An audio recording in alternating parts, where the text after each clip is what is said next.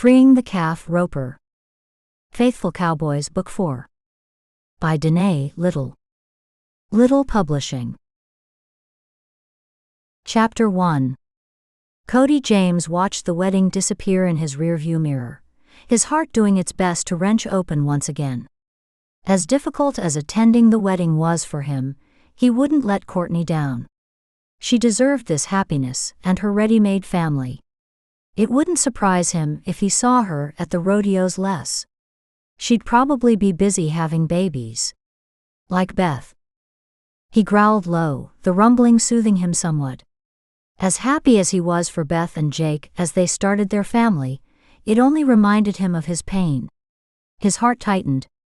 He swore it had slowly turned to stone since his wife had left him. He gripped the steering wheel until his knuckles went white. It had been only a year, their divorce papers still freshly printed, and he had just heard Sherry was getting married this fall. Concerned friends had told him when they had confronted Sherry with it being too early for her to marry again. She had responded that her biological clock was ticking, as if that was all that mattered. He turned on the radio, blaring out the latest country songs. It was going to be a long 10-hour drive. Who was he kidding? It was going to be a long life. The truck jumped over a pothole in the road. He glanced back at the horse trailer to make sure the jolt hadn't jostled Scout too much. The poor guy could use a break. Could Hope Lake provide that for them both? Courtney had told him that working with the kids at the camp helped fill a hole inside of her. She had said, when you focus on someone else helping to make their lives a little brighter, it reminds you that there is good left in this world. It made sense to him, on some sort of level at least. He had little hope it would help, but he was ready to try just about anything. His phone chimed with a text.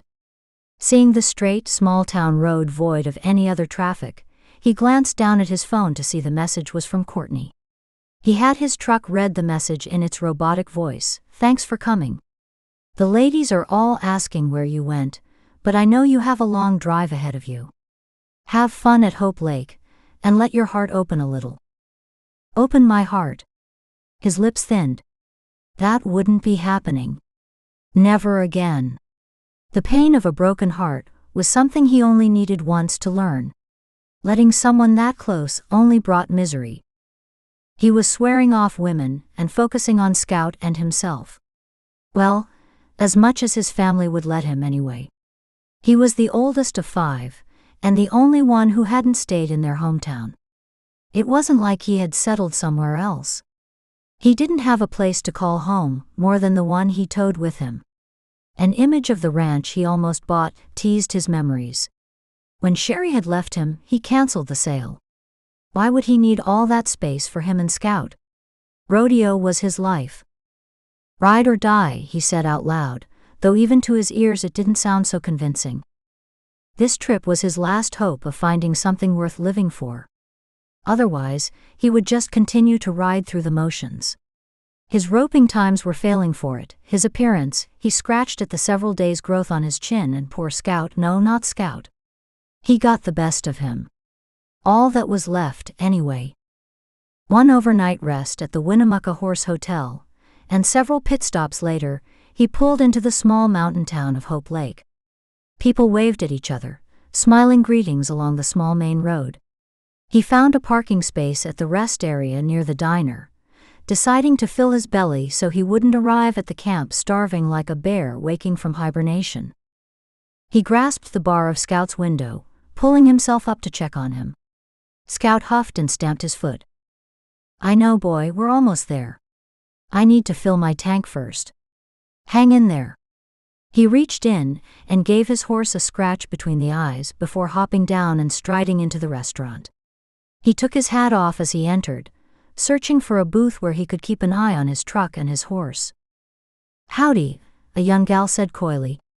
You want a booth on that side? Yes, ma'am. The girl giggled. Oh, I'm no ma'am. Follow me. She gestured to the booth for him to sit. You must be one of Josie's cowboys. Just get in? He nodded, taking the menu she offered. Strong and silent type. She bent forward. "I like that," she said with a wink. As she walked away with a little extra sway in her hips, she threw over her shoulder, "I'll be right back with something to wet your whistle." Cody rolled his eyes. It didn't matter that he had been born and raised in California.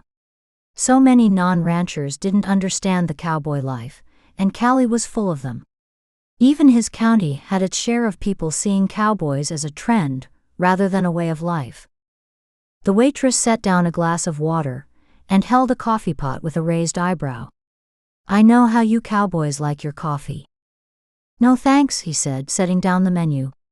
In fact, the smell of the coffee made his mouth water, but he didn't need the caffeine this late in the day, and it was worth seeing the shock on the girl's face. "Oh, okay then, what will it be?" "A Coke." "Iced tea." She set the coffee pot down and took out her pad. "Lemonade and a cheeseburger, extra bacon." She scribbled it down. "Coming right up." He looked out the window, seeing the lake sparkle in the distance, calling to him.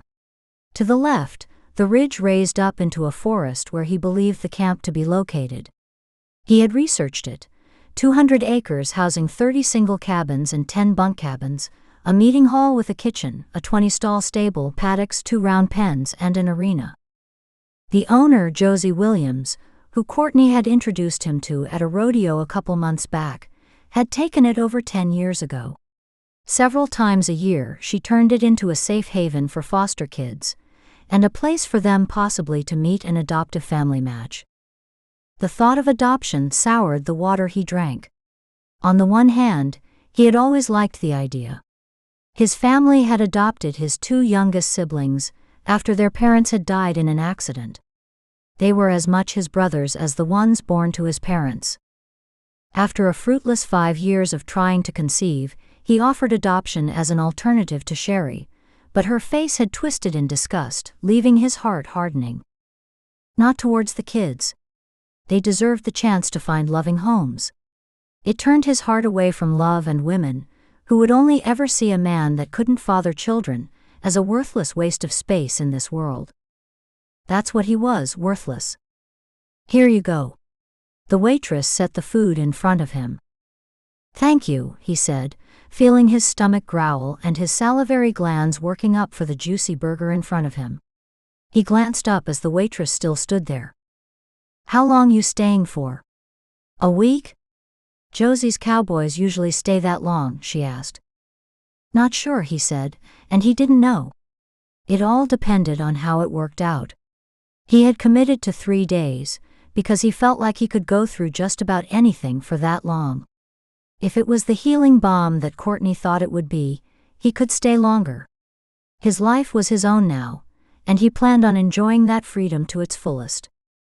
"Well," the girl twisted her hands before her, "I could show you around if you'd like. There's not much to do here in Hope Lake, but there's a city only 25 minutes from here. It has a movie theater, pizza, bowling, stuff like that." Cody looked at the girl again, thinking she must be mid-20s, maybe a good 10 years younger than him. Not too much, but enough that it didn't feel right. Even if she had been his type, even if he hadn't sworn off women well as more than friends, he still wouldn't have made a move. Courtney, Beth, and the other rodeo gals had been a support for him during the last year, but they didn't want anything from him. This one, well, you could read her future hope in her eyes, and they were full of children playing behind a white picket fence. "I appreciate the offer, miss, but I won't have the time to do much besides what I came here to do." He ducked his head and turned his attention back to his food. The girl stood there a moment longer, then huffed as she spun on her heel, muttering under her breath about the gall of some men. She didn't know it, but he had saved them both a lot of heartache. Better feeling miffed now than falling in love and being told your dreams weren't possible. He rolled his shoulders, shaking off the altercation, grateful it had happened after he had his food.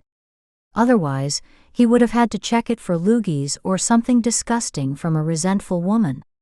There was no telling what a woman would do to a man she felt had offended her. Besides the slighted girl, the town felt welcoming. Even the air seemed to soothe his mind. People strolled the streets, stopping to talk to people passing by. Kids in flip-flops and cutoffs ran out of the general store and down a stairwell that looked as if it led to the lake below. The marina hosted a couple of dozen ski boats, a slew of paddle boats and kayaks, and even some giant banana floaties. The burger satisfied his hunger and his taste buds. When he left, he counted out a generous tip for the waitress in hopes it would soothe her spirits. Walking back out into the fresh mountain air, he filled his lungs, already feeling lighter. Yet, when he parked his rig in the camp staring at the office, Josie walked out, and he remembered why his gut had been bothering him. Josie was one of those no-nonsense gals, kind of like his mom. She came into a room, or into your view, and all eyes turned to her and all ears heeded her words. She spoke clearly, concisely, and with direction. A person found themselves doing as she asked without question, and then wondered how they got to doing it in the first place.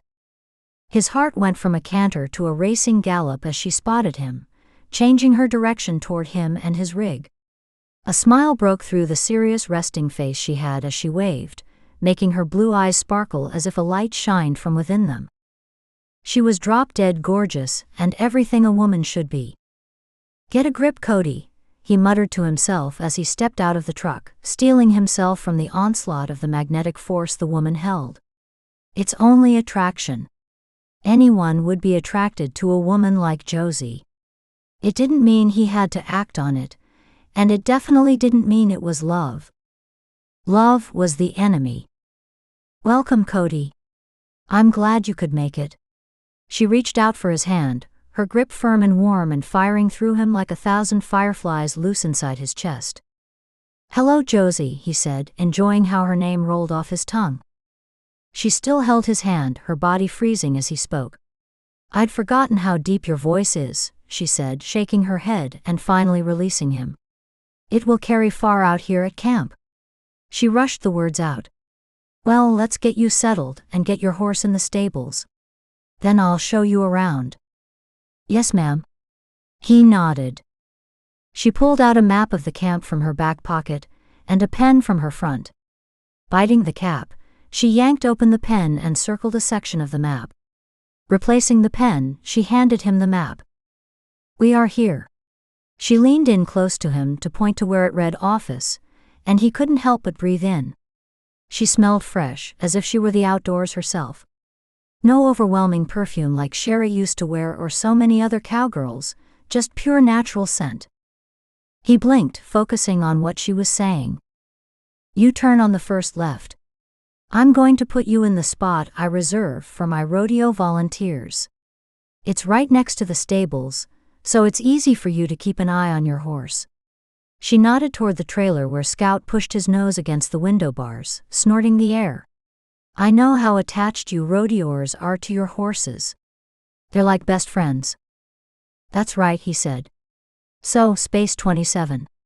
Is there a particular stall for Scout?" "Any empty one is fine. No reservations on those," she said with a wink and an elbow to his side. "Well, I'll leave you to it. I've got to deal with a small discipline issue, then I'll wait for you at the office." She nodded to the small cabin she had exited. "Come on down when you're ready for your tour. We'll take the gator." She squeezed his arm as she turned to leave. "Thanks again for making it. The kids are excited." "My pleasure." He tipped his hat and climbed back into his truck, watching her walk toward a section of larger cabins, probably the bunks for the kids. Walk wasn't quite the correct word, though. It was more like striding with a purpose. No waggle in those hips, that wasn't 100% natural. He watched her until she turned, glancing back at him briefly and motioning to the road she had just passed. "Yes, ma'am," he said, even knowing his words wouldn't reach her. He smiled as he turned the key, letting the diesel rumble to life. It might be nice being told what to do for the next few days, less for him to think about. Josie Williams tapped her pen on the document in front of her. The floor creaked as she rolled her chair back and forth. Movement out the window caught her eye. The bird fluttered before landing in the pine outside the door. "Get a hold of yourself, girl," she told herself, rolling up to the desk intent on making herself focus. Cody James was just another cowboy who came to help her with the kids. It didn't matter that he stirred something inside she had thought long dead, or that one look from his deep brown eyes caused her heart to flutter. And his voice, she bit the end of her pen, then flopped her forehead to her desk. The bell above the door jingled a few moments later, rousing her from daydreaming. She snapped her head up, ripping off the paper that had stuck to her forehead. That kind of day, huh? The deep voice had her clearing her throat and pulling papers together. Well, sometimes it all catches up with me. She glanced at Cody long enough to see that, yep, he was wearing his Wranglers and his hat was in his hands in front of him. Is it anything I can help with? He asked. Know how to write up grants? She chanced to look at him, forcing herself to meet his eyes and still her heart. No, ma'am, he said, a slight sideways tilt to his lips. Well then, I'll make do with what you are here to accomplish. She let her smile free as she rifled through the paperwork on her desk. Here you go, she said, handing him a paper. I need you to sign your life away. My life, huh? He took the papers, but didn't take his eyes off hers. That's what they say, but really it's just a waiver saying that you won't sue me if you're injured, and that you aren't a felon or have anything on your record that should keep you from being around kids and that kind of stuff, which since your background check cleared, you should be good to go. She waved her hand in dismissal as she straightened up the rest of her desk, though it didn't take long since the only paperwork she had out was his and the grant she was working on. She watched his calloused hands grasp a pen from a clay cup that a camp kid had made her a few years back. Watching him scrawl his signature on the sheet, she raised an eyebrow. Lefty. Huh. The pen paused as his gaze lifted to meet hers. Heat traveled up her neck. She stood to stop the forward progression as she pointed to his hand. You're a lefty. Yeah, does that go against the rules? There was that slight tilt to his lips again. She pushed her chair in, grabbing her keys as she did, and walked toward the door. No, sir. On the contrary. It's said that lefties have a bigger corpus callosum. As she passed, she saw him blink a few times before finishing the date. You can leave that on my desk. So what is it I have that's bigger? This time, his grin was full-fledged as he reached above her to push open the door. After you. A corpus callosum. She ducked under his arm, breathing in a powerful scent of horse tack and spice. It's a nerve pathway in the brain that connects the two hemispheres, allowing for communication between them. And left-handed people have a bigger one than right-handed people? He hooked his thumbs in his pockets, the attractive gesture causing her to pick up her pace and focus on the gator parked beside the office. The utility vehicle made sprinting around the camp much easier and quicker. That's what the research says. She hopped into the driver's seat and started the engine as he slipped in beside her. His warmth tingled alongside her arm and leg. So, I'll give you the quick tour of the place, but you'll mostly be in the barn and the arena, I imagine. Unless you want to take a group trail riding? It's not my specialty, but whatever you need, ma'am. Josie shifted into drive. Not that I mind your cowboy ways of politeness, but please call me Josie. Sure thing, Josie. He said her name as if it belonged on his lips, almost as much as the small smile that showed itself briefly. She slipped the gears in the gator, causing the engine to rev as she stalled in neutral. She chastised her racing heart as heat flooded her cheeks, thanking God for the tan she had earned this summer. Without it, her cheeks would be as red as the roses planted in front of her office. The gator slid back into gear, and she hit the accelerator a bit aggressively, pushing them both back into the seats. She bit back the apology as she headed up the hill, trying to act like she had meant to start off at a racing speed. This is where the kids stay. We have counselors who watch over them. 5 kids per counselor. Hey Kyle, how's it going? She called out as a lanky late teen ducked from a cabin. All good here, Miss Josie. Wiley's back to himself after your little talk. The guy craned his head to see Cody better. That our new cowboy? You're a roper, right? Yep, Cody said, tipping his hat down. Cody, this is Kyle. This is his second year as a counselor. Josie motioned to Kyle with a wide smile. He's one of the best, and you're returning for our winter camp, right? That's the plan. It's a couple of weeks before the next semester, so it should work out.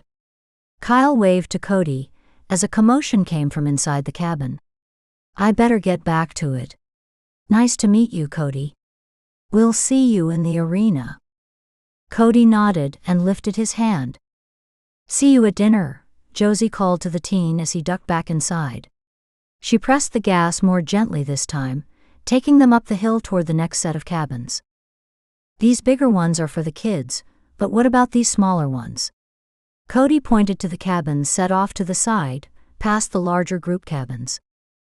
Well, when it's time for PAPs, that is potential adoptive parents, to come meet the kids, they stay in these cabins. When we aren't having our foster camps, we open them up as vacation rentals. She glanced at him. I have to keep the camp running somehow. Cody nodded.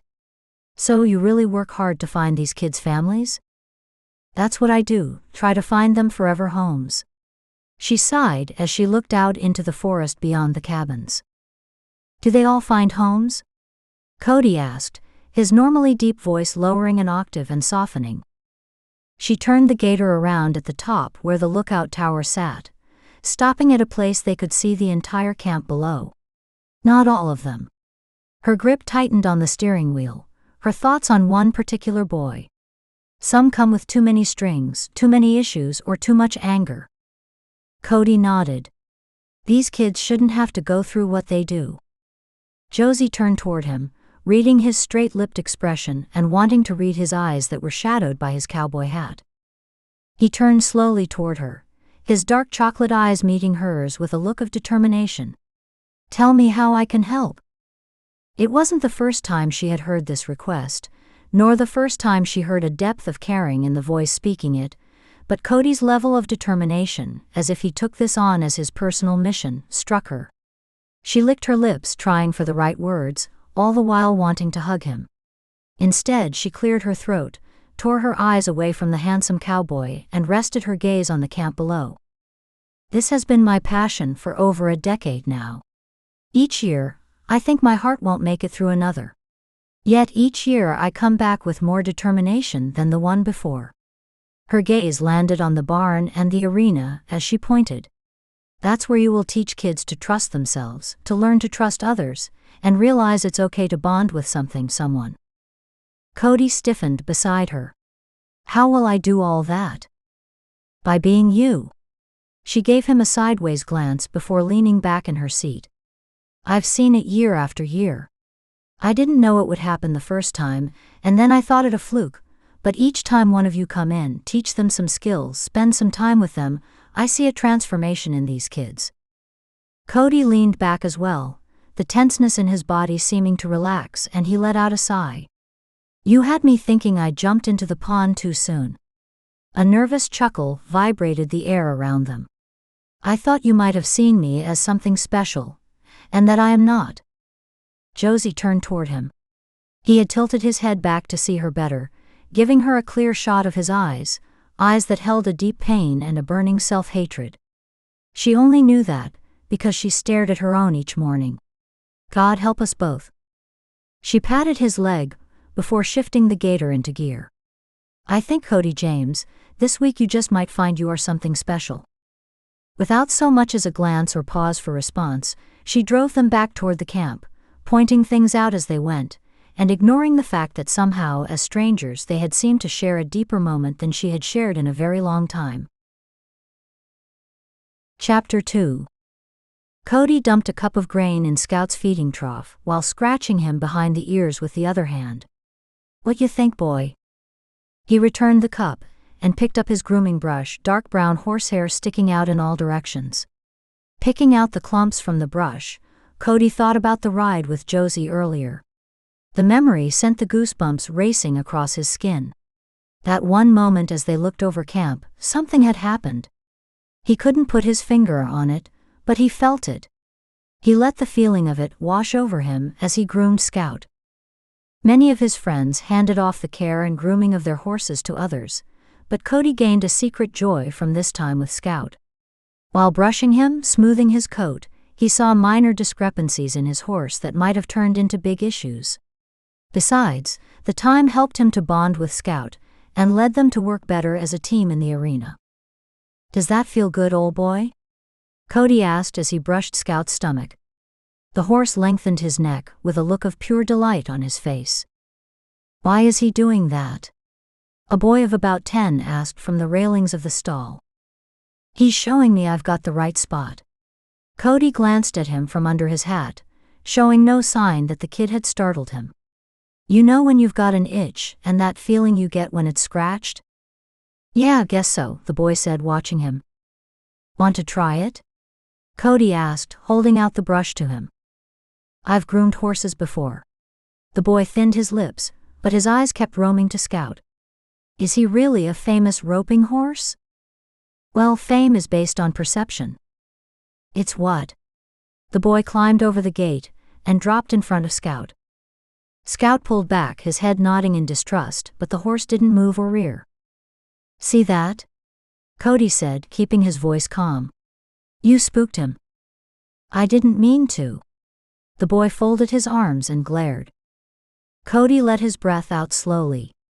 "I didn't think you did. Come here."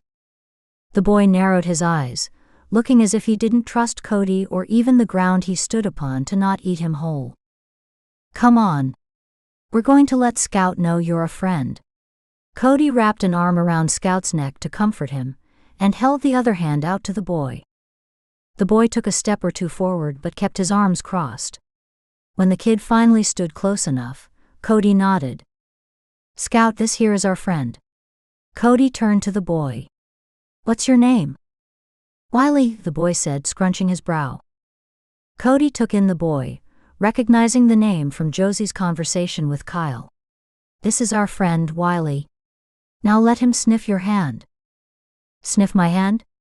The boy tightened his arms. "More like eat it." "It's like a handshake to a horse," Cody said, nodding in encouragement.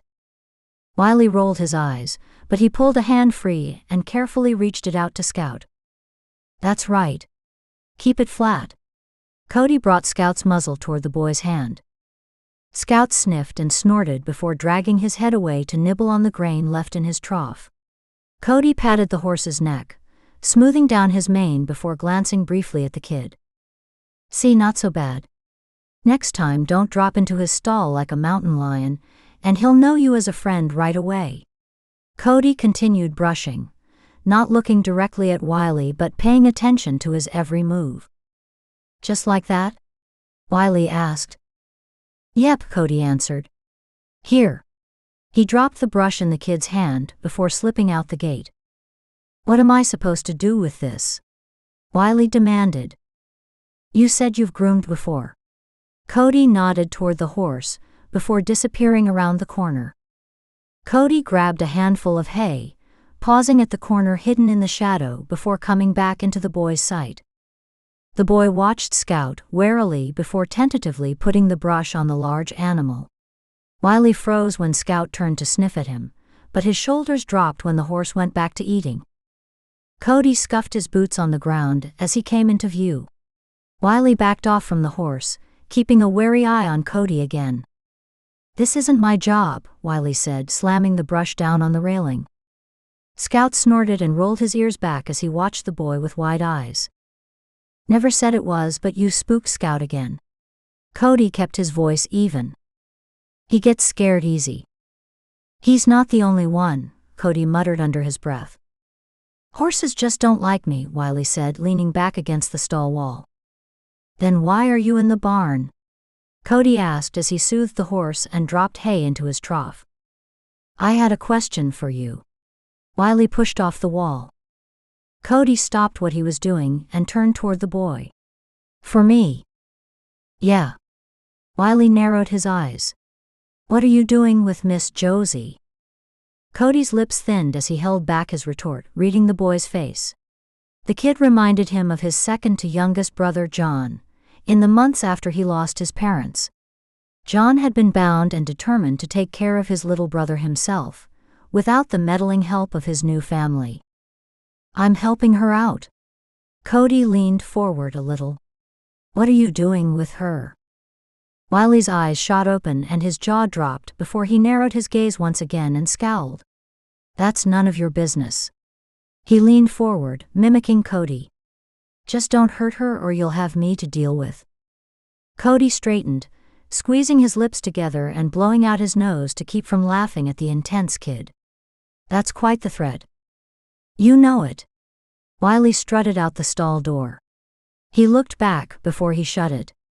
Don't you forget it neither. You got it, partner, Cody said quietly as the little man strode out of the barn. He turned back to Scout. You see that little scrapper? Looks like we've got some competition. The thought had his hand freezing mid-stroke. Competition for what? He shook his head. The long drive must have gotten to him. His stomach growled, already wanting to be fed again. The drive and hunger. A loud horn sounded through the camp. As if it were a siren's call, groups of kids with their counselors sped toward the large building that Josie had called the meeting hall. He gave one last scratch to Scout, before securing the stall door behind him and following the horde. As he neared, he sniffed the air. Dinner.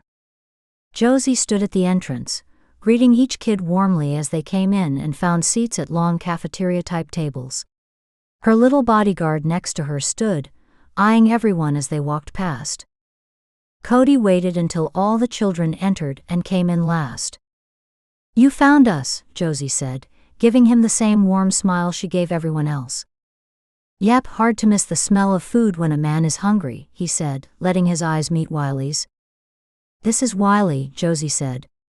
Wiley, this is Cody James. He'll be teaching you how to rope this week. We met, Cody said, giving the boy a curt nod. Wiley glared at him. I see, Josie said, her lips pursing. Well, I'll show you to our table. Josie pointed at the table near the front, before she headed in a different direction, shouting out orders to the kids as she went.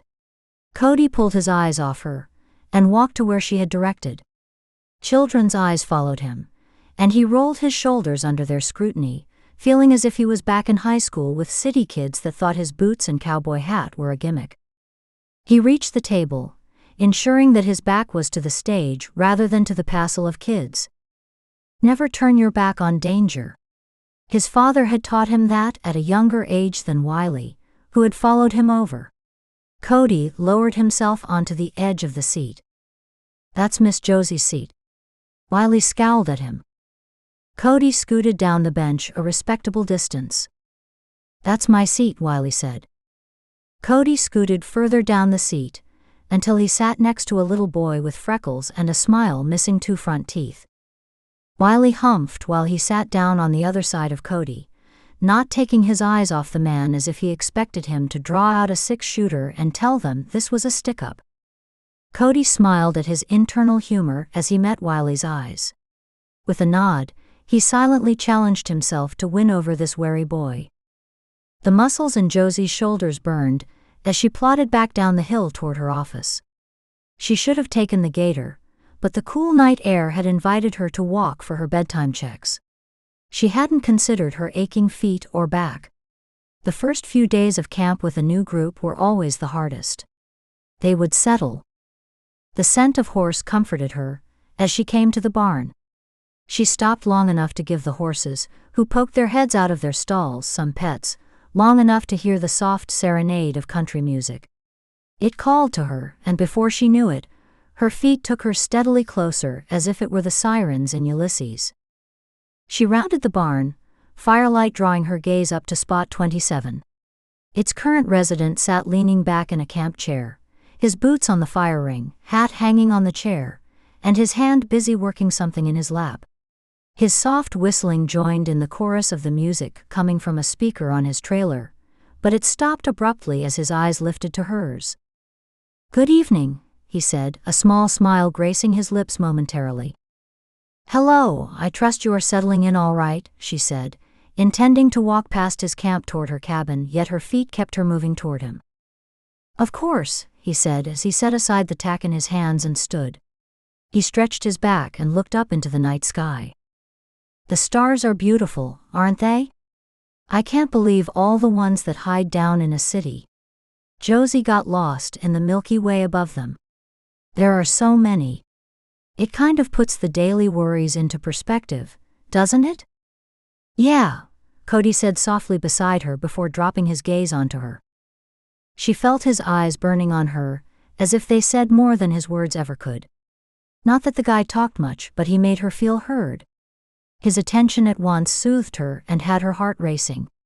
It was an uncomfortable sensation that she wasn't sure if she enjoyed or feared, or if it just left her uneasy. You have questions about tomorrow?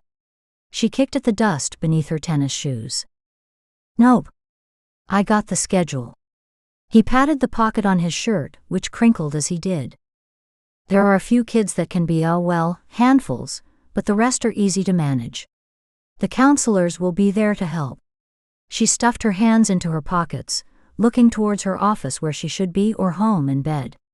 She glanced at her cabin in the woods several hundred yards behind the office. Like Wiley? Cody asked, drawing her attention back to him. Yeah, so I wondered about that. You two seemed to have a little, tension between you at dinner. How did you meet? He came by the barn, Cody said, hooking his thumbs into his jeans. Wiley went to the barn, willingly? Josie asked, shaking her head. He doesn't like horses much. So he says, Cody said, gazing toward the barn. Did he say why he was there? Josie asked, watching the slight muscles around the cowboy's lips twitch. He wanted to make sure I knew where I stood. Cody's lips pulled up on one side. Tell me about him. Josie adjusted her stance, doing her best to ignore her aching feet. Well, he's been coming here for the last 3 years. Cody lifted his chair and placed it behind her with a nod at it. I thought you said most kids get adopted. Most do. She sat gratefully, kicking her legs out and letting them warm by the fire. But not all. Wiley is, well, he's not an easygoing kid, and has a past that dampens potential parents' desire. His foster care worker keeps sending him because he noted an enormous difference in Wiley after his first time at camp, a new light in his eyes and some actual excitement. So it's still good for him. I think so. Josie covered her mouth as she yawned.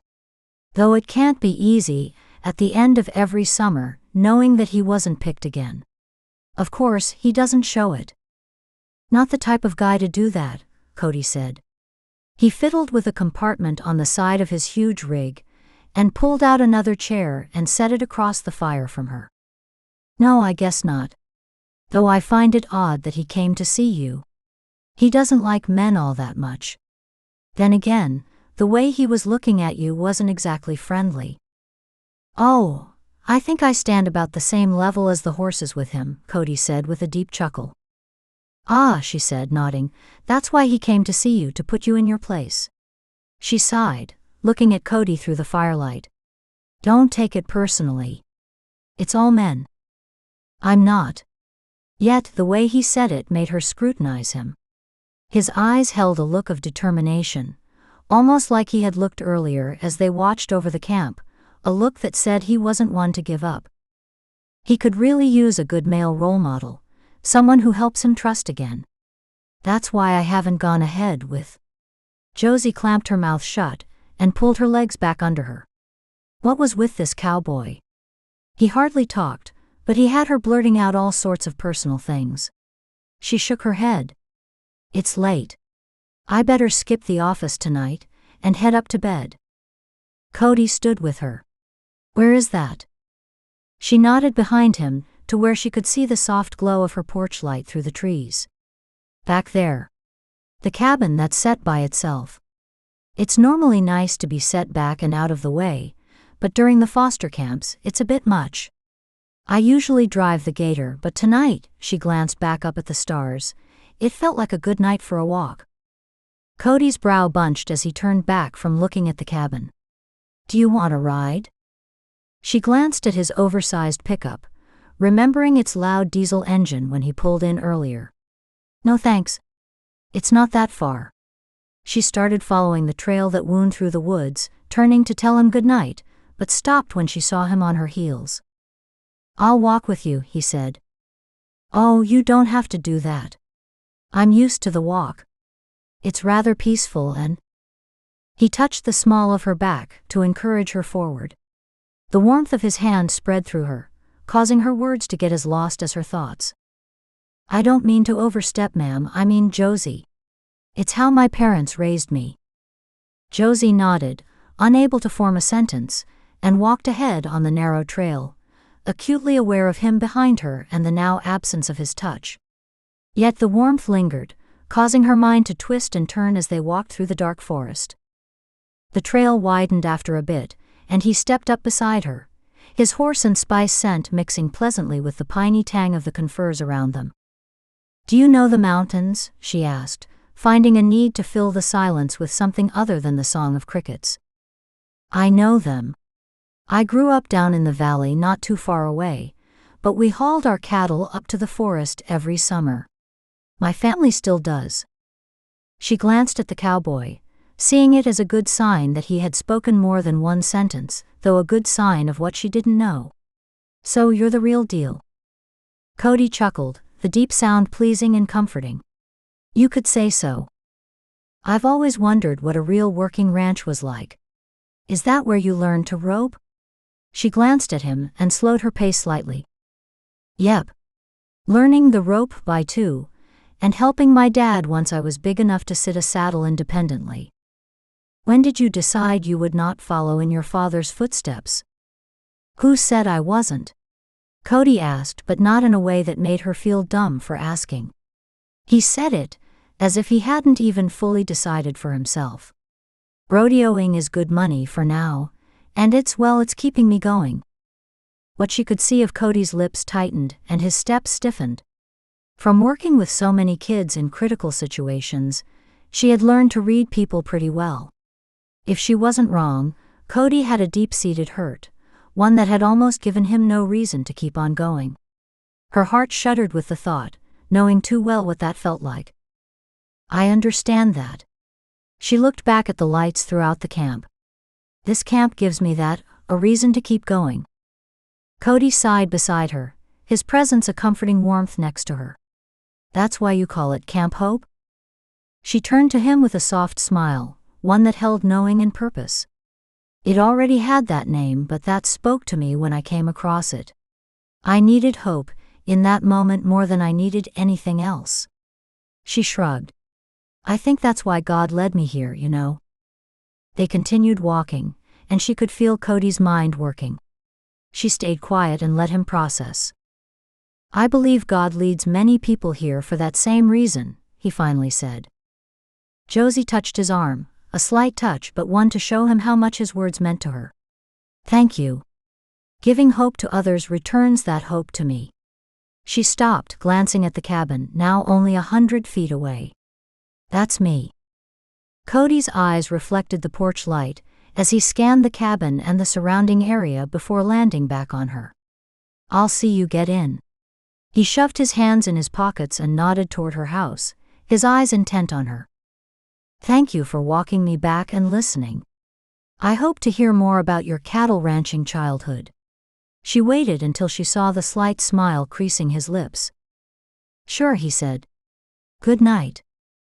"Night," she said, feeling the burn of his eyes on her as she walked the rest of the way to her cabin. She stopped at the door to give him a slight wave, before turning on the inside lights and closing the door behind her. Her hands remained on the handle, as she pressed her head to the door jamb. She knew this feeling, and it ate away inside of her to know that it had to stop at that, just a feeling. Her heart had been broken too many times to allow it to go through another burn. Yet those deep brown eyes continued to haunt her for the rest of the night, filling her dreams, leaving her restless and, above all, hopeful for something she didn't have the right to hope for. Chapter 3. The feel of the rope in Cody's hands calmed him, as it always did. Being in the saddle was where he felt at home, a sensation that overcame him regardless of what events were happening. Here he belonged.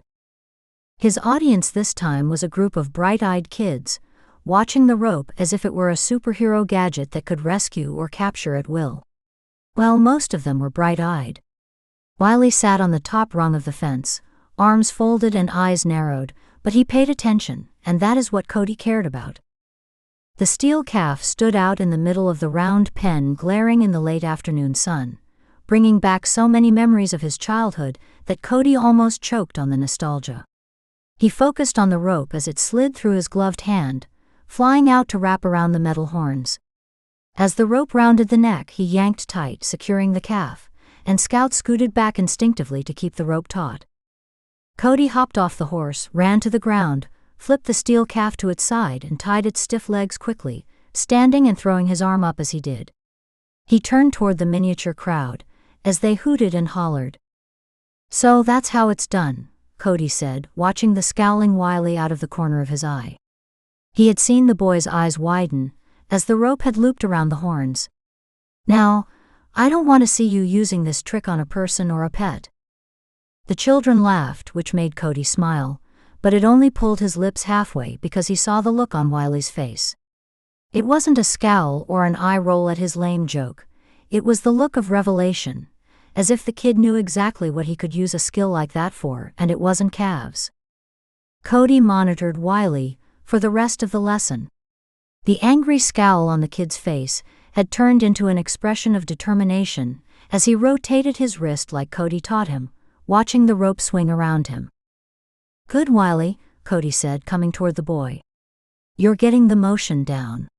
Now, to give it enough power, tighten this hold." He squeezed the boy's fist holding the tail, "and loosen this hold." He slipped a finger between the boy's clenched hand and the rope. "Like this." Wiley rolled his shoulders back, stuck his tongue out the side of his mouth, and released the rope. The loop bounced off the horns of the steel calf, but the kid had made it closer than any of the others. Wiley didn't cheer or smile. Instead, his brow scrunched together and his lips thinned, and he pulled the rope back to him. "Good. Now remember, the loop needs to be about as tall as your hips, and don't forget to follow through with your release," Cody directed, moving on to the next kid. Without a word, Wiley tried again and again while Cody watched him from the corner of his eye as he helped the others. The lesson had long since ended. The other children had returned to their bunks for downtime before dinner, yet Wiley continued to practice. Cody watched him from the railing, noting the heaviness in the boy's arms and his blue eyes squinting as if the steel calf in front of him blurred. Cody had been there before and knew that practicing further wouldn't do the kid any good. "That's enough for today, Wiley," Cody said, walking toward him. "No, I'm going to get it." "You will, but not today." Cody stood next to the boy and held out his hand for the rope. "Today." Wiley glared at him. Cody sighed. "You know that feeling of heaviness in your arms and the way you're seeing double of that calf?" Wiley's eyes widened slightly before they narrowed once more. "So? There comes a point where practicing further will do more damage than good." Cody grasped the rope, giving it a little tug. The boy let go, glaring so intensely at Cody that he was glad Wiley didn't have any weapons on him. "Don't get all worked up, kid." He rolled the rope up, keeping his eyes intent on Wiley. "It means that much to you?" Wiley crossed his arms and gave him a curt nod. Cody assessed the kid before giving his own nod. "If you're here at dawn, I'll know you really want to learn." Cody walked away, feeling the boy's gaze burning his back, until he disappeared into the barn to store the rope, a slight smile twitching at the corner of his lips. He may have just found his way in with the kid. At dinner that night, Wiley didn't even look at Cody, but sat grim-faced between him and Josie.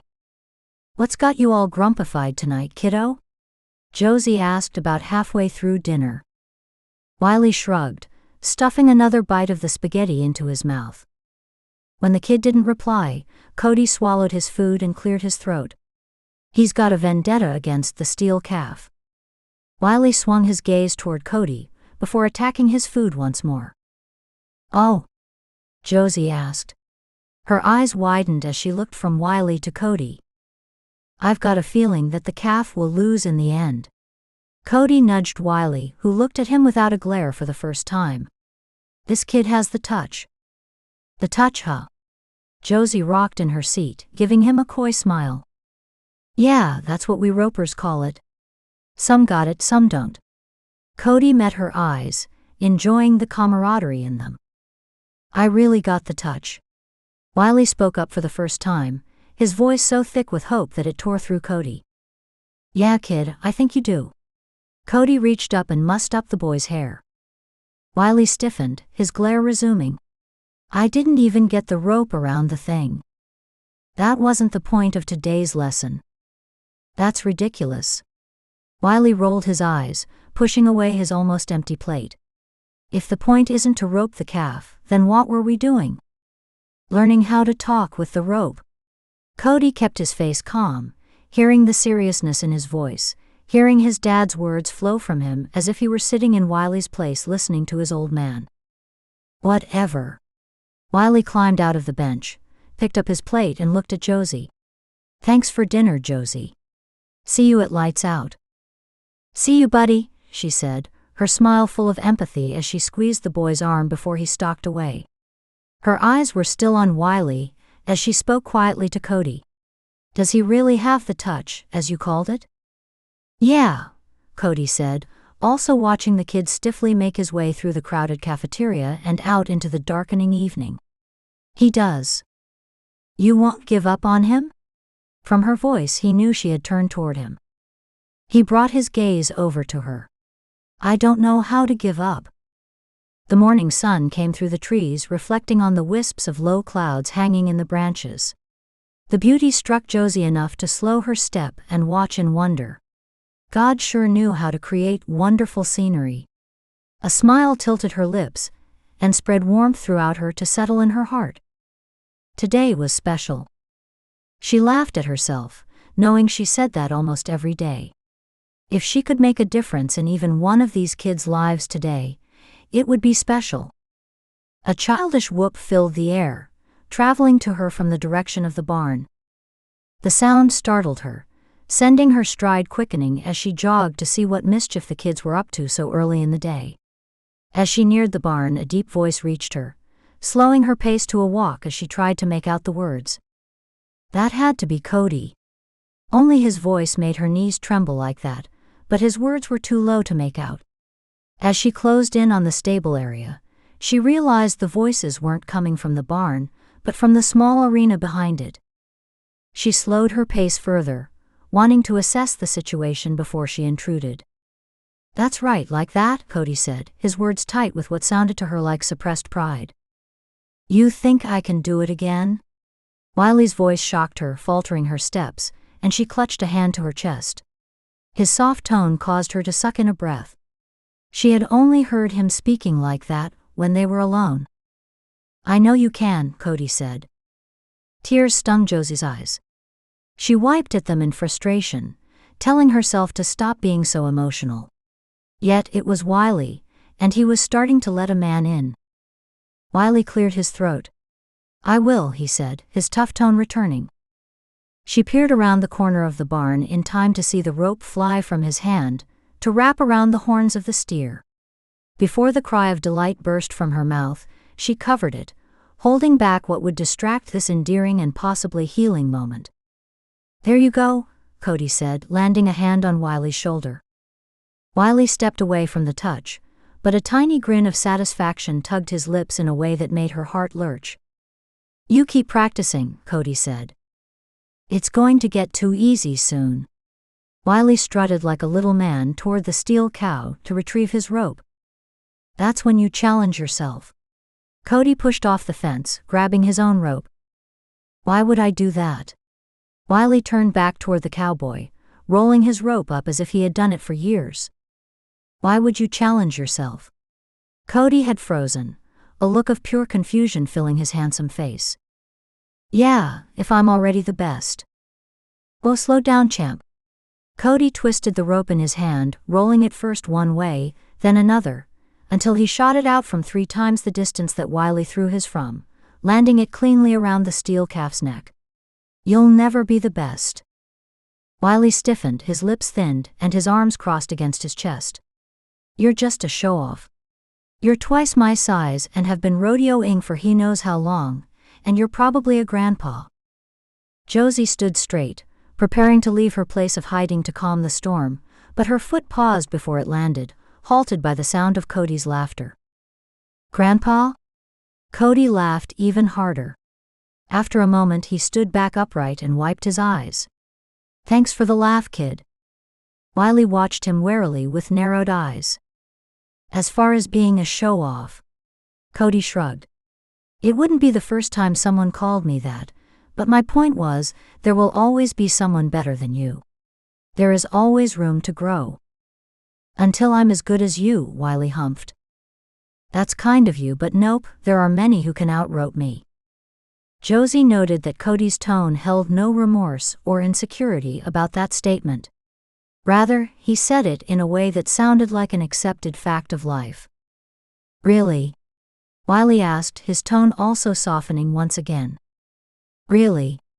Now try again, a few feet back from where you were. Cody indicated a spot further back.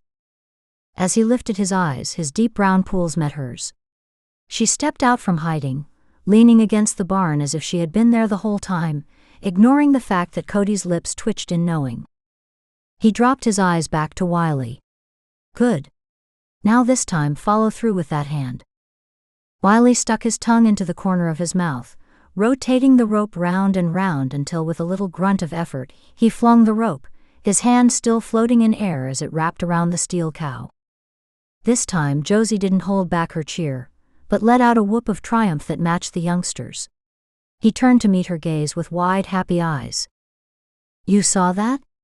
Wiley asked, and for a moment she could see the boy's innocence and need for approval. You bet. That's quite the impressive roping skill for a newbie. She walked up to him, draping his shoulders with her arm. Are you sure you haven't been keeping this skill from me?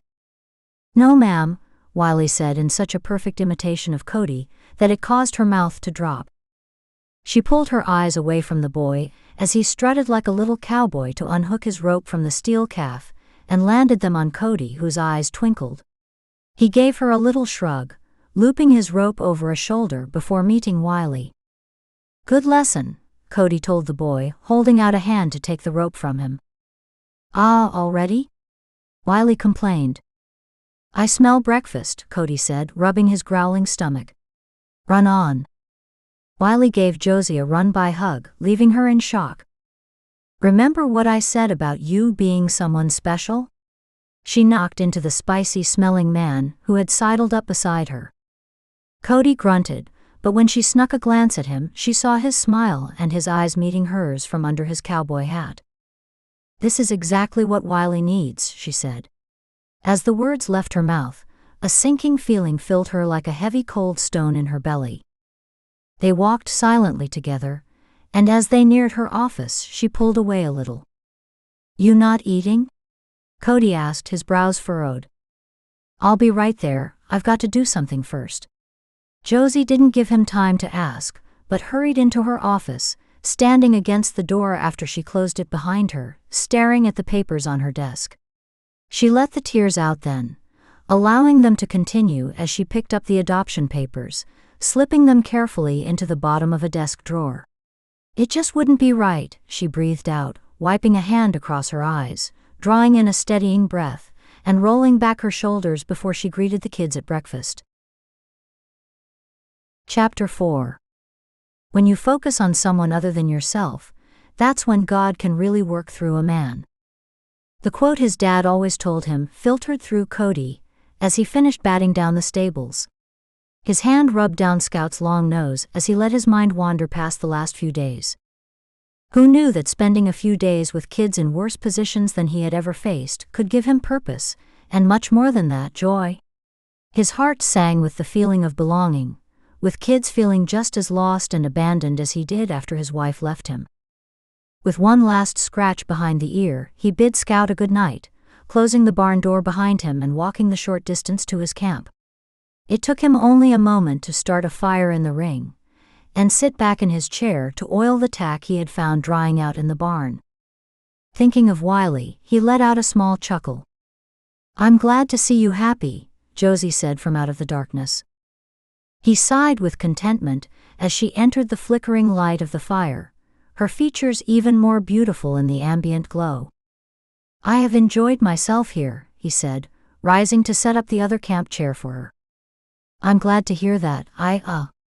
She cleared her throat, causing him to stay standing even as she sat, knowing that if something made Josie nervous, it was serious.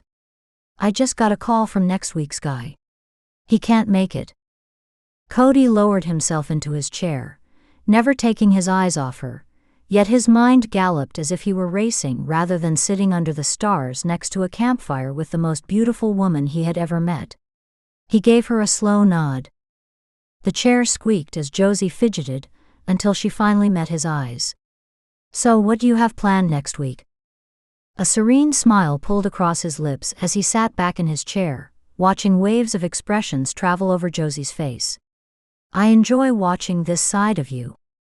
Josie's eyes widened, reflecting the firelight. Her lips twitched and she crossed her arms. "Does that mean I can count on you?" His smile dropped into seriousness. "Josie, you can always count on me." She blew out a breath, rising from her seat as if a spark had landed on her. "Great. The kids will love you being here an extra week." "But Josie?" He stood with her, waiting for her to turn back. "I've got a rodeo that next weekend. If that leaves you in a bind." He left the words hanging. "It doesn't. I've got a regular coming in that Friday." Cody nodded, taking long steps to reach her side. She glanced at him from the corner of her eye, raising her eyebrows in question, then laughed. "I know. It was how you were raised." She glanced back at the office before setting off toward her cabin. "You live up here full time?" Cody asked after a few moments of walking in silence. "These days I do. I used to have a place somewhere else, but I sold it this spring." She looked at the trees above them. "This winter should be interesting." "Get much snow here?" Cody shoved his hands in his pockets after the fourth urge to reach out to take her hand in his. "Some. Not much, at least not the times I've been here. There are always those freak storms." She shrugged. "They take good care of me here. I'm not worried." "They?" Cody asked, a burn in his chest betraying him. "Yeah, the town. The sheriff is a former camp counselor. Anytime I need anything done, he rallies people to make it happen." The burn of fire-hot jealousy lost its heat when he heard the sheriff had been a camp counselor. He would be too young for Josie. Cody grit his teeth, internally berating himself for even going there. He couldn't, she deserved more. A woman who spent this much time with kids would obviously want some of her own. "Small towns stick together," Cody finally said. Josie turned toward him as they walked the trail, the moonlight casting a silver glow over her features. He wondered if the silver glow or the flickering fire accentuated her beauty more. He shoved his hands further into his pockets, looking up the trail to see how much longer he would have to torture himself tonight. "I'm guessing your family's ranch is in a small town?" She glanced up at him, and he decided it was the silver glow of the moon. "Yep," he said, continuing their pace. "I bet it was nice growing up in a small town, going to school with everyone you knew from kinder on through high school." He stiffened at the mention of high school. "Oh, not high school?" Josie asked, head cocked to the side, causing his heart to ache and him to focus more on the cabin's light. "Small town, big county. Had to go into the city for high school. I'm guessing that wasn't a great experience?" "City folk don't understand the ranching way of life." He drew to a stop at the edge of the light from her cabin. "It was only 4 years. 4 years is enough to leave lasting scars," she said. He turned toward her, tightening his lips against saying more, before he realized that her eyes had glazed over as she lost herself in her own memory. "It is," he breathed. His hand, of its own accord, reached up to tuck a tendril of hair behind her ear. For the tough love woman, who always seemed in control to show so much vulnerability, made him want to bring her in his arms and swear to protect her. She met his gaze. For the briefest moment something shifted between them, as if a glimmer of hope had flown from her to him before it fizzled in fiery thoughts. He stepped back. "Sleep well," he said, nodding toward her cabin. Her eyes clouded in confusion for a moment, before she pushed forth one of her fake smiles. "Good night, cowboy," she said, turning to walk purposefully to her door. He waited until the door shut before he clenched his fists and growled, stalking back through the woods, kicking at pine cones and scaring night critters as they scurried from bush to bush. Maybe it wouldn't be a good idea for him to stay. Josie knew she shouldn't hope. The idea made warm fuzziness fill her, but reality was a different story, a story that would leave them both with broken hearts. She clutched her chest as if she could feel the wounds tear open at the mere thought of the past. She had bigger things to think about, like the boy sitting in her office swinging his feet and not meeting her eyes. "Wiley," she softened her voice, "look at me, buddy. What would cause you to punch Jimmy in the face?" Wiley's lips thinned. The bully had it coming.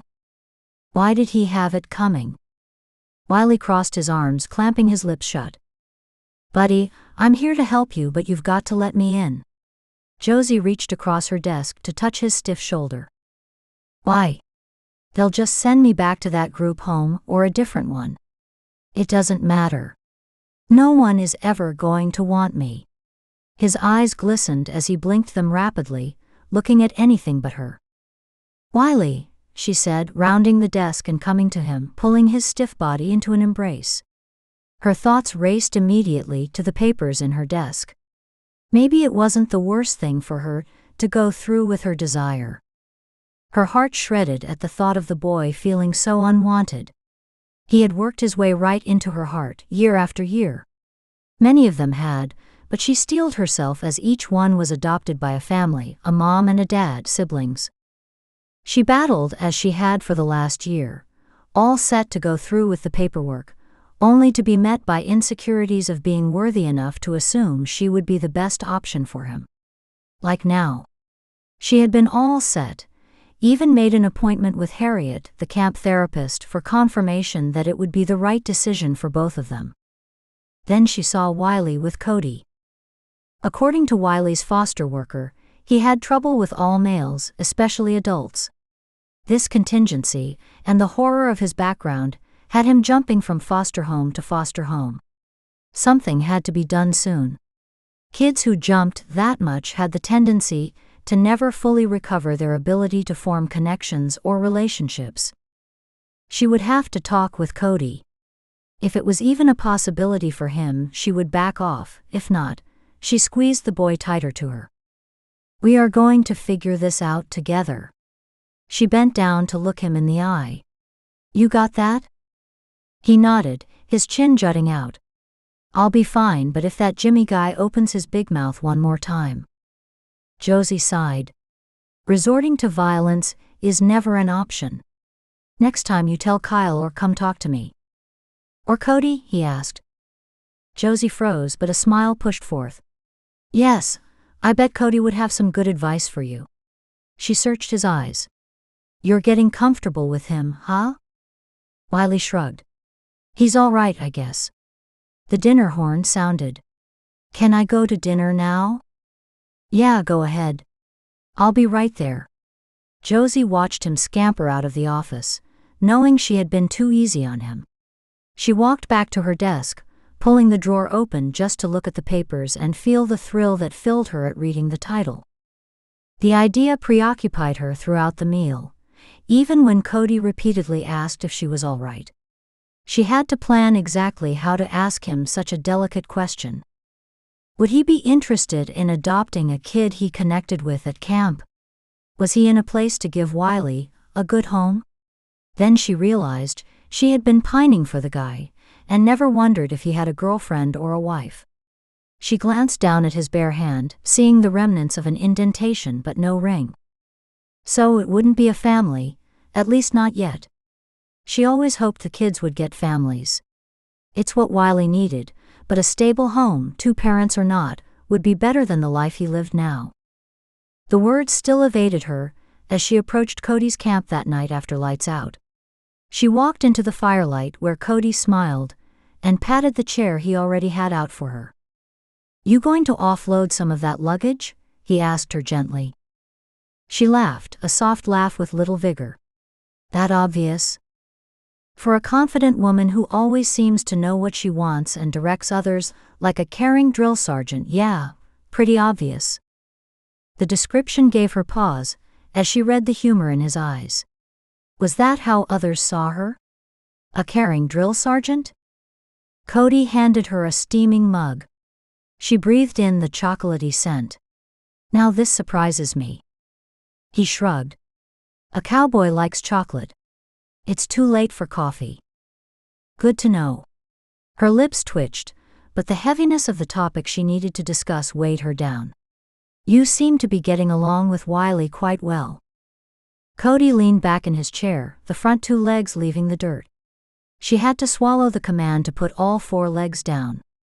"Yeah, he's a cool kid." "You're not put off by his moods?" she asked.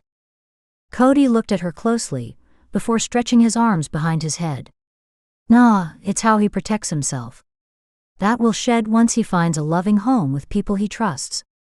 At least after a while."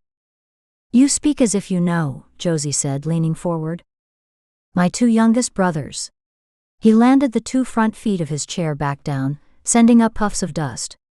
"Their parents died unexpectedly. My family adopted them." "They had issues like Wiley's?" "The oldest. He was dead set on taking care of his brother himself, and not letting anyone in who could leave him again." Cody's eyes glazed over as he stared into the fire. "It took a good year, most of 2, but he came around." "Did you have a part in that?" Josie asked, holding her breath. "We all did. Everyone has their part to play." He blinked as if waking up and met her eyes. "Wiley will be all right. He needs a strong man that understands things like you do," she said, clutching the mug. Cody said nothing, but watched her intently. "He needs someone who loves him unconditionally, not necessarily a man." He didn't say more right away, but his eyes did. They spoke as if he had read her heart, like an open book. Mentors can fill the gaps in small families, or even in large ones. I had several growing up at my church. "It takes a community," Josie whispered. "Exactly." Josie searched his eyes. "Cody, I'm glad you're here." "Me too," he said, closing his eyes and leaning back in his chair as if he belonged right there and had need of nothing else. She could get used to a lot worse than having the handsome cowboy around, even if it broke her heart a little more each day knowing he could never be hers. Chapter 5. Cody leaned against the railing of the arena as he watched Wiley practice his roping skills. The kid had progressed as if he were born to rope. An idea tugged on his heart before he pushed it away, finding a different avenue to help the boy in front of him. If he read Josie correctly, and he prided himself on reading people, she was thinking seriously of adopting Wiley and trying to talk herself out of it at the same time. The familiar internal war increased his sympathy for her. He wasn't an expert by any means, but that kid adored her and she obviously loved him, despite the difficulties he presented. What he didn't know was why Josie was single. His mind traveled down that road freely before he reined it back in. It wasn't his business, and he had no business dreaming of what could be, for it all led to broken hearts. He had to focus on what he could do. This extra time with Wiley now, that was something he could do without fear of breaking hearts, his or someone else's. "You ever ridden?" Cody asked Wiley as he rolled the rope up. "Nah, not my thing," Wiley said, mimicking his position on the railing. "It's time to make it your thing. A cowboy who can rope but not ride does no good for anyone." Wiley cocked his head, as if considering the statement. "Horses don't like me." Cody kept his face straight, though it wasn't easy. "Scouts seem to like you just fine." He got spooked. "We all get spooked." Cody leaned forward and ruffled the kid's hair. "I don't get spooked." Wiley thinned his lips and crossed his arms. Sure you don't, Cody said, pushing off the railing and walking toward the barn. Come on. What? What are we doing? Wiley asked as he followed him. Showing you that you don't need to fear horses. I'm not scared, Wiley humphed as he entered the barn behind him. Okay, Cody turned toward him. I'm going to show you that horses can be trusted. Nothing and no one can be trusted, Wiley murmured, not meeting his eyes. I know the feeling, Cody muttered, thinking about his ex-wife, but he turned back to the boy. But you trust Miss Josie. Wiley glanced at him then, recognition lighting his face. Yeah, I guess I do.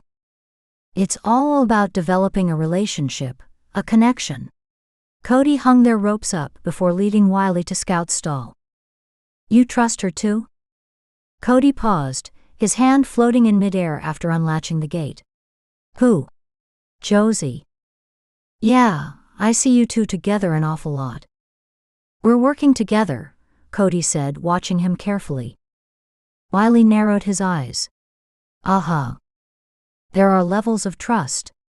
Cody tore his eyes away from the intense boy and led him into the stall where Scout snorted a welcome. Levels. Wiley repeated. I get that. Cody turned back toward him as he laid a hand in greeting on Scout. You do? Yeah. Like I trust you enough to let you teach me how to rope and do cowboy things, but I don't trust you like I trust Josie. Cody's free hand rubbed his chest, unsure why that truthful statement cut him so deeply. Yeah, like that. Cody swallowed as he faced Scout, rubbing him down and reacquainting himself with his companion, whispering words of hoarse endearment while Scout flicked his ears between him and Wiley, who stood there, hands shoved in his pockets. Why do you talk to him like he can understand you? Wiley said. He may not understand all the words, but he understands the intention behind them. He scratched Scout hard on the rump. Don't you, boy? Scout stretched out his neck, making his sign of pleasure. See, he likes that, Cody said. You try. Wiley reached toward the horse, at first tentatively and then with more confidence, even trying to talk to the horse a little. Cody nodded before grabbing Scout's halter. Now watch me put on his halter. He spent the next several minutes training Wiley on how to halter Scout before leading him out to the arena. Now you walk him around the arena. Wiley took the rope, trying to entice Scout to follow him, but the horse had his own ideas. He keeps coming back to you, Wiley complained. Connect with him. Rub his neck, speak to him, then cluck your tongue and tug on the rope gently, letting go as he follows. Wiley followed directions without comment, but the joy that filled his face when Scout followed him to the other side of the arena was easy to read. There you go, Cody said. He allowed him to do that for several minutes before he instructed Wiley to lead Scout back over. Now let's get you up there, Cody said, taking the rope from Wiley's hand. Up where? Wiley's eyes widened. On top of the horse. On Scout, yes, Cody said as he pet Scout along the back to prepare him. Come on. Isn't there supposed to be some kind of saddle or something? Wiley shifted from foot to foot, squeezing his hands together. Sometimes, but Scout likes bareback too. Don't you, buddy? Cody scratched under the horse's chin. Come on. I'm not sure. Well, you don't get scared, right? You don't have to worry about hurting Scout, and he's already shown you he likes you. So there's no hold-up. Cody led Scout closer to the boy. I'll boost you up there. All you have to do is sit. Scout and I'll do the rest. Wiley watched him warily, but he didn't protest when Cody bent to give him a knee and took his hand. Swing the opposite leg over. There you go. Cody stood up, smiling at the boy who looked shell-shocked. Now scoot up a little closer to his wither. That's the hump right there at the base of his neck. Yep. You can grab his mane if you feel more comfortable. Won't that hurt him? Nah, horses don't have the same feeling in their hair as humans. Have you ever seen a western? Like cowboys and Indians? Yeah. Cody waited for the boy to nod. So, you remember seeing the Indians grab the horse's mane and swing onto their backs? He waited for another nod. It doesn't hurt them. Okay, Wiley said, tentatively fisting some of Scout's mane. If it hurts, boy, just let me know without throwing me off, okay? Cody laughed. See, it's good to talk to your horse. Wiley carefully turned toward him, a slight smile pulling his lips wide. Then he looked around the camp. You can see so much from way up here. Pretty cool, huh? He watched Wiley's eyes scan the area until they stopped on one particular spot, and his face lit up. Josie. Miss Josie. Look at me. He waved his hand. Scout's ears twitched as he shifted his weight, making Wiley rock on his back. Whoa, Wiley said, grabbing tighter to Scout. Did I spook you, boy? I'm sorry, boy. He patted the horse's neck. You got it, champ, Cody said, his heart feeling like it might burst. We'll make a roping cowboy out of you yet. In the rodeo? Wiley asked, his body softening as his confidence grew. Why not? I've never even seen a real rodeo, Wiley said as Josie made her way over to them. Well, I just got off the phone with your foster worker in order to remedy that. Josie smiled, her eyes shining a little more than normal. What? Really? Think of it like a field trip, Josie said. Is everyone going? Wiley asked, patting Scout. Nope, just you, but we should keep it on the down low. We don't want to make the other campers feel bad. Josie winked at him. You guys are coming to Greenville? Cody's heart raced at the thought of them coming to see him. Yeah, is that okay? Josie asked, an eyebrow raised. Of course. I'd love to see you both there. He cleared his throat, looking back at Wiley, who scrutinized him with narrowed eyes. I'll show you behind the scenes. Instantly, the boy's face released the scrutiny and beamed. The feeling settled within him, and for some strange reason, Cody felt like things were finally going right. A thrill of delight washed through Josie as Wiley bounced in the back seat of her truck as she pulled through the entrance to the rodeo. Are we really here? Wiley asked, his voice warbly from the bouncing. I can't believe you brought me to a rodeo. Nobody's ever done something like this for me. I'm happy they allowed me to do this. She glanced at him in the rearview mirror. I hope it's something we can do more often. What? You're going to bring me to more rodeos? The look of shock on his face had her mind reeling. That and other things, maybe, she shrugged, realizing too late she shouldn't have got his hopes up. The truck fit tightly in the parking spot, but she had become better with parking in tight places. The truck was a new but needed asset for the camp. With horses to care for, she had to have a way to get them around and pick up their feed. Calling in favors had a way of unnerving her. The backseat had become quiet. She turned the truck off and turned around, immediately noticing the change of mood in Wiley. She bit a lip and pushed a smile to her face. Having a fit here was the last thing she wanted to happen. You okay? She watched him closely. You shouldn't promise things you don't mean to keep. His lip quivered slightly before they thinned, drawing tightly in his scrunched-up face. I know. She swallowed past the lump in her throat. It's not in my control. She coughed to cover up the yet, thinking of the now filled-out papers on her desk. After talking with Cody, she thought she had finally wrapped her head around the idea, debunked all the oppositions, and found fixes for all the issues she had thought up, yet the insecurities kept rearing their ugly heads. Why can't it be? Wiley whispered, the words barely audible even so close to her. You deserve a family, Wiley, a mom and a dad, brothers or sisters, she said, letting her words trailing off and searching his eyes, which had glistened. What if that's not what I want? His words shocked her, causing her heart to jolt and race. She searched his eyes closer, opening her mouth to respond as a knock on her window startled her. A gasp escaped her mouth, but she gratefully didn't scream. Cody, Wiley said, wiping his eyes and struggling to unfasten his seatbelt, the moment forgotten. Chocolate brown eyes peered in at her before opening her door and the one behind her for Wiley. "You guys made it. How'd you see us?" Josie asked, taking a breath to get her emotions under control. She wished she had the knack of shifting as fast as kids could, but even with the handsome cowboy in front of her, all she could see were those big blue eyes full of tears, pleading with her, something he couldn't allow himself to say out loud. He wanted her. She blinked back the tears, ignoring the concerned gaze Cody gave her to focus on Wiley, whose wonder had returned. "Should I act guilty that I've been watching since your text saying you were almost here?" Cody asked, his hand resting on her lower back as he steered her and Wiley through the maze of trucks. "You were that excited to see us?" Wiley asked, his eyes wide and not staying on any one thing for long. Cody's neck reddened as he shrugged. "Guess so. Come on. I've got to grab something from my trailer before I get you to your seats." "You aren't sitting with us?" Wiley asked. "For a bit. Then I have to get ready."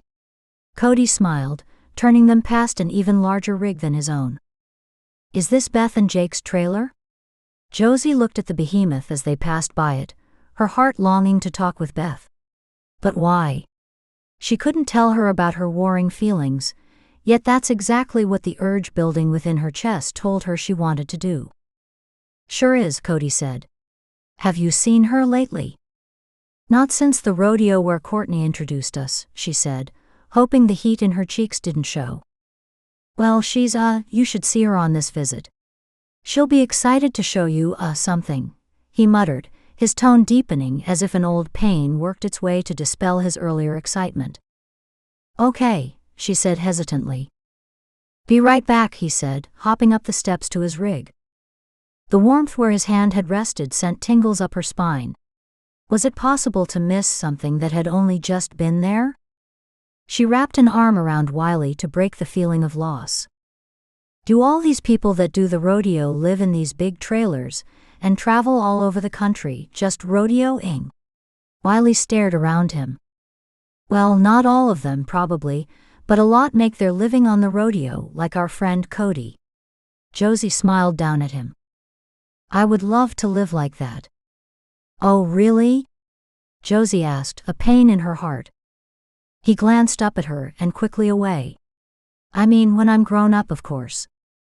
"Oh, okay," she said, the catch in her chest easing as he reached up and held her hand with a glance, as if he asked if it was okay.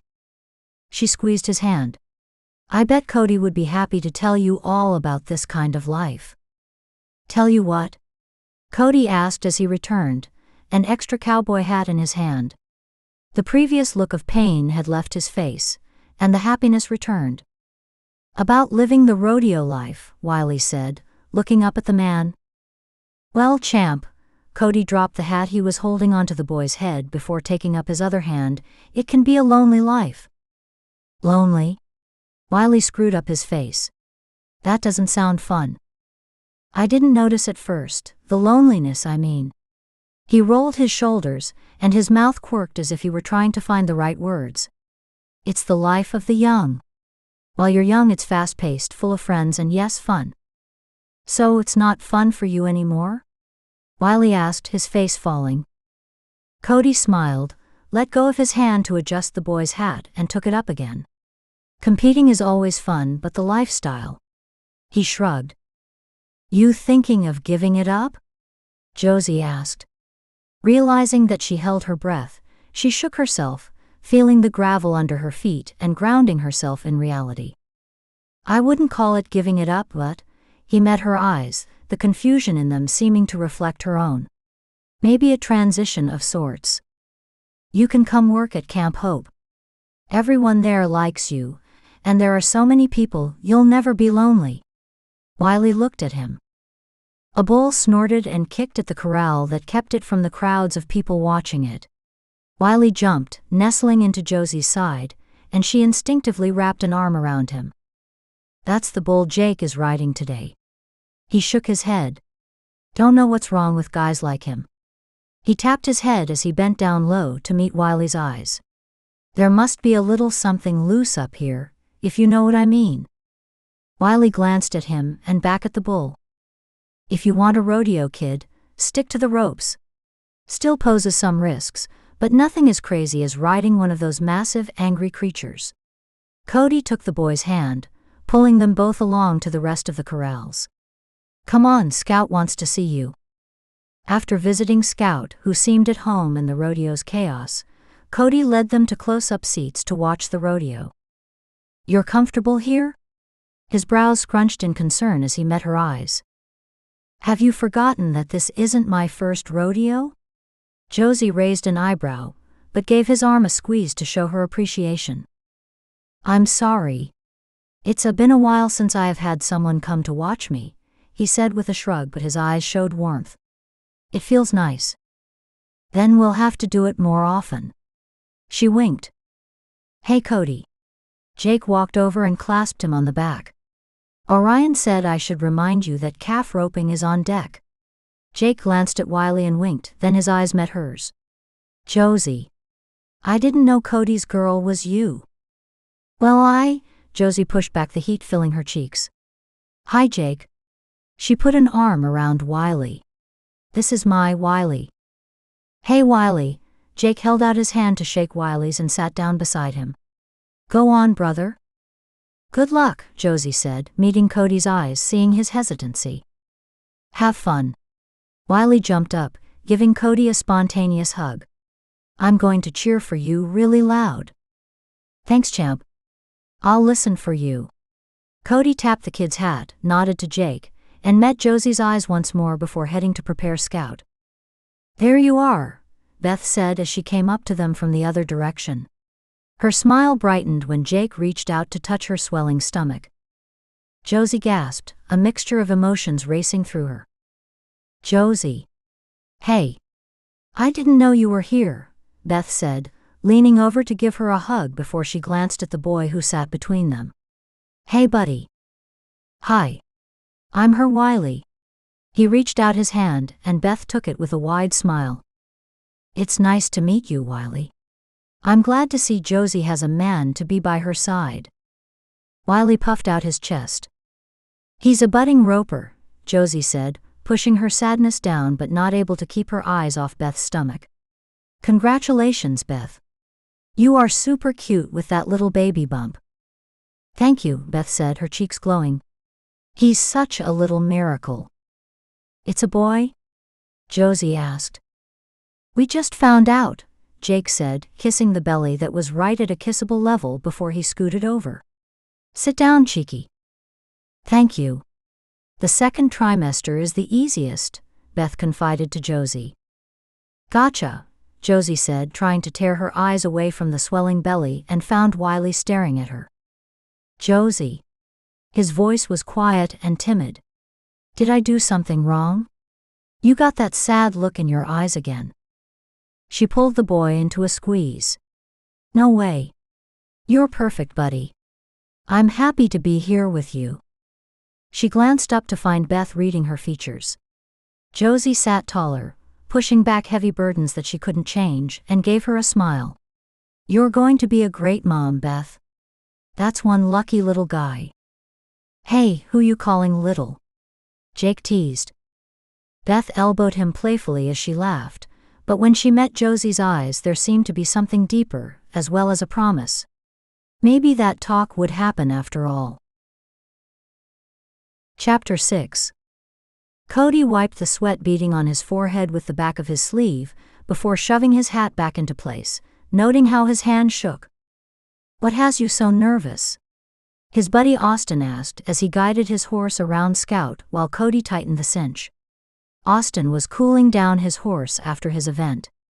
His brother and roping partner, Adam, was doing the same on the other side of the practice arena. Cody glanced back to the stands, seeing Josie talking with Beth and Wiley searching the riders as if he were looking for someone. Got company today. Cody nodded toward the stands. Ah, that pretty brunette and the kid you walked in with? Austin asked. Glad to hear you've moved on. I haven't. Cody tightened his lips. Hey, I get it, man. Love hurts. Austin reined in his horse to stare at him. but life is too short to let it pass by. Cody glanced up at his friend, wondering where this philosophical part of him came from, for it was the first time he had ever seen that side of him. You meet someone? Austin shrugged, but the corner of his lip twitched. I'm just saying, think about it. If my stepdad had let his failed marriage stop him from marrying my mama, Adam and I would have grown up without a dad, and we would be lost without him. Austin looked up, seeing the man he spoke of at the railing talking to Adam. Cody couldn't stop glancing back at Wiley, who had found him. The kid stood up and waved enormously, only sitting back down after Cody lifted his hand. That boy needs you, man. Cowboy up, and take it for the ride. Austin looked up as his name was called. Oops, got to get the lowdown on our event from Pops. Good luck. Cody didn't know if he had meant good luck at the event or with Josie and Wiley, but he glanced once more at them sitting in the crowd smiling at him, before he turned to Scout. We've got to focus, boy. Don't want to make a fool of ourselves in front of the kid. He smiled at the thought, before slipping his boot into the stirrup, and swinging his leg over Scout's back and landing in the saddle. His knees groaned a bit with the effort, and a ruefulness widened his smile. We're getting too old for this, he told his horse, which was only a half-truth. There were ropers who were almost twice his age still competing, but the senior league wasn't near as competitive as this one. Yet he knew it wouldn't be his body that gave out on the sport. He thought back to what he had told Wiley. It was the lifestyle he was tired of. His eyes swung back to Wiley and Josie, who were now listening as Jake's hand swung around in storytelling. Then his gaze landed on Beth, or rather the swelling in her stomach, a promise that he could never make to a woman or himself. He had the feeling that Jake and Beth would continue the rodeo life, homeschooling the child and traveling the country. It's what they lived for. Cody, on the other hand, came from roots deep in land, and he craved them, though he didn't really know that until recently. His gaze swept over to Josie again, who looked at him with a nod of recognition. Could he let the past go? And even if he could, would she want him, knowing what he couldn't give her, and would it be fair of him to ask her to give that up? Scout snorted. Cody blew out his breath. You're right, boy. I need to focus. The closer it came time for his turn, the more antsy Scout became, his footsteps prancing in excitement. Cody's blood rushed in his ears as they backed into the box. The rodeo workers strung the barrier string tight, and the calf mewed from the box next to him. It's okay, little buddy. I'll be easy on you, Cody called out to the calf.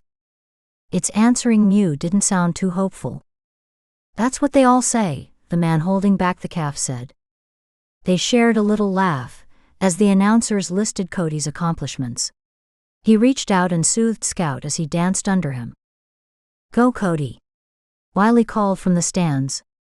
Cody gave the boy a slight wave, before concentrating on waiting for the flag. 7 seconds goes by fast, but while roping it slows down, each pound of hooves, land of boot heel and twist of rope imprint themselves in his memory as if in slow motion. The taste of the piggin string in between his gritted teeth put Cody right back into the moment. The dust filtered into his nostrils, along with the scent of livestock sweat. The crowd's roar lessened to a murmur, and every inch of his legs that connected with Scout read the strong muscles of his partner ready for action. The calf burst from the gate, fear fueling his leap. The rope around his neck broke away, opening the barrier rope right as Cody and Scout burst through it. Cody swung his rope, making wide arcs, waiting for the perfect moment until he released it, jumping off Scout in one fluid movement as the rope fell around the calf's neck. He grabbed the rope between the calf and Scout, holding it and letting it go slowly to ease the tug on the calf even as his feet landed with a dusty cloud. All 4 of the calf's feet stayed on the ground as it spun back with the tightening of the rope. Cody flanked the calf, landing it solidly on its side, wrapping one hoof with the piggin string, gathering his back legs and looping them together once, twice, then he pulled the rope back through and threw his arms up in the air. The crowd roared as he walked back to Scout to release the rope. A cowboy came out to untie the calf, and it sprang up, trotting away. 2 voices, distinct from the roar, called to him, and he knew the moment his eyes met theirs that he would have to cowboy up and take the chance. He wouldn't be able to live with himself if he didn't try. Lifting his cowboy hat to the crowd, he pointed to the sky, thanking God, before blowing a kiss toward the two most important people in the stands. Cody lost himself in thought as he cooled down Scout. He lifted a hand in recognition of the others congratulating him on his time, but that wasn't what kept him preoccupied.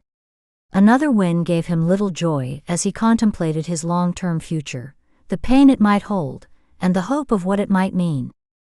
"Cody!" Wiley shouted as he ran toward him, but the boy slowed his pace as he closed in on the arena. "Sorry, boy," he said as he climbed the railings. "I won't spook you." He held out his hand to Scout. "Hey, champ.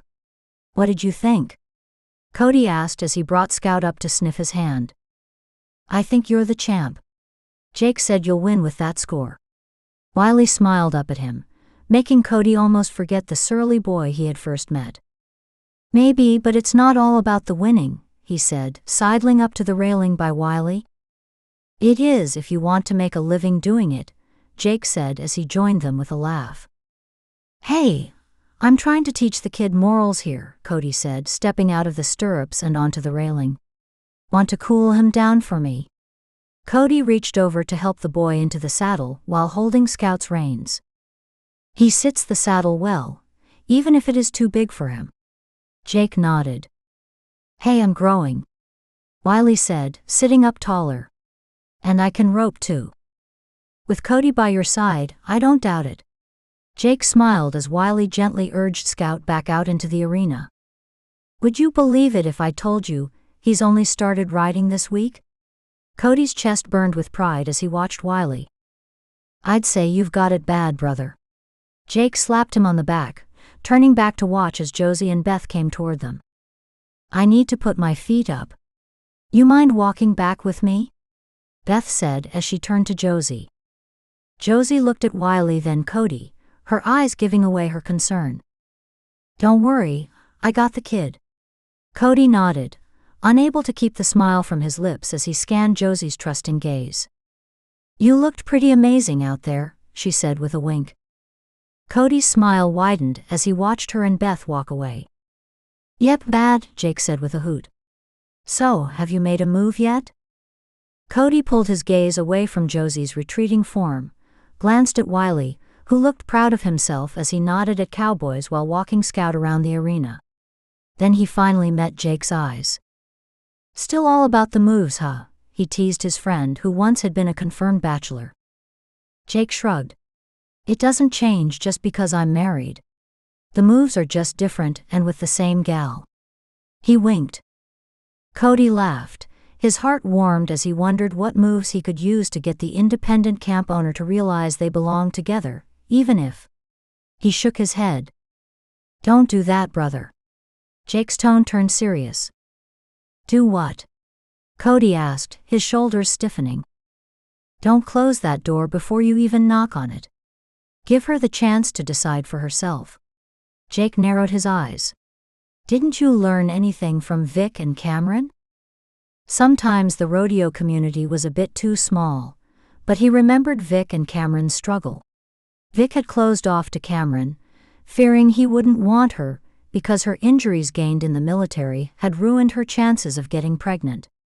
They obviously worked it out, for they were married and working on building a large family, one adoption at a time. Maybe he could call Cameron up and invite him to come to Camp Hope? "See?" Jake said, slapping his back. Cody didn't bother telling him. The hope Jake saw in him had nothing to do with allowing himself to think of taking a chance with Josie. The back and forth of his mind was giving him a headache. "Look at me," Wiley called. Cody turned to see him trotting Scout, a wide smile on his face. His heart lurched as indecision plagued him.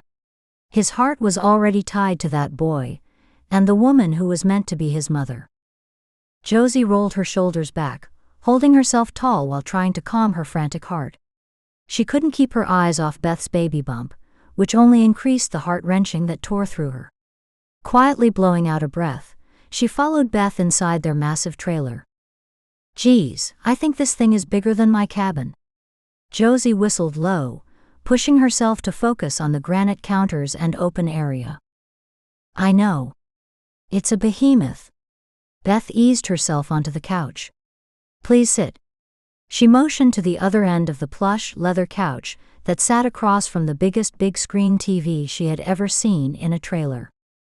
Josie's eyes darted to the baby bump again as she crossed her legs, the bottom foot bouncing. So. Oh. He's moving. Beth sat up, reaching for her hand. Josie pulled back as she felt the blood drain from her face. You don't want to feel him? Beth asked, her hands wrapping around her belly and her brow furrowing. Josie stood up and shook her head. Best if I don't. I don't mean to make you feel uncomfortable, Beth said, placing a pillow over her belly. Better. Want to talk about it? Nope. Josie turned to a door next to her. This the bedroom? One of them, Beth said, and Josie felt her eyes watching her closely. It's the one I used before Jake and I were married. That's right, must have been an awkward situation. Josie turned to the opposite side of the trailer, to the door at that end. That's the master.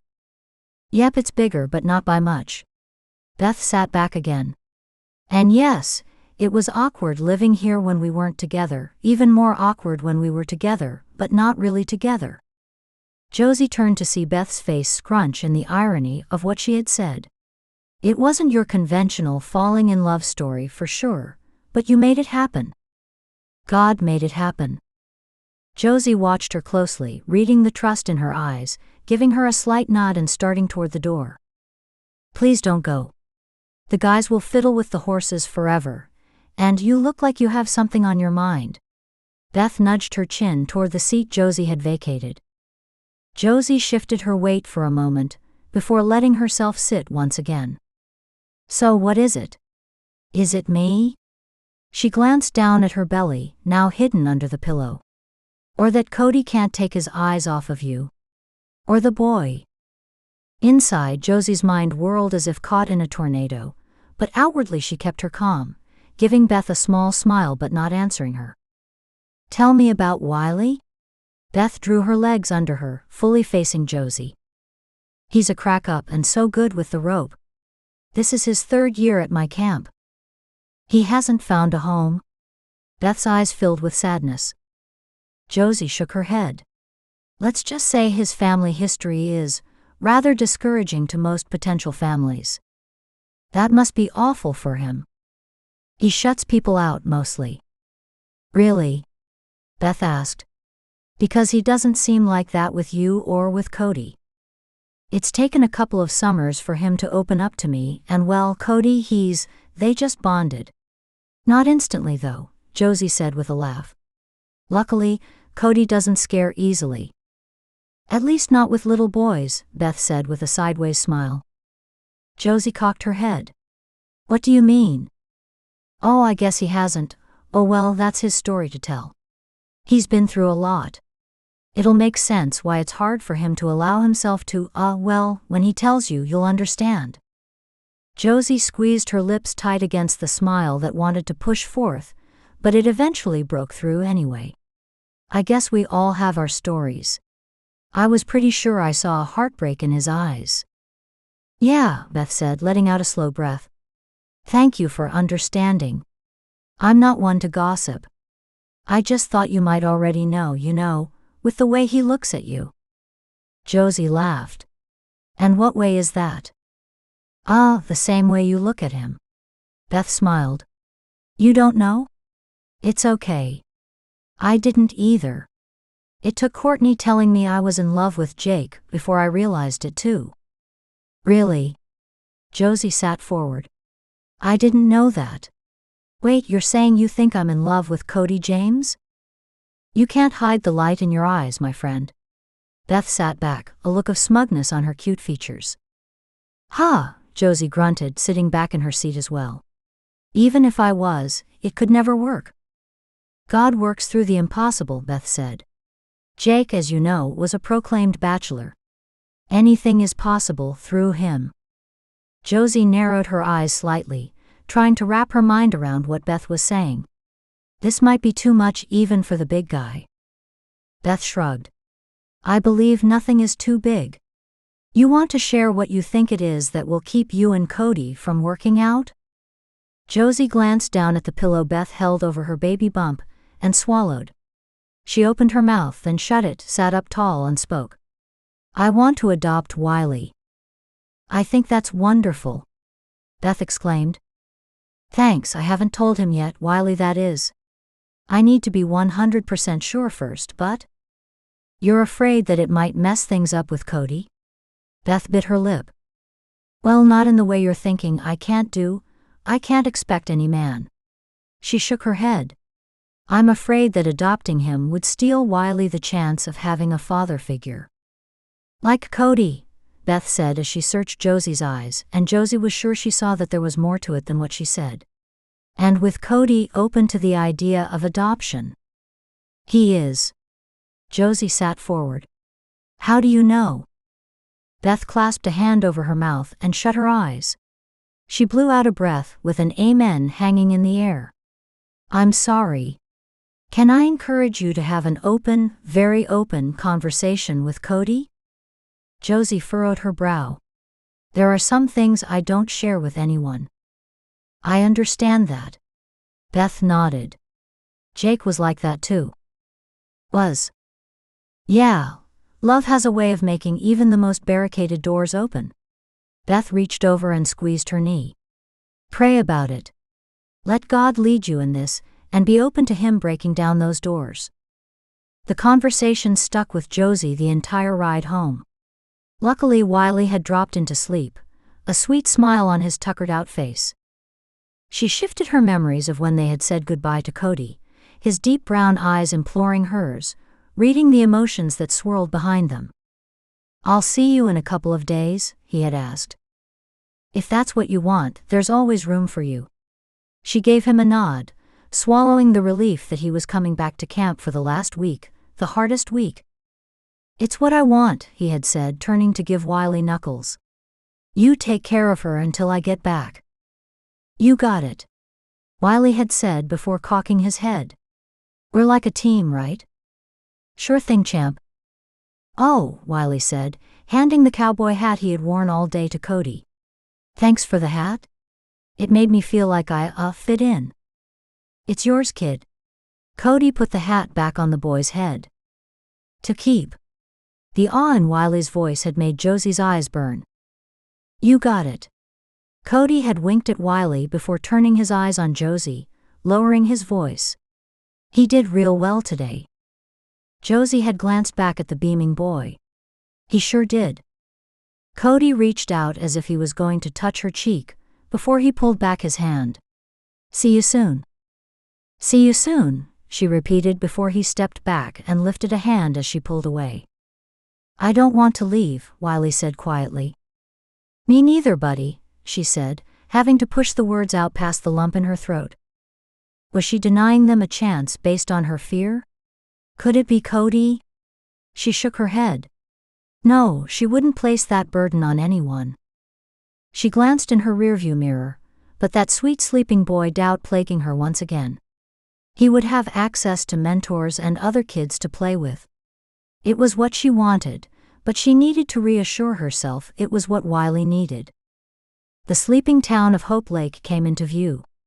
The only lights on were the shops with the neon closed signs and the sheriff's station. By the time she finished a breath, she was through town and traveling up the narrow mountain road to camp to home. The camp lay peacefully settled, nothing seemed out of place. She glanced through the trees to where her porch light softly lit as a beacon calling her to the bed she desperately wanted. At the turn to her little offshoot road, she hesitated, but the murmuring boy urged her on toward the camp housing. The urge to take him home to her small cabin, where he would have his own room right across from hers, tugged on her heart. Not yet, she promised herself. The light on the bunkhouse flickered as she stopped the truck in front of it, adding to the long list of things to check tomorrow. Wiley didn't stir, even when she opened the back door. She reached across him and undid his belt. Here we go, buddy. he murmured, opening sleep-hazed eyes for only a moment before closing them again. She swept a hand across his forehead, her chest constricting in longing.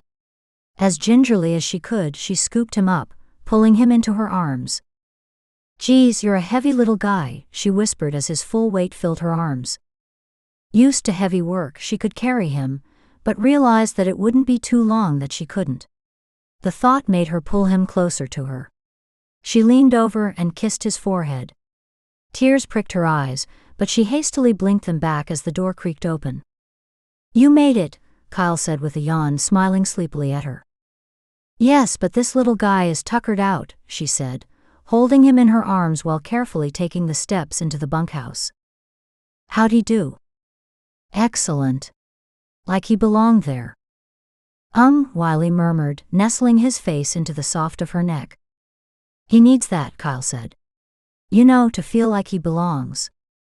"I know," she whispered as she squatted to lower him into his bed. Wiley's eyes opened wide as she did. His hands grasped hers as he searched the room frantically. "It's okay, buddy. We're back at camp. You're in your bunk." She soothed him, pulling one hand out of his grip to smooth his hair back. His eyes met hers, instantly stopping their frantic movement and lowered slowly. Then they blinked halfway open again, and a small smile twitched on his lips. "Awesome day," he said. Yes, it was an awesome day. She pulled the covers over him, wanting to stay by his side. Kyle shifted his weight and yawned, pulling her out of her lost dreams of hope. With one more longing glance down at Wiley, she rose with difficulty, the desire to stay with Wiley weighing heavily on her. "Well, get some sleep, Miss Josie." Kyle waved as he ambled off to his own bunk. "Thanks, Kyle. See you in the morning." Her eyes stayed glued to Wiley's sleeping form until she shut the door quietly behind her. With the amount that her heart ached, she knew she had to act or cut ties. She was getting too attached. Chapter 7. Cody cinched up the saddle, comforting the sorrel with soothing words as he made sure everything was secure. His heavy heart dampened the mood, but not too much, for as Wiley rounded the corner, a massive grin on his face, suddenly Cody felt lighter. "Ready, champ?" Cody asked. "Yep, Miss Josie had the cooks pack us up some grub," he said, attempting to add a drawl to his words. Cody laughed. "You know, only cowboys in Texas talk like that." Wiley shrugged. "It's how it is in movies." "Well, kid, movies don't always depict real life." Cody took the bag, turning to place it in Scout's saddlebag, but not before he saw the shift in expression in those blue eyes. Cody opened his mouth to say something about it, but decided against it. The kid had grown by leaps and bounds in the weeks that Cody had been there, little pieces coming out here and there. He didn't need to press issues that might build barriers between them again. "Ready to mount up?" Cody led the sorrel over to Wiley. "You remember Chestnut, right?" Wiley held out his hand, opening it long enough for Cody to see he had snuck a carrot out of the kitchen for the horse. "Hey boy. Ready for another ride?" Cody's throat tightened, thinking of the reason behind the rides that he and Wiley had been taking all that week. Josie had come to him, her eyes shining with unshed tears as much as she tried to blink them away, asking him for the favor. Right now, the other campers were having their interviews with potential parents. "You want a boost or the mounting step?" Cody asked, pushing away the thoughts. "I got an idea," Wiley said, clucking to Chestnut. He led him toward the fence, stopping him there, then climbed up a couple of rungs and mounted him. "Well, that'll do," Cody said, pushing his hat back to get a better look at the kid who grinned massively at him. Voices increased as movement came from the meeting hall. Wiley glanced back at it, before giving Chestnut a little nudge with his heels.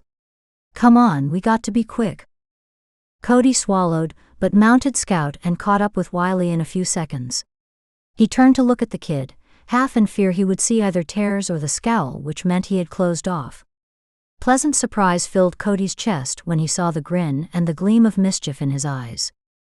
"I think we got away before they saw us," Wiley said. "You think so?" "Yeah." Wiley glanced back, but by now they were further on the trail and could only see trees. They'll ask me what I did all day, but now they won't know we went on a long ride. You don't want them to know? Nah, it would make them feel bad that they didn't get to go. Wiley shrugged. So, where are we headed today? Creek Trail? Lost Mine? The cabin ruins? Cody shook his head in wonder at the kid. I saw an offshoot trail off Lost Mine the other day. It might just be a game trail, but if you're up for it? Yes. Wiley cheered, reaching forward and petting Chestnut's neck. We get to explore, boy. The rest of the way to where he saw the offshoot, Wiley kept on talking about the trees and bushes, and calling out the occasional tracks that crossed the trail as they rode. I didn't know you knew so much about the forest, Cody said as he pulled up at the offshoot. Well, I've been here for lots of summers now, and they have the same guide come out every year. The other kids always think I'm so smart, Wiley said, though he didn't smile. It's only because they haven't been here before. I see, Cody said, pointing at the trail and leading the way. Once you get a forever home, you don't come back. Wiley's voice darkened. Is that how it is? Cody asked, reining in the desire to ask more. Yeah, unless, well, I guess the counselors can have forever homes, but not us kids. Cody cleared his throat, resisting the urge to look back at the boy. You don't want a forever home? Me nah. No one wants me anyway. I come with too much baggage, whatever that means. He sighed. Besides, then I couldn't come back here. I like it here. It's the only place I feel safe. Wiley didn't have to finish the sentence. Cody knew what he meant. He pulled up Scout, twisting in his saddle, trying to form the words that would soothe Wiley. Look! Wiley shouted, pointing ahead of them. Cody had been so lost in thought and worry over the kid, he had paid little attention to his surroundings, missing a cliff which rose high above, long vines dangling down the rocky surface, hanging from the trees growing on the top. That's impressive, Cody said, throwing a leg off Scout and landing on the soft pine needle-carpeted ground. It's like what you see in an adventure book, Wiley said, grunting as he lowered himself to the ground. He took up the reins, as if he had been riding for years. Can we explore it? It gets pretty tight in there. Cody looked at the trail ahead of them. The faint line led through the brush to what looked to promise a clearing ahead. We can't take the horses through that. Can we hobble them, or whatever it's called, and go alone? Wiley danced with expectation. Cody laughed. Sure. We can tie the horses to the tree there. He clucked, leading Scout to the tree that had fallen, the upper end caught by a neighboring pine. It gave the perfect place to tie the horses. Watch. Cody made sure Wiley watched as he tied the knot with their lead ropes, then nodded for him to do it, which he did awkwardly. Good, but give him a little more slack. He'll want to munch on those greens at your feet. Cody tested Wiley's tie down, nodding his head. I'll make a calf roper out of you yet, champ. Cody flicked the kid's hat. Wiley grinned at him, from under the hat brim. He hadn't seen the boy without since the day Cody gave it to him. Cody drew in a deep breath, deciding he liked that full feeling in his chest. They spent the next several minutes pushing through the brush, until finally, it released them into an opening. Scratches lined their arms and sweat dripped in their eyes, but they both were grinning as if they had found treasure as they came into the clearing. Well, look at that, Wiley said, aligning his voice. Cody turned, feeling that same emotion as he caught what held the boy's attention. A cave lay before them, behind a curtain of vines. Cool air breezed past his face as he instinctively stepped toward it. Can we go in? Wiley asked even as he passed Cody, rushing toward the entrance. Hold on, champ. Caves like these make prime habitats for animals, the kind you want to avoid. Cody landed a restraining hand on Wiley. Like bears. And mountain lions, Cody said, stepping in front of him, pulling out his phone and turning on flashlight mode. Ha, he yelled, slapping his free hand on his leg. Why are you yelling? I want to make sure if there is something in there, we don't surprise them. Cody glanced back to make sure the kid was behind him. Why don't we want to surprise them? Well, Cody said as he pulled back a section of vine, think about yourself. If you are surprised, how do you react? I come out fists flying, Wiley said matter-of-factly. Exactly, Cody said. Oh. Wiley grabbed his shirt, keeping a hand on him as they entered the coolness of the cave. It's bigger than I thought. Cody swung the phone around, seeing that the cave was more of a large depression with a small crack at the bottom where the cool air wafted out. No animals or signs of recent use. It would make a good shelter, wouldn't it? Like on one of the survival shows? I saw them at the home before last, or it might have been the one before that. They were really into the survival thing. Cody grit his teeth. How many homes had the kid gone through? Yes, it would make a good shelter. Build a fire back against that side and it'd reflect out, giving you some heat. This is so awesome, Wiley said, grinning up at him and taking his hand. Cody's heart surged at the feeling of the boy's hand in his. Yeah, pretty awesome was right. Josie's heart rushed from the euphoria of a successful end of camp, with another 30 kids now having forever homes, to the quivering in her stomach as she thought about Wiley. The kid had skipped over to her at dinner, coming in after her speech and ignoring all the potential parents that crowded together with them as he hugged her. How was your day, buddy? She had asked. Great. We have a secret. He had looked around. But I can't tell you here. She had laughed off her curiosity, giving Cody a raised eyebrow. He had shrugged, turning to his plate like he hadn't eaten in a week. I'm glad you had a good day, she had said, pushing back the fear that he was learning to cover up his sadness with excitement rather than anger.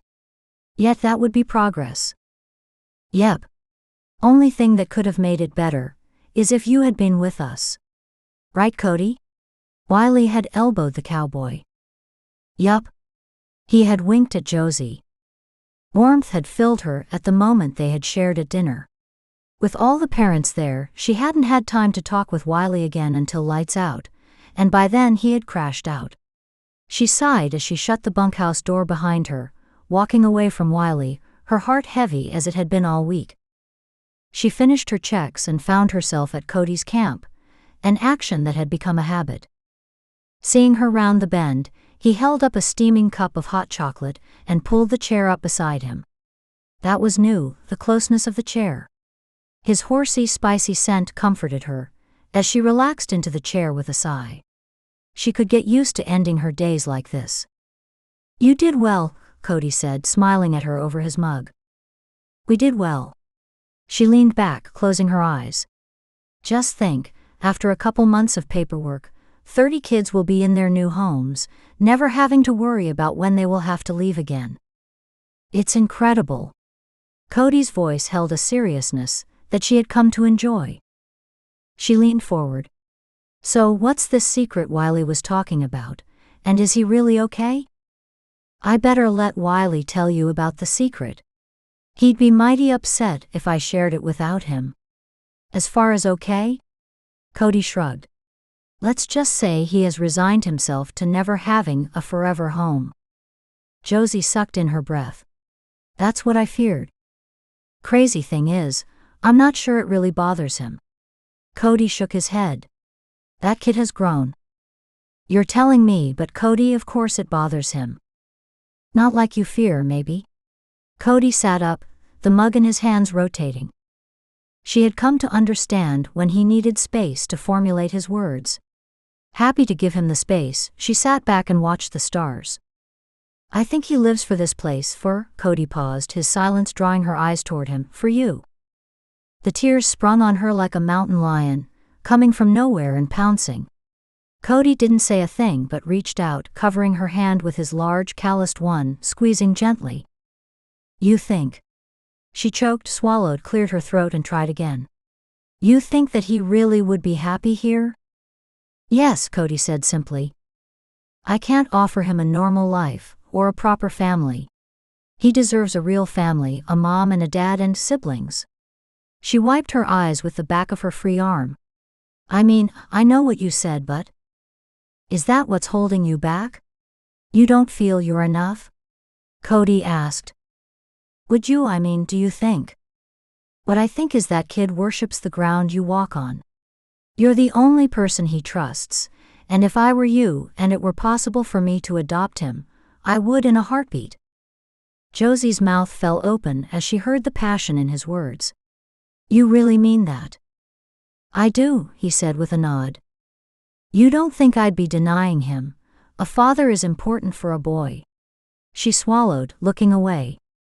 Maybe one day you'll find someone with a big enough heart for you both. The tone of his words made her turn to him, but his head was back and his eyes focused on the stars. She sucked in a breath. I'm not sure there's a big enough heart to deal with my mess. He didn't snap his head to her. Rather, he slowly lowered his gaze until his eyes finally rested on hers. Then you and I seem to be in the same boat. They walked back to her cabin, in a companionable silence that night. She wondered where his mind was, but hers was too busy to stay wondering for long. When they made it to where her front porch light met the trail, he stopped and turned toward her. Do it, Josie. Do it for him and for yourself. But he shook his head. Don't talk yourself out of it. You are enough, and as far as father figures go, you have lots of cowboys coming through here, and maybe he'll find someone he connects with in town. It's you who he connects with, she said, her words soft but gently prying. A smile tugged at the corner of his mouth. Well, if you'll let me, I'd be happy to spend as much time in between events here that I can. You're always welcome here, Cody. Always. She touched his cheek, biting her lip as she felt the emotions whirling up, letting her fingertips slip off his smooth skin. She fled to her cabin before she brought them both a lot of grief. The next morning, she looked out for the local therapist who came a couple of times a week to work with camp kids. The moment Harriet opened her office door, Josie bolted from her own office to reach her before her first appointment. Today would be a busy day for her, as she worked with kids being placed in forever homes, teaching them strategies and what to expect. Harriet, Josie called before the gray-haired lady closed the door behind her. Oh, hello, Josie. She smiled, her eyes crinkling beneath growing wrinkles. Was it a success? Yes, 30 forever homes. Josie gave her a squeeze. Remarkable. You've done it again. Kids are going home tomorrow? Harriet walked toward her desk. Josie followed, shutting the door behind her. Yes. Her tone held a note of disappointment. Harriet glanced up. Wiley. Josie bit her lip, fighting back the tears. I can't believe how emotional I've been. She wiped angrily at her burning eyes. It's only natural, girl. You need to give yourself a break. You can't be strong for everyone, and not expect some meltdown once in a while. Thanks, Josie muttered, dropping into the chair across from the desk. Harriet lowered herself into hers, keeping her wise eyes on Josie. So, you ready to make that step? Yes, I think so. I have to talk with him first, make sure it's really what he wants, if he won't mind not having a father. Harriet cocked her head. You still stuck on that one? What's keeping you from taking the next step with that cowboy that's been here a lot longer than any others? You said he was great with Wiley. He is, and he's not abandoning him. He'll be coming around a lot for him. Josie drew in a deep breath. You sure it's just for him? Harriet arched an eyebrow. Yeah, I think we understand each other. We both have baggage that we feel is too much to place on anyone else. He told you this? Harriet leaned forward. More like he told me we were in the same boat.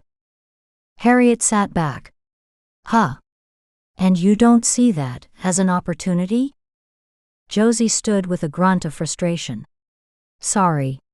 I only wanted to ask your opinion about Wiley, and to see if you would talk to him later, after the other groups. I'll talk to him whenever you want, Josie, but it's not me who he opens up to. Harriet stood, coming out from behind the desk and taking her hand. Wiley found his person. I hope you find yours too. The words kicked around in the back of Josie's mind for the rest of the day. Would there ever be someone she opened up to, sharing her entire story? A story she had kept locked away for so long now, she didn't even know if she could get it all out? She shook her head. Today wasn't about her. 30 kids were getting their forever placements, and possibly 31. Now to only figure out how to ask Wiley. Chapter 8. Cody clutched his chest, rubbing at the tightness within it. The sensation wasn't really physical, but it sure felt like it was. Wiley glanced over at him from the back of Chestnut. Are you having a heart attack? Wiley's brow scrunched and his face went white. No. Cody dropped his hand. I just don't like goodbyes. You get used to them. Wiley shrugged, but his shoulders slumped and he kept his face averted. It's hard seeing all the other kids get what they want, isn't it? Cody ventured, knowing he had to say something. No, I don't want that. Cody nodded. I remember. You want to stay here. He looked up to the heavens, asking God to guide his words, and hoping he was doing the right thing by pushing. You know, after all the kids leave, it's not like camp anymore. Bunkhouses are empty. No cowboys come to teach you tricks. No big meals in the meeting hall. Wiley screwed up his face, his tongue sticking out of the corner of his mouth. I never thought of that. He shrugged. I'd still want to stay. It's not the other kids or the big meals or even the cowboys, well, most of them. He glanced at Cody. It's here, it's Josie, Cody finished when the boy trailed off. Wiley shot a narrowed-eyed look at him, before dropping his head. Yeah. He sighed. I know that isn't possible. She's here for everyone, but sometimes, he gave him a sidelong glance, can I tell you a secret?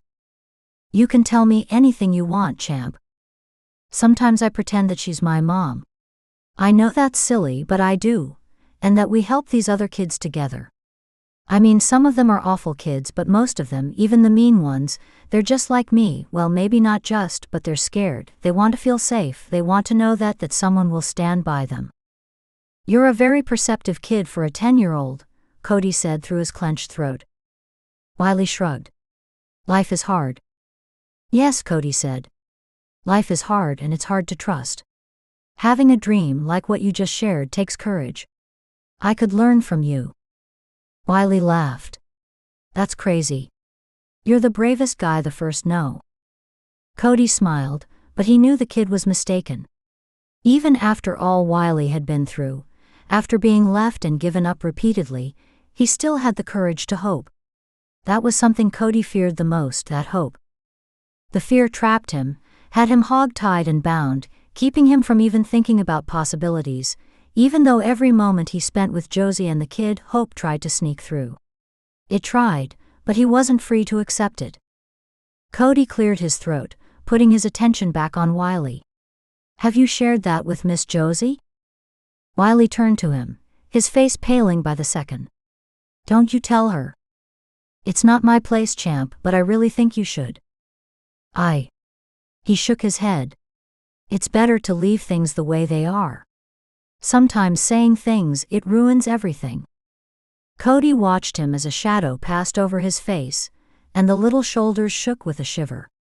Whatever this poor boy had gone through, it was too much for his little shoulders, too much to bear alone, but alone he was, but not for long. I have a feeling it wouldn't in this case, Cody said, watching the boy closely. You know, sometimes wishes can come true, champ. Everyone needs to have someone to rely on. Wiley reined Chestnut to a stop, turning to read Cody's face. Everyone? What about you? I've got family, a big family. I know they are always there for me. As Cody said it, he realized he hadn't allowed them to be, and a sudden longing for home called him. What about Miss Josie? Wiley asked. You know, I know little about her history, but I know she has us, he said, realizing at that moment he wanted to be that person Josie could rely on, even if he couldn't take it further than that. She does have us, Wiley said, nodding as he gently knocked his heels into Chestnut, sending him down the trail. And Wiley? Cody brought Scout alongside his horse. Miss Josie is there for you, and so am I. Cody cocked his head, looking over at him. You're gone rodeoing all the time. I am for now, but I talked with Josie. He cleared his throat. I'll be around as much as I can, whenever you are here. I'm not disappearing. Wiley searched his face. We'll see. Cody laughed, easing back into his saddles. Old habits die hard. Come on. This is our last ride before Thanksgiving. Are you coming for Thanksgiving camp? Wiley turned to ask him. Well, you know I didn't know there was a Thanksgiving camp, but if you're going to be here, then I will too. What about your family? My family has lived without my presence for Thanksgiving many times. They'll survive. Cody laughed. So last ride? Yeah, I want to gallop. You think you're ready? Cody raised an eyebrow. I know I am, Wiley said, adjusting himself in the saddle, little murmurs leaving his mouth as he went through the checkpoints. You ready, boy? Wiley leaned over to pet Chestnut's neck.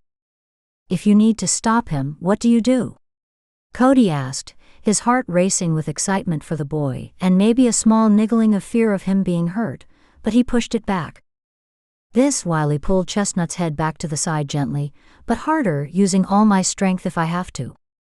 Okay. Cody nodded. I'll follow you. Wiley grinned like he had just won the greatest gift. He sat in his saddle, aligning his boots at the correct angle and putting his weight in the stirrups. Let's do this, Chestnut. Wiley urged Chestnut into a trot, nudged him a little more until they cantered down the trail. Then he gave him more lead on the reins, leaned forward and yelled, "Go!" Chestnut took off, thundering down the open, straight section of trail that traveled through a small mountain meadow. Wiley whooped with glee. Cody's heart leapt along with his, seeing the kid's joy and remembering that first taste of freedom when riding his first gallop. The horses eased off themselves as the trail narrowed into the forest. Chestnut snorted, prancing in a happy trot before slowing to a walk, a new lightness in his steps. Well done, champ. Cody brought Scout up next to Wiley. That was awesome. Wiley whooped. I think Chestnut enjoyed it too. You feel how high he is stepping now? That means he's happy? Wiley asked, a broad smile brightening up his face. You bet, Cody said. You mean I made him happy? The kid's eyes widened. You did. Cody reached out and flicked Wiley's hat. You made me happy too. I can't wait to tell Josie. See, there's someone else you'll make happy. Wiley sat back in his saddle, a fully satisfied grin on his face. Cody watched him, resisting the urge to rub at the tightness in his chest again. Why did it hurt so much to think about not seeing this kid every day? Josie paced back and forth, waiting for Cody and Wiley to return from their ride. The rest of the campers were having their rest period before dinner, one last dinner. She battled with the idea of talking with Wiley before dinner, or waiting until afterward. What if he decided he wanted more than just her? Could she sit next to him at dinner, hiding that hurt in her chest? Irritation and anxiety building within her, she glanced at her phone before slipping it back into her pocket with a grunt. If they didn't return soon, they would make the decision for her. She paced in front of the barn for a few more minutes. Then she strode out to the trailhead, peering down the length of the dusty path. Where were they? An uneasy feeling bubbled up from within her, pricking her chest and numbing her mind. She pulled out her phone, glancing at the time once again. In a huff, she turned to race to the barn and saddle up her own horse. It wasn't like Cody to lose track of time. As she reached the barn, she heard the clippity-clop of horse hooves and spun, relief draining the fear and blood from her. Josie. Josie. Wiley called out. Wait till you hear what I did. He trotted over to her, bringing Chestnut to a stop a few feet away. With the grace of a boy born to be on horseback, He swung his leg over and pushed off the sorrel's side to land in a puff of dust. His feet never stopped until he wrapped his arms around her. Her anger dispelled the moment he hugged her. She glanced up at Cody, her fury turning more into a mushy annoyance. "Sorry we're late," Cody said sheepishly. "Josie, it's my fault we're late. I just couldn't get enough of galloping." Wiley pulled on her arm. "You were galloping?" Josie asked, her eyes widening as she looked from the boy to Chestnut to Cody, and back to the horse. "On Chestnut?" He's fast." Wiley turned to the horse and stroked his nose. "Aren't you, boy?" "Well, I'm going to need to hear more about this," she said. "At dinner?" Wiley asked. "I'm starving. Being a cowboy takes a lot out of you." Cody laughed. "Wait. What does a cowboy always do first?" "Take care of his horse," Wiley said without a single hint of defiance. "Come on, Chestnut boy. You deserve a good rub-down and an extra helping of grain." He looked at Josie. "Can I give him an extra helping? He worked really hard today." "Of course." She wrapped an arm around his shoulder while he led Chestnut to the barn, sneaking a look back at Cody as he lowered himself off Scout with a satisfied grin. She turned back to Wiley. "You can tell me all about this galloping adventure." She listened in astonishment while Wiley recounted his tale, with a little input from Cody here and there while they cared for the horses. Wiley had grown so much this summer. This improvement would impress his foster care worker. He would have to be supportive of her request for adoption, seeing how well Wiley was doing now. She glanced at her phone as they latched the gates behind the horses. "You better go wash up before dinner," she said, glancing at Wiley who had mud splattered all over him. "I'll tell you the rest at dinner." He took 2 hopping steps before bounding back to give Cody a massive hug. "Thanks for the awesome ride." He shifted over and gave Josie one more hug as well, before skipping to the bunkhouse. "You have done so amazing with him," Josie said, her gaze trailing the kid as he disappeared around the bend. "Does that mean you aren't mad at me?" Cody asked, bringing her attention back to him as he leaned against the railing. "Mad? Oh, about being late. Well, I was worried, but I should have known you had everything under control." She shrugged, glancing at him. "You probably need to wash up too." He glanced down at his dirt-splattered pants. "Would be a good idea." He took a couple of steps toward his trailer, before turning back. "One more hot chocolate under the stars?" She smiled. "I wouldn't miss it, but well, would it be okay if Wiley joined us for the first part?" Cody froze, his eyes reading hers. "You going to tell him?"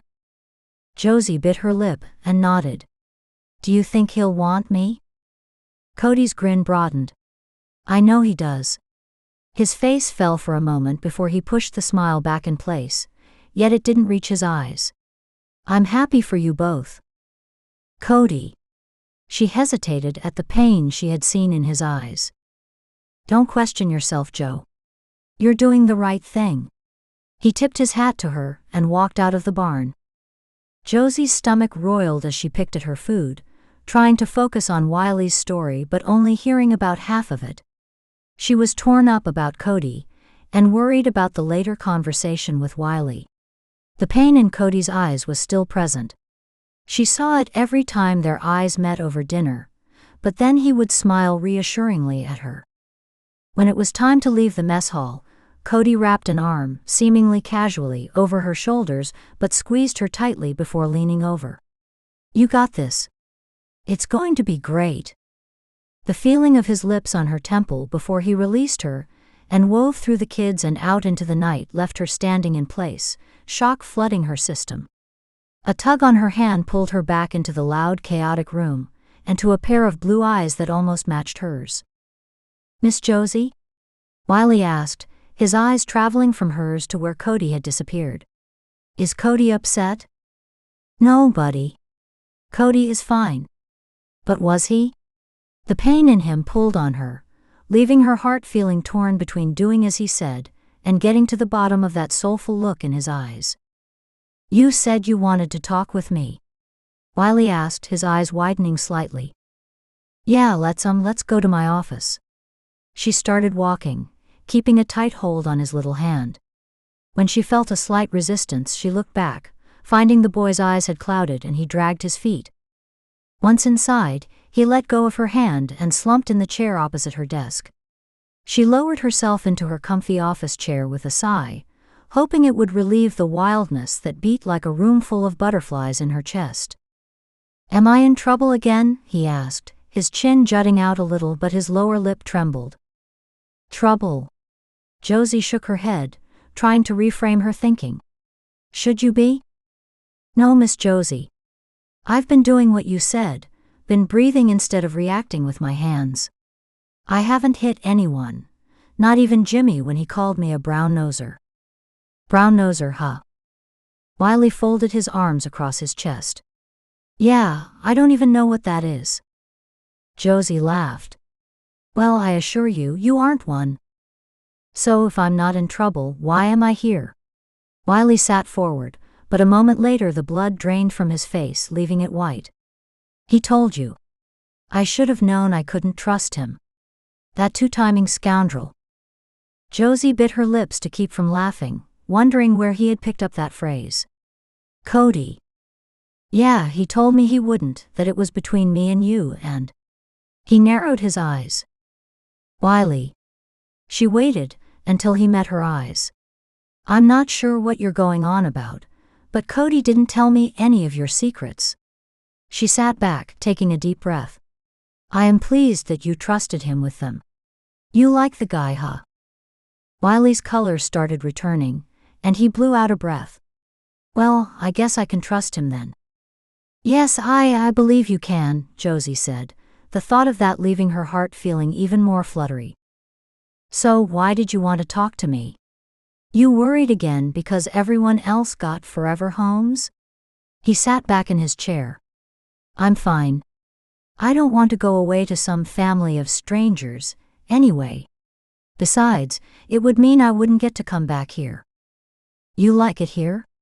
Josie said, trying to consciously not hold her breath and finding it difficult. You kidding? You know I do. I would stay here all year if they would let me. Even when all the other kids went home? Josie's blood pulsed in her ears. Yeah, as long as you're here, I'd be just fine with that. He licked his lips and sat up, but then fell back into his chair. It's just wishful thinking though, but at least I'll be back for Thanksgiving camp, right? Josie opened and closed her hands, leaned forward, resisting the urge to pull him into her arms. Hey, Wiley. How about we have an interview? Wiley's eyes darted to her and widened. Like the interviews with potential parents? Josie nodded her head, blinking her eyes rapidly. Wiley leaned forward, his lips parting and hands squeezing his knees. You mean you and me? Josie nodded again. For practice? He blew the words out. Josie shook her head. For real. Wiley leapt off his seat, clutching the desk between them. You can do that? You can be a potential parent? Yes. Josie blew out a trembly breath. If that's what you want. What I want? Wiley whooped. It's only what I've been wishing for since that first summer here. I can really be here with you all the time? For forever. It takes time. Josie clutched his trembling hands in her own.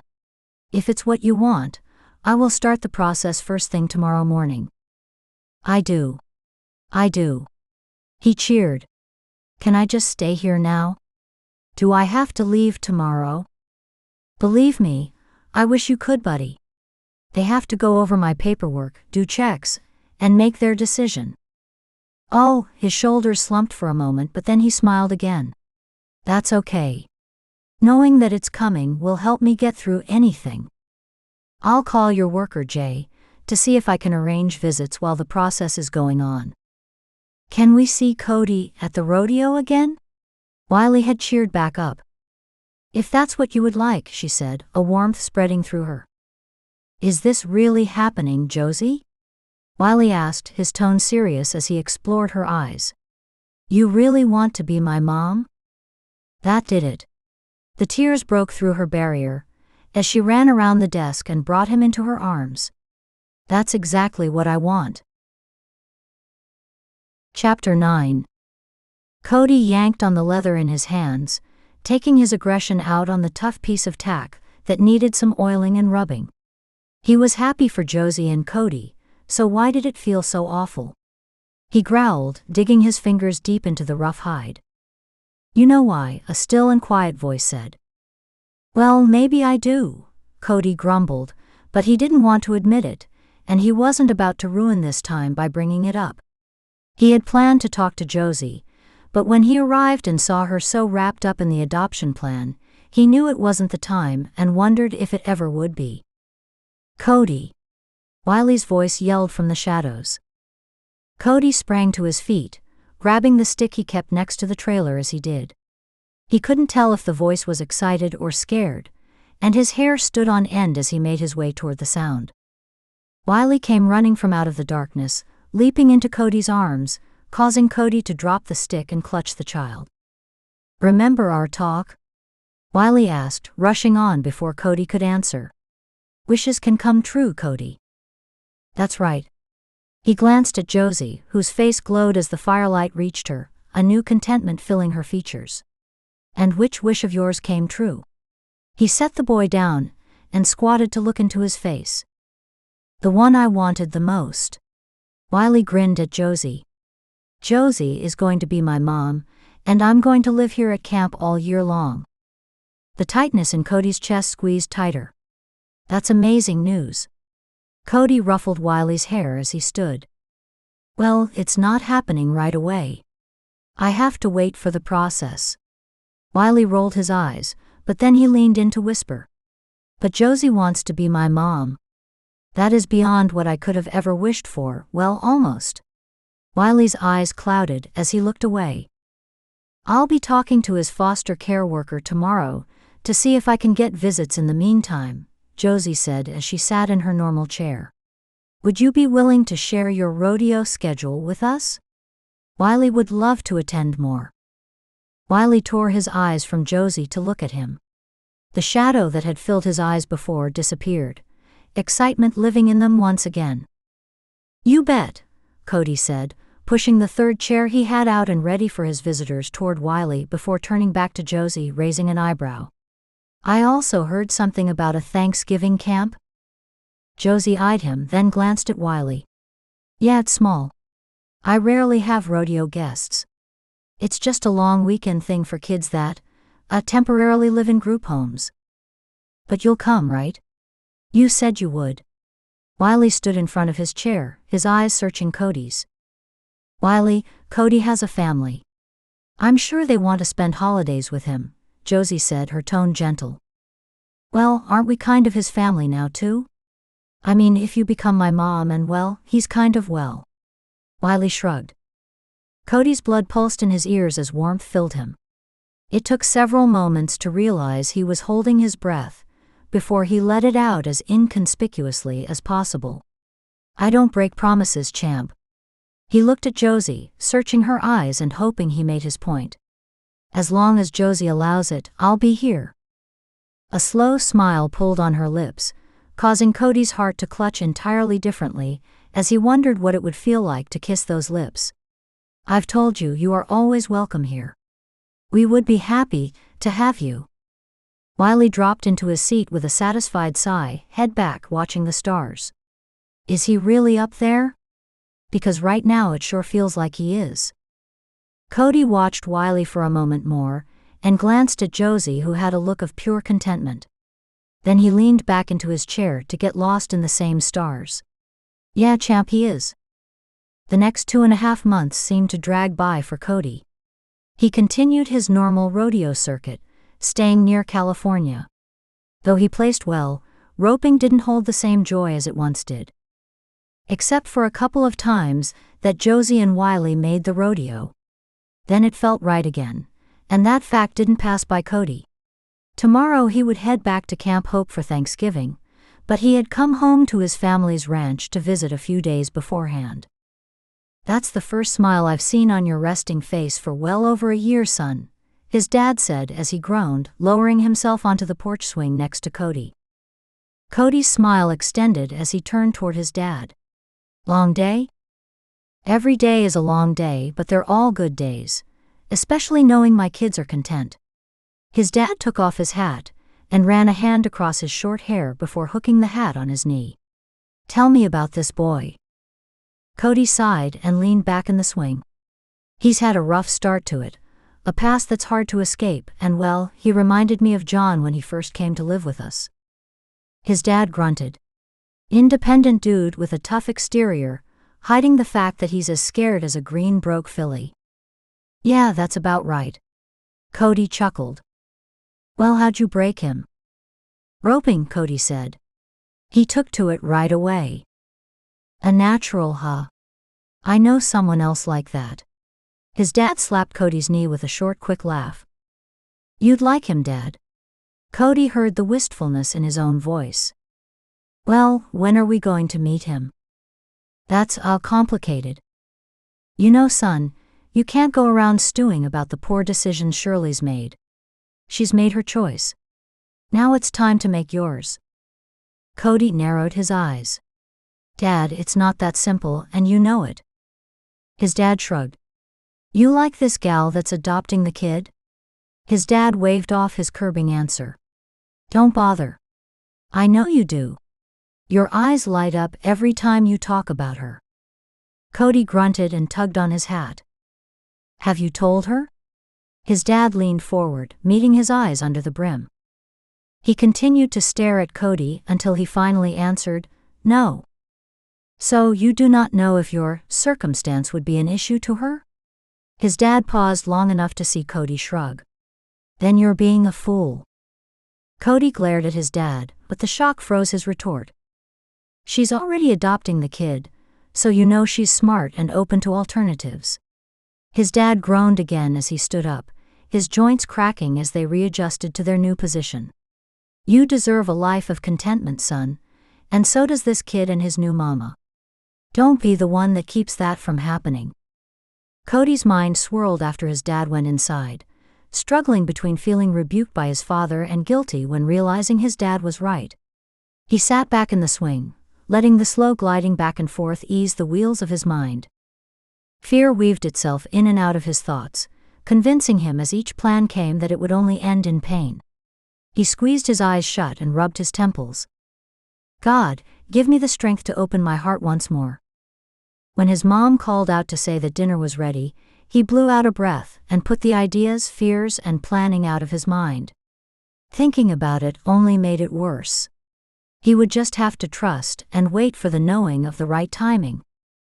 Josie slammed the phone down and pounded her fists on the desk until finally, she let the sobs escape, dropping her head into her hands and allowing the release she so needed. 2.5 months of doing paperwork, phone calls, appointments in the city, and nothing. She couldn't believe the arcane system that allowed this prejudice to happen. The whiny voice of the state worker grated in her memory. Well, I'm sorry, ma'am. There are just more reservations about single-parent adoptions. We have to go through the process. The process. Josie rolled her eyes, thinking immediately of Wiley, her heart constricting. How was she going to tell him? He had to continue to wait. She had promised him he'd be home with her by Christmas. She screamed out her frustration, once again relieved to be alone at the camp with no one to hear her besides the horses. An answering whinny reminded her she needed to muck out their stalls. The thought of the stalls threw her back into a memory of Wiley's last visit. She hadn't asked him to help, but he had grabbed a shovel as big as him and went to work, hefting the muck right alongside her. She had thanked him as they finished, and he had thrown back his shoulders, pushing his cowboy hat up to wipe his forehead, a perfect imitation of Cody, and said, I'm getting stronger every day and you can count on me. I will be the man of this camp, and shoulder the load with you.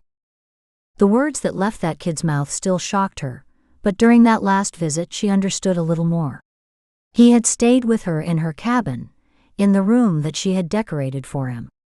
When she came in to say goodnight, She caught him reading, barely seeing the title before he slipped it back into his bag. She silently watched where the book had disappeared, then met his eyes. "You like westerns, huh?" "Yeah," he said, shrugging his shoulders. "The group leader says they're not for kids, but we get to pick our own library books. There are worse things you can read besides Louis L'Amour." She smiled. "What do you say about 10 more minutes of reading and then lights out?" He had smiled, reached over to grab the book, and stopped her before she went out. "Want me to read it to you?" "Absolutely," she had said, pulling up a chair next to his bed. "Where are Canavan and Dixie at now?" "You know them?" "It's one of my favorite books," she said, nodding to the paperback for him to read. Listening to him read, her heart had warmed so much with the rightness of the moment that she almost wept right there in front of him. Back in the present moment, she lifted her head off the desk and wiped at her eyes. She would make this happen somehow. She had to.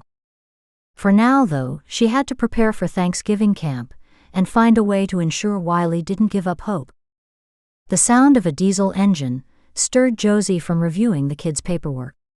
Her heart leapt, surprised at the suddenness of emotion that swept through her at Cody's arrival. Eagerly, she set her paperwork aside and went out to meet him. "Hey, Josie," he said as he hopped out of his truck. His deep voice and potent presence were an instant welcome. Her steps quickened as she rushed into his arms. He didn't hesitate this time but welcomed her into them, letting his wide palms sweep up and down her back. "I missed you too," he said with a chuckle as she stepped back. "You did." Her eyes widened, but she blinked them closed as she felt the burn of unshed tears in them. "What's wrong?"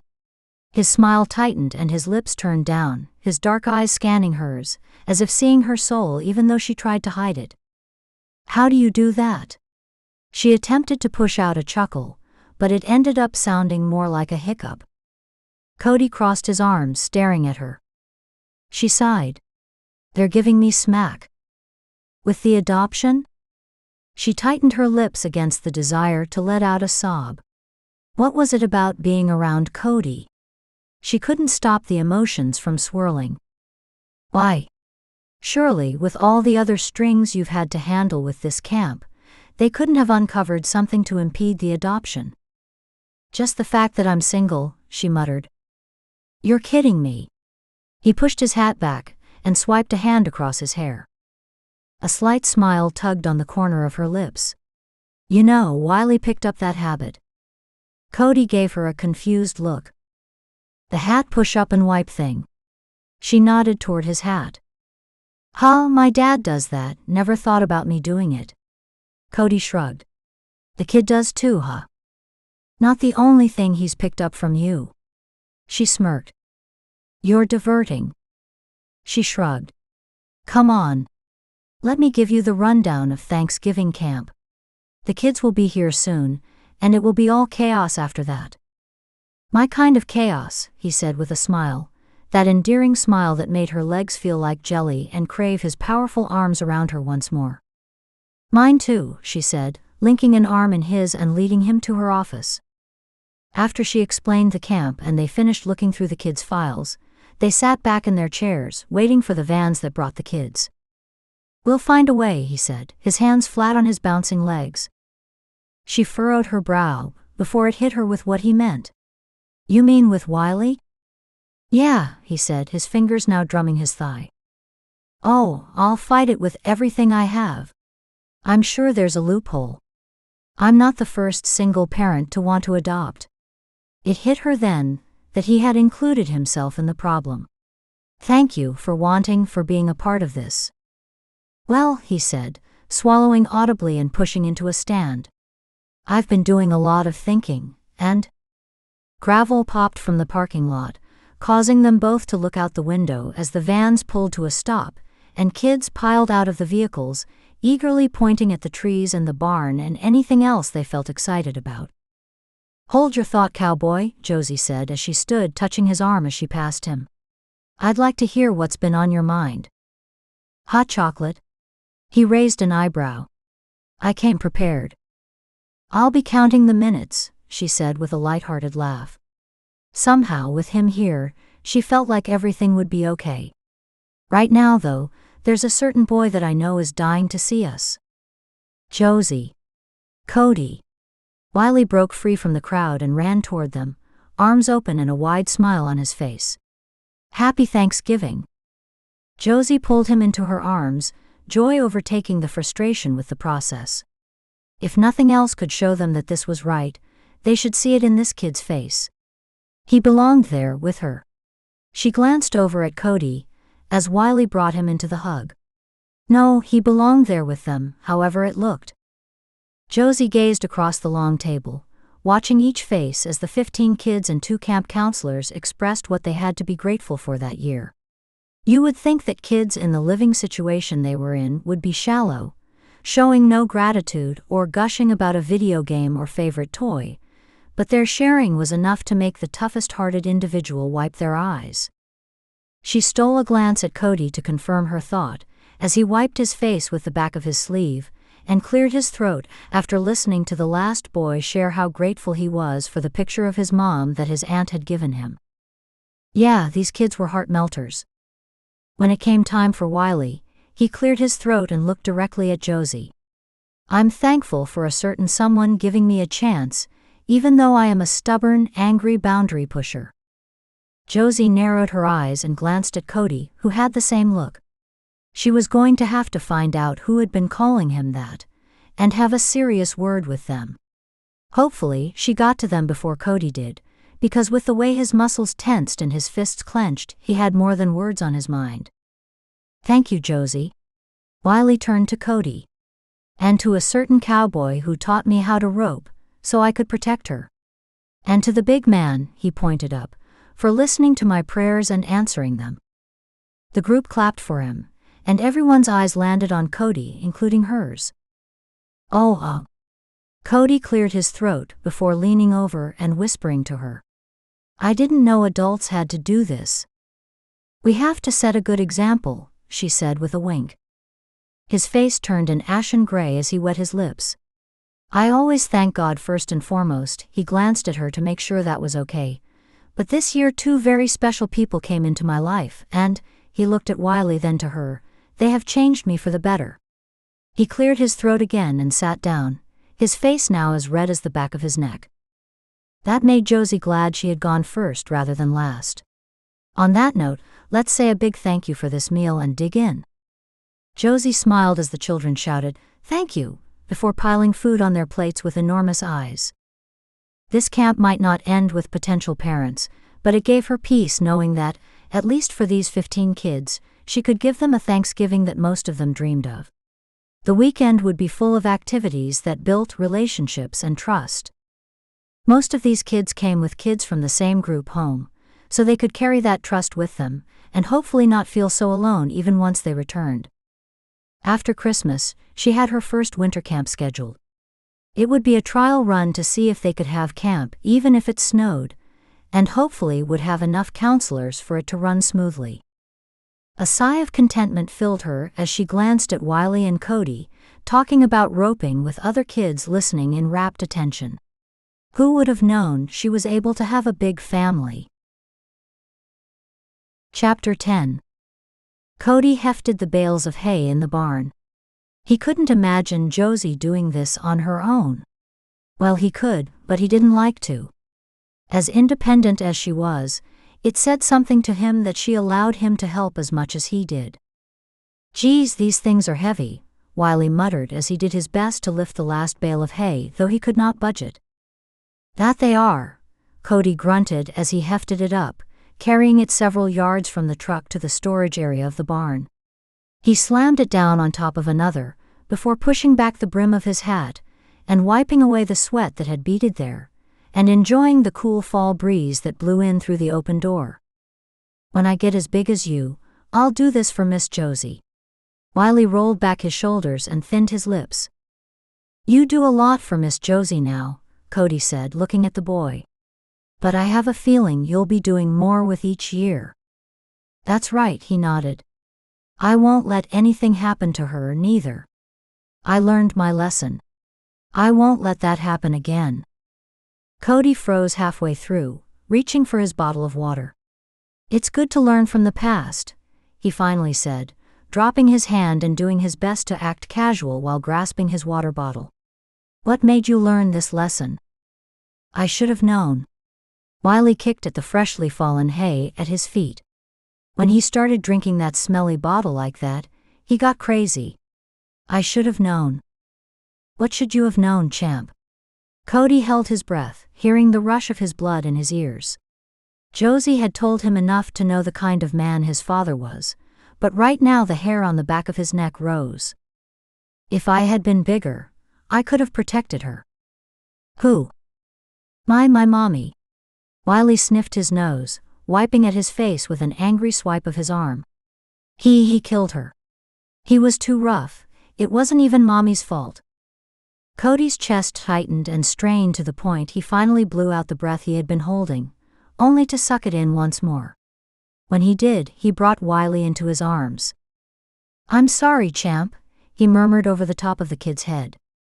What else could he say? After a moment, Wiley pushed away, lips pressed tightly together and a look of pure anger firing in his eyes. "I'm bigger now. I have skills, and I won't let that happen to Josie." "No one will try to hurt Josie," Cody said. "She's safe."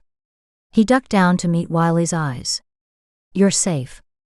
Wiley narrowed his eyes, staring him down like he had the first day they met. Cody kept his gaze level, breathing through the panic that flooded through them both, hoping that he showed the kid he could trust him. Wiley shrugged. "Are we going riding or what?" Cody gave him a nod, standing up and shaking his hands out as he turned back to the task at hand. "You gonna help saddle the other horses? We have 4 other kids coming with us today." "So I guess the cave is out," he muttered. "I kind of wanted to keep that a secret," Cody said, waiting for Wiley to meet his eyes again. "You know, just between us." Wiley's eyes widened slightly before his mouth set in a firm line. "Okay, but I might have to tell Miss Josie. I promised not to keep secrets from her." "Deal," Cody said, hoisting a saddle but stopping as he passed Wiley.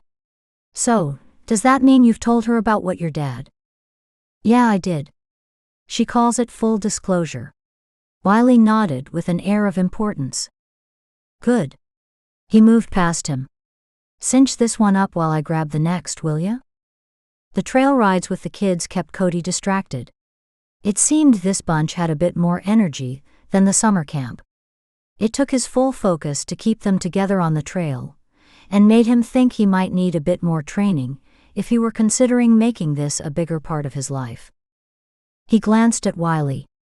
The boy sat relaxed in his saddle like he had been born there, giving advice to the bigger kid next to him. Before the ride, the older kid had paid little attention to what Wiley suggested.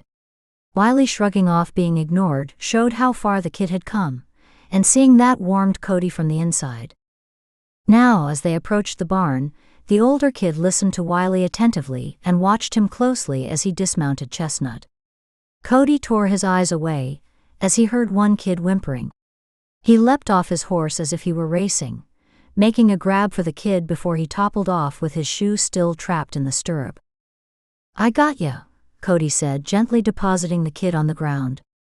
"That was a close one," the boy said, his eyes wide and mouth hanging open. "I thought I was a goner for sure." Cody laughed. "There is a strict policy at Camp Hope that no one can become a goner." "Oh well, that's good news." The kid blinked his eyes before looking around at the others who were dismounting. Not even 2 seconds later, they were running in the arena like chickens chased by a fox. Cody opened his mouth, but shut it before he uttered a syllable. "You gotta call them in, Cody. Don't you think they need to learn how to care for the horses after a ride?" Wiley's eyebrows furrowed, and his mouth drew down as he watched the other boys racing around. "I bet you and I could get it done, don't you?" Cody winked at him and started unsaddling the horses, beginning with Scout. "Doesn't seem fair, but yeah," he grumbled as he pulled on Chestnut's cinch. Training, Cody thought. By the time the night wore down, he was still thinking about his need of training, and from the look in Josie's eyes as she came to his camp that night, she thought about it as well. Rough day?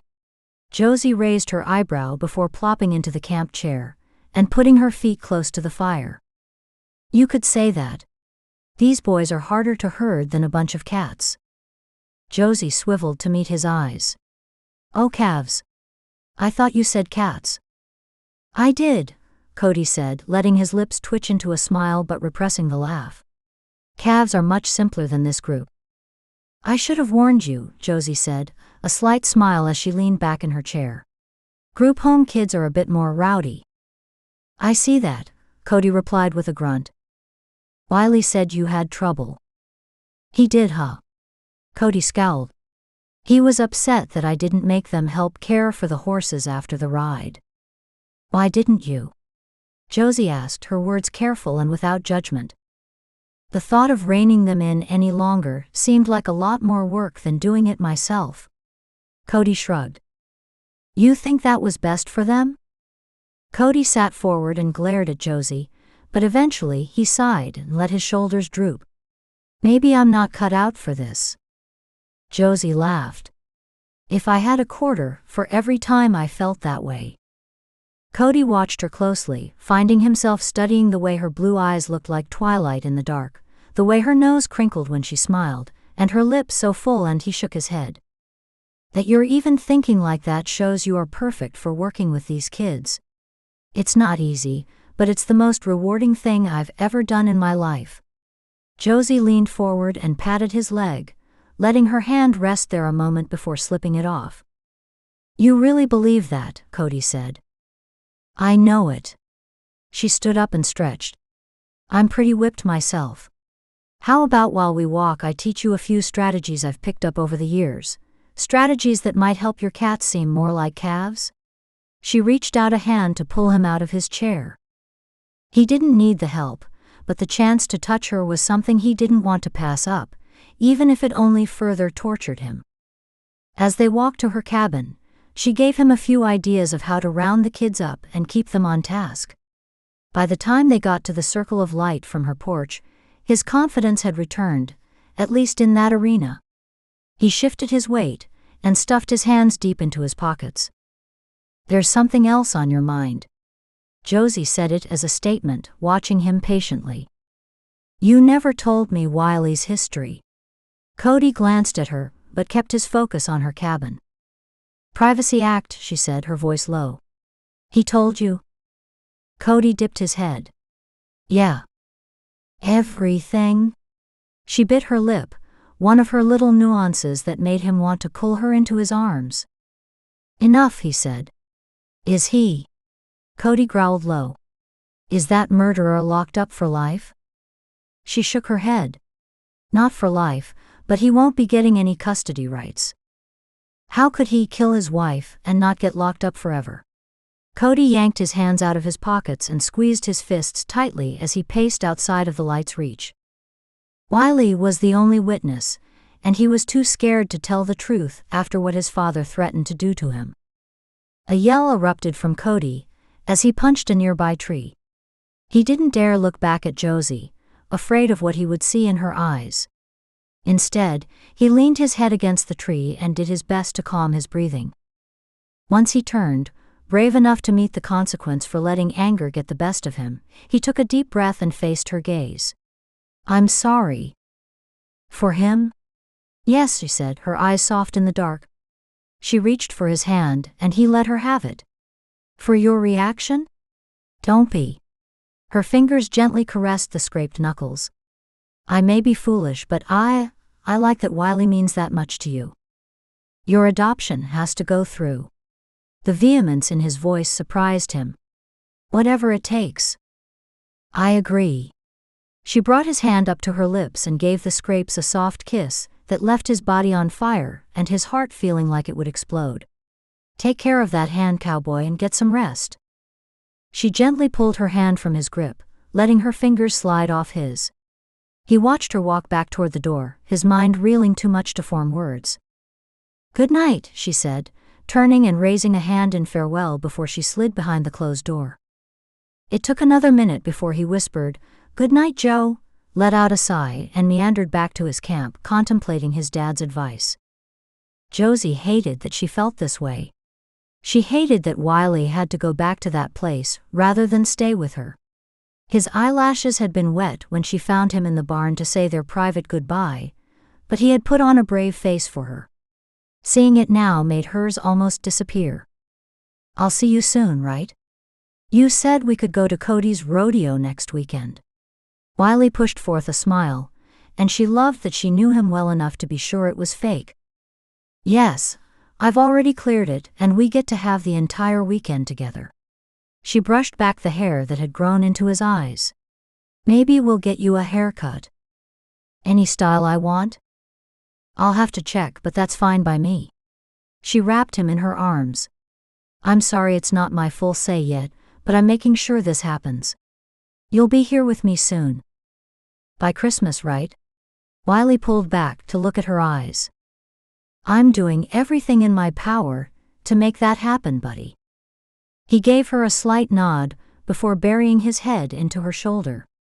She rubbed his back, feeling his body shaking, and allowing righteous indignation to fill her. Enough horsing around. She would march right up to the main adoption office and talk with the person in charge to make this happen.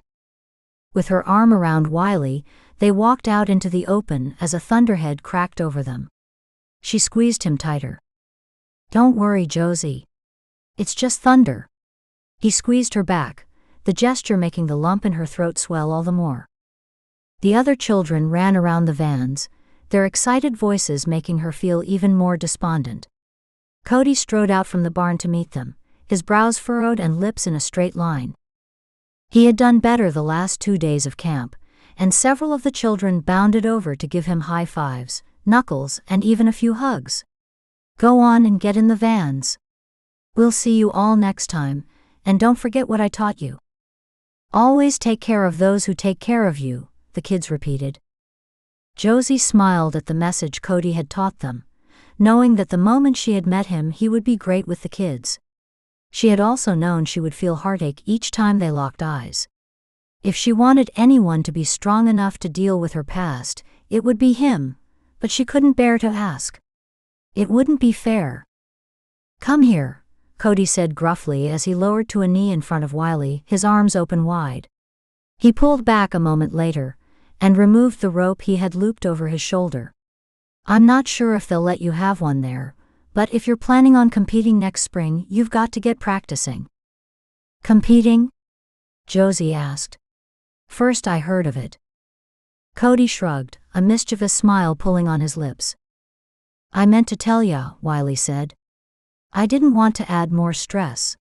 I don't have to." She brought him into her arms. "You can tell me anything. Don't you worry about my stress." She pulled back and tipped his hat. "And if you want to try competing like Cody, then I will not be the one that stops you." "Really?" A genuine smile spread across Wiley's face.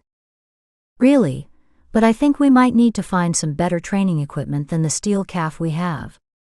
Josie stood, but she saw the mischievous look Wiley gave the kids who made faces from the van windows. "Don't even think about it, buddy." I can't even think about it," Wiley said with a laugh. "We gotta go," the driver said as he leaned out of the window looking up at the sky. Sure enough, a few drops splattered on her face. She steeled her heart and gave Wiley one more squeeze. "I'll see you in a few days." "Okay," Wiley said. The weight of the world seemed to be on his shoulders as he turned. "Bye, Cody. Bye, Josie."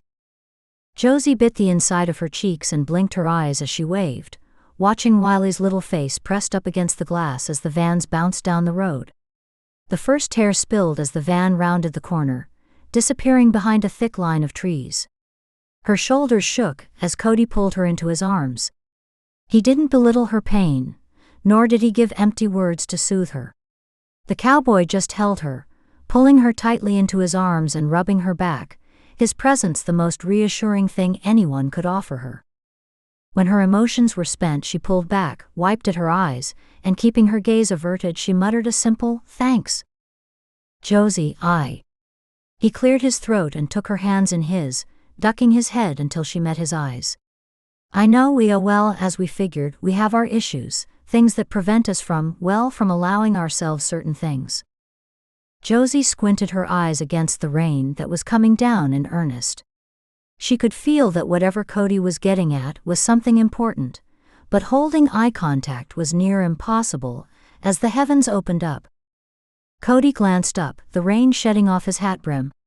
He released one hand, holding tight to the other as if he feared she would run away before he had the courage to finish what he was going to say, and led her to the porch on her office steps. Once under the protection of the porch, he leaned over and wiped the droplets from her face. I'm no good with words. Just spit it out. No need to be fancy. Tell me what's on your mind. He looked at her, his eyes imploring as he took in a deep breath. Marry me. Josie gasped. Well, that was not what I had expected. She took a step back and fell into a chair on her porch. I know. I'm no good at these sorts of things. He pushed back his hat and ran a hand through his hair. In my defense, there is usually some warning to a question like that. I mean, at least a date or two, a kiss or something. Josie smirked at the audacity of the situation. I know. Cody paced in front of her. Look. I mean, from what we have said before. I'm damaged goods, and you would have remained single for your own private reasons. This is not for us. Josie locked eyes with him. Wiley. You said the adoption was at a standstill because of you not being married. He stood in front of her, rolling his shoulders back just like Wiley. I'm offering a solution. That's quite the solution, Josie said, shock pounding her like the rain pounded the metal roof above them. If his father gets released, I want to know he's safe. I want to know you're safe. His voice softened, barely heard over the storm. Marriage is quite the commitment. So is fatherhood. Josie searched his eyes, still reeling from the notion that had rocked her world. It wouldn't be a bad thing to have him there with her, helping at camp, a supportive hand, another adult to lean on. It wouldn't be bad to have him as a husband either, but he did not know what he was stepping into. This isn't a spontaneous offer. Cody cleared his throat. I've been thinking about it, a lot. The phone in the office rang. She glanced over her shoulder and back to him. I don't think you know the extent of what this means, Cody. I know your heart is good. I know you mean well, but is this how you really want to spend your life? In a marriage with someone you don't love? He began, but he glanced at her office as the phone rang for the second round. It sounds like an emergency. Josie nodded with a gulp. As she stood to get the phone, she let her fingers graze across his arm. She didn't want to hurt him, but how else could she answer regardless of how she felt? Hello? Josie answered the office phone, barely registering the number as familiar. Oh, thank goodness you are still there. Jay, Wiley's foster care worker, breathed into the phone. You really should think about getting a cell tower up there. What's going on, Jay? She glanced outside, watching as Cody leaned against the support pole on the porch, watching the storm as it came crashing down around them. Where are you at with the adoption? Jay asked. They're still pulling stunts to delay it, she said. Is that really why you're calling? You sound frantic. No. Yes. Well, I'm not supposed to say anything, but they are releasing Wiley's father next week. He rushed the words out. What? Josie spat into the phone, her heart dropping and turning cold at the same time. He won't ever get custody. It shouldn't impede the process, but... The guy swallowed and lowered his voice. Has Wiley shared that night with you? Yes, she said evenly, her eyes meeting Cody's as he came into the room, his brows furrowed in concern. He won't tell the authorities, but I worry about him. His father knows Wiley holds his life in his hands. Jay choked and cleared his throat. I'm sorry. I really shouldn't be telling you this. I would lose my job, my license, but man, that kid is finally coming around. We need to keep him safe. What's the judge's name that handles the adoptions? Josie picked up a pen. Judge Philip Andrews. Josie scribbled the name down. Where's his office, and who are his connections? Josie wrote the information down, only meeting Cody's worried eyes when she finished. Thank you, Jay. I'll keep you updated. We're going to keep him safe. She set the phone down, lowering her head and bracing herself on the desk, not looking at Cody even when his hand settled on her back. They are releasing Wiley's father next week, she whispered, the fear of reality finally gripping her heart. He took her hand, pulling her toward the door. Then we have no time to waste. The pastor of my town's church is a good friend. I'll call him on the way. She dug her heels in and yanked her hand out of his grasp. Cody. He turned toward her, grim determination on his face. Look. I know the idea of marrying me might not be what you dreamed of, but together we can keep him safe. You're not thinking clearly, Cody. She softened her tone. If we followed your harebrained plan, it wouldn't help the situation right now. We would have to start the adoption process over, add your name to the mix, do your background checks. It's not an overnight deal. Cody watched her, his eyes narrowing. Look, it's sweet what you're trying to do. I'll never forget it, but I have to make some calls, pull some strings with people who owe me. She made a mental list of who to call and in what order. What are you going to do? Cody finally asked. I'm going to get emergency custody of him, and have the records sealed so that Tyrant can't ever find him. Josie dared anyone to stop her. Wiley was hers. She hadn't birthed him, but she was meant to be his mother, and she wouldn't let anything happen to him. With a last glance at Cody, who stood looking as shell-shocked as she had felt when he asked her to marry him, she sat at her desk with one focus in mind. Chapter 11. Cody swept the brush down Scout's sleek coat, but his heart wasn't in it, and Scout knew it. The horse kept turning back to nudge him with his nose. Sorry boy, Cody said, blinking his eyes. He drew in a deep breath, letting the sweet horse scent bring him back to the present moment. I'm worried about them. Scout nodded his head in broad movements, pushing a smile to Cody's face. You know, boy. You're a great listener. You talking to your horse again? Jake hung his arms over the railing of Scout's pen. Always. You don't talk to yours? Cody glanced at his friend but didn't hold his gaze. Of course I do. Jake unlatched the pen, coming inside to lean against the fence. Want to talk to a human? Cody shrugged. In truth, there wasn't much he could share without crossing dangerous ground. Josie and the kid coming today? Jake tried again. They were going to, but something came up, he said, setting the brush down to check Scout's hooves. Ah, I see. So I guess you haven't told her yet. Cody turned to glare at Jake before picking up the next hoof. He hadn't told her what Jake was asking, and he wasn't about to tell the guy he had proposed and been denied either. Well, she hadn't outright denied it. More like things got really crazy, and that left his proposal hanging in the air, kind of like he felt now. Josie had left him a message, apologizing for her curt manner and promising they would talk more on the subject as soon as she solved the current crisis, keeping Wiley safe. How could he argue with that? The kid was the whole reason he proposed in the first place. Wasn't he? Cody clenched his jaw in memory. He could have handled it much better than he had. Hey man, I'm just trying to help. I've been there. It's like ripping off a Band-Aid. You just have to buckle up and jump on. Jake slapped his back, pausing with his hand resting there. Cody noticed his attention caught on something in the parking lot. Well, it looks like the something that came up is no longer up, and you have another chance, brother. Take it. Jake squeezed his shoulder before leaving the pen. Hey Josie. What's up, Wiley, my man? Cody's heart lurched. He dropped Scout's hoof, ignoring the irritated snort from his horse, and raced out of the pen. What I thought. He scanned them both. Is everything okay? Yes, Josie said, and he saw the glow in her cheeks. Judge Andrews helped us find a genius workaround in the system, didn't he? She squeezed Wiley to her. Yep. Wiley gave Cody a quick squeeze. Miss Josie is now my temp mom, until they iron the process out. Temp mom? Jake asked, still standing near them.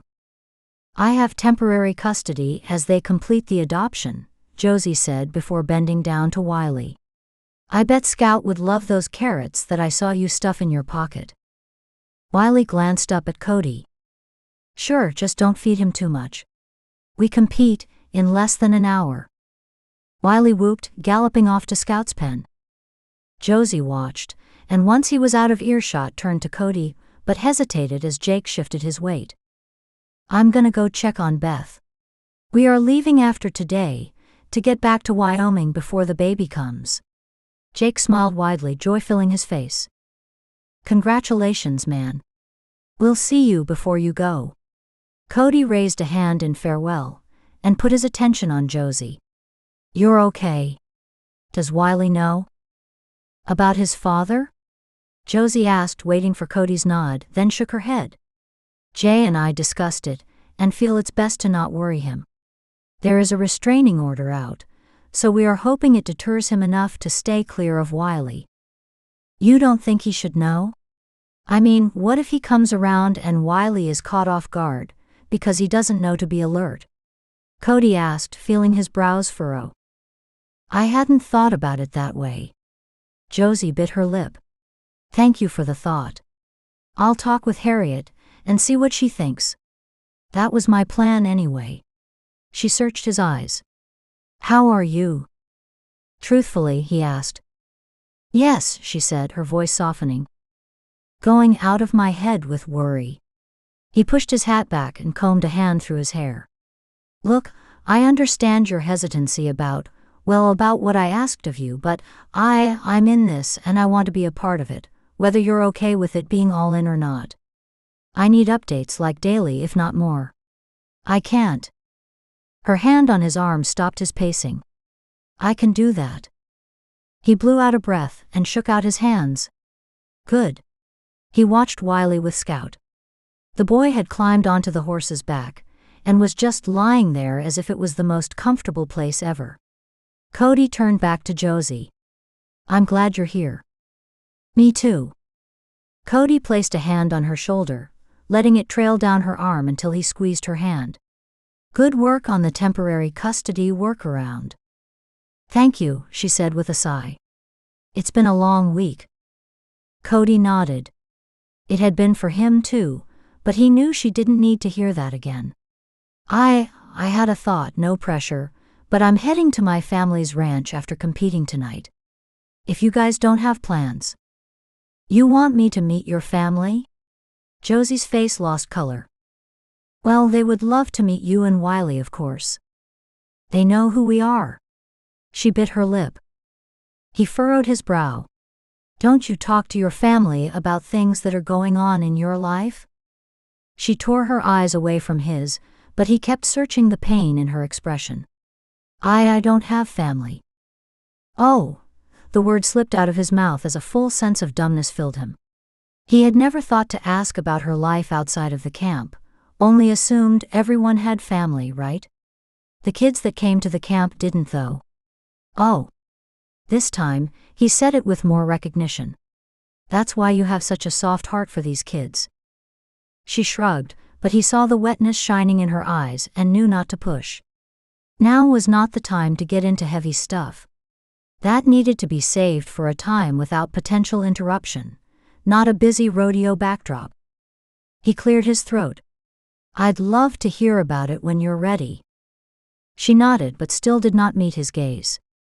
To answer your question, yes, my family knows about you and Wiley. They do want to meet you, but the main reason I was asking was to get the kid some practice with a real calf.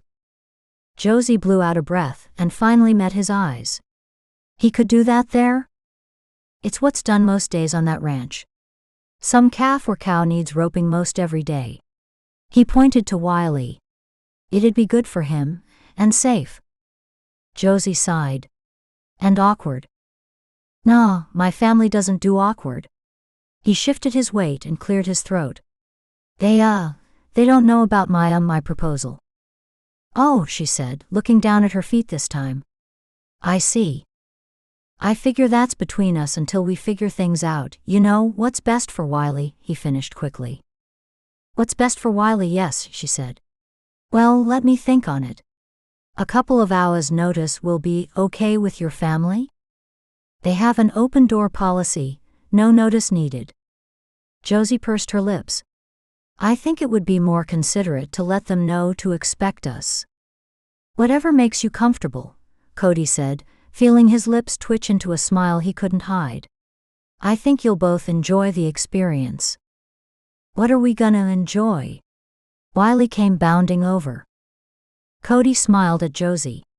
He wouldn't step on toes, not yet at least. Right now, he had to walk a thin line and figure out what he really wanted. The more he thought about being married to Josie, the more he realized it wasn't a purely selfless proposition. Josie's hands gripped the steering wheel as she watched the miles of pasture speed by. It didn't matter that it felt right to be going to the ranch with Cody. It still made her insides quiver, thinking about meeting his family. Are you scared? Wiley asked, leaning forward from the back seat of the car. Scared? Why would I be scared? Josie asked. I don't know why. Maybe you're afraid Cody's family won't like you. His voice trailed off. Are you afraid of that? Josie asked him, watching in the rearview mirror as he shrugged. They are going to love you. How do you know that? He asked. Because I love you. She glanced back in time to see his wide eyes lift and meet hers.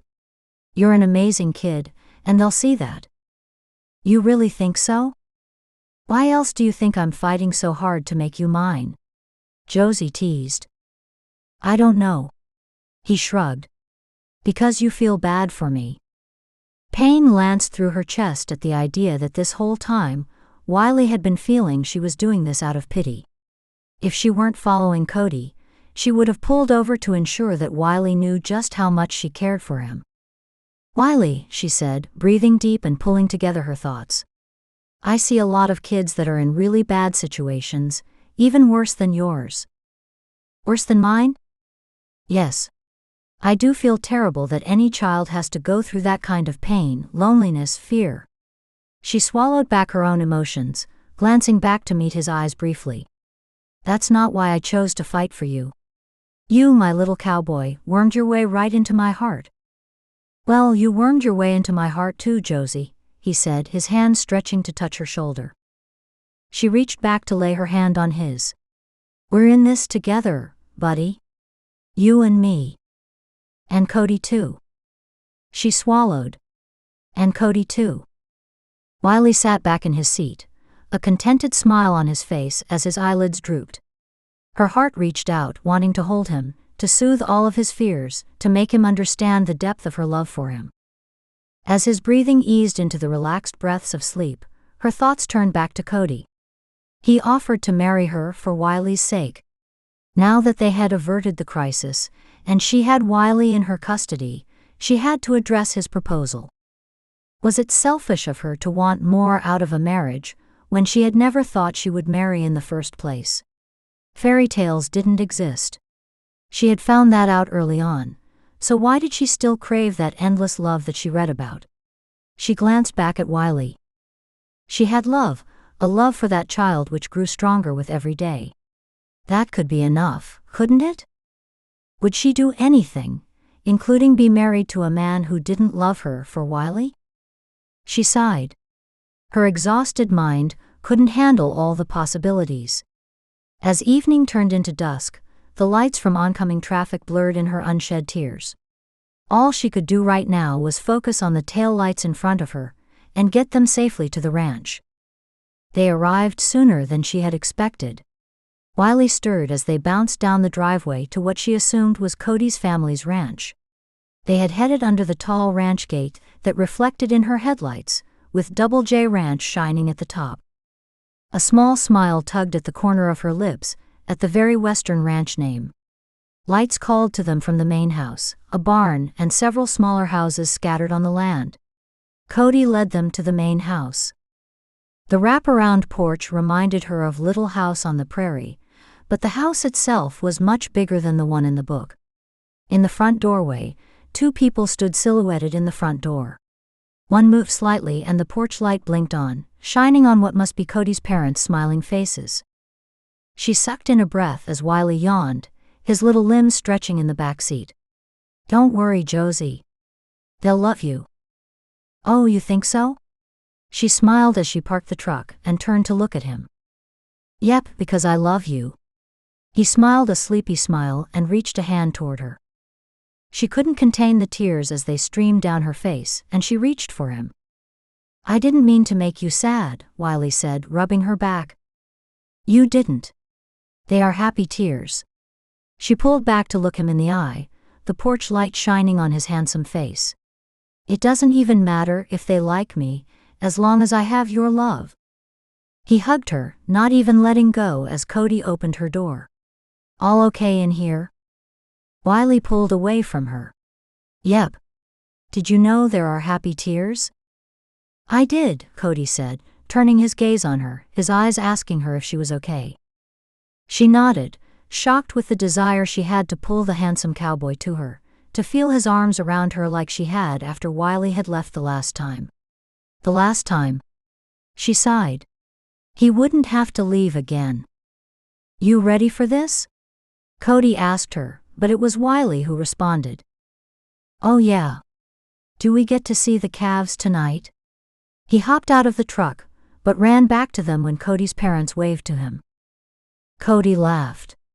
"That's my parents. They're excited to meet you." "Do they always smile like that?" Wiley asked, peering from behind Cody's legs. Cody laughed. "Not always, but a good portion of the time." He picked up the boy, carrying him toward the front porch, leaving her to follow them alone. Wiley was really too big to be carried, but Josie would not say a thing about that. "You must be Wiley." Cody's mom was bent over, tipping up Wiley's hat to look at him. "Look at those eyes." "What's wrong with my eyes?" Wiley asked. "Wrong? Nothing's wrong, handsome chap, but they look hungry." Cody's mom smiled, winking at him. Wiley's tummy growled, and Josie's followed suit, for the closer she came to the house, the stronger the scent of a home-cooked dinner reached her. "Sounds like he's not the only one. You must be Josie." Cody's mom gave her a warm smile, opening her arms and pulling both Wiley and Josie into a nurturing hug. "Come on, you two, let's get you all settled." Josie glanced back at Cody, but he only smiled, a smile that made her feel like he was saying, "I told you so." His dad laid an arm around his son's shoulder, as they followed them into the warm house full of scents she always imagined a real home would smell like. They sat around the dinner table, talking amiably as Josie laid a hand on her satisfied stomach. "I'm sorry John and the others couldn't join us tonight, but it's a late supper for them. They're taking the early shift in the morning." Cody's mom smiled, patting Wiley's hand. "You'll love meeting the cousins. Cooper is about your age. He could use some help with the younger ones." Wiley swallowed, wiping his mouth and taking a drink before responding. "I like kids. I'm an excellent mentor. Miss Josie tells me that all the time." He smiled up at Josie. "That's right. You watch after the younger ones, always making sure they have what they need." Josie's heart warmed seeing how polite he was being with Cody's parents. "Well, you'll have a big day tomorrow. I hear you have some roping skills," Mr. James said, his voice even deeper than Cody's and a man of few words like him as well. Josie couldn't help looking at the older gentleman, wondering if it was like looking at an older version of Cody. She could think of worse people for him to turn into. "I got some skill thanks to Cody, sir," Wiley said gravely, making Josie bite her lip to keep from smiling. "Wiley just started roping at the end of the summer, Pops, and he's already consistent." Cody had an air of pride about him, as he bragged about Wiley. It hit her then. She was being selfish, not only for Wiley's sake but Cody's. The guy loved that kid. Anyone with eyes could see that. Her own eyes stung as the thoughts swirled around her mind. She felt a stare on her and turned to see Mrs. James smiling at her warmly, a look of knowing in her eyes. The men excused themselves, inviting Wiley along with them to see the animals in the barn, leaving the cleaning up for Mrs. James and herself. Josie stacked the plates, all the while waiting for Mrs. James to say her piece as the older woman's expression told her she would. Finally, with the dishes all in the kitchen, Josie couldn't stand the tense silence anymore. "It's a lot of cleanup, isn't it?" "Oh, it's not bad," Mrs. James said, "especially when you have help. It's how it works here, how it's always worked, and I think I get the better end of the bargain." She winked. "Keeping up the house, garden, and cooking is a lot easier than wrestling cattle in the rain, snow, or heat." "Putting it that way, I'd have to agree." Josie let out a little chuckle, but the tenseness remained, so as she put the last dish in the dishwasher, she met Mrs. James's warm gaze. "He loves Wiley." "Yes, he does," she said, but a twinkle came into her eyes that seemed to say something more. "He's a good man with a big heart." "He is," Josie agreed. "It's too bad his ex-wife couldn't see past."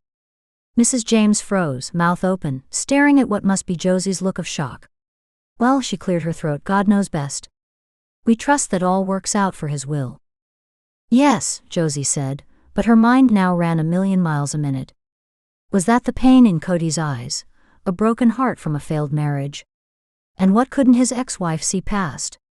Surely it was more than his lack of romanticism.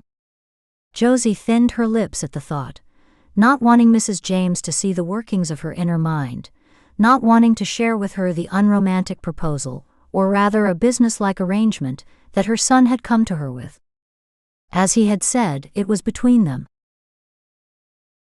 Chapter 12.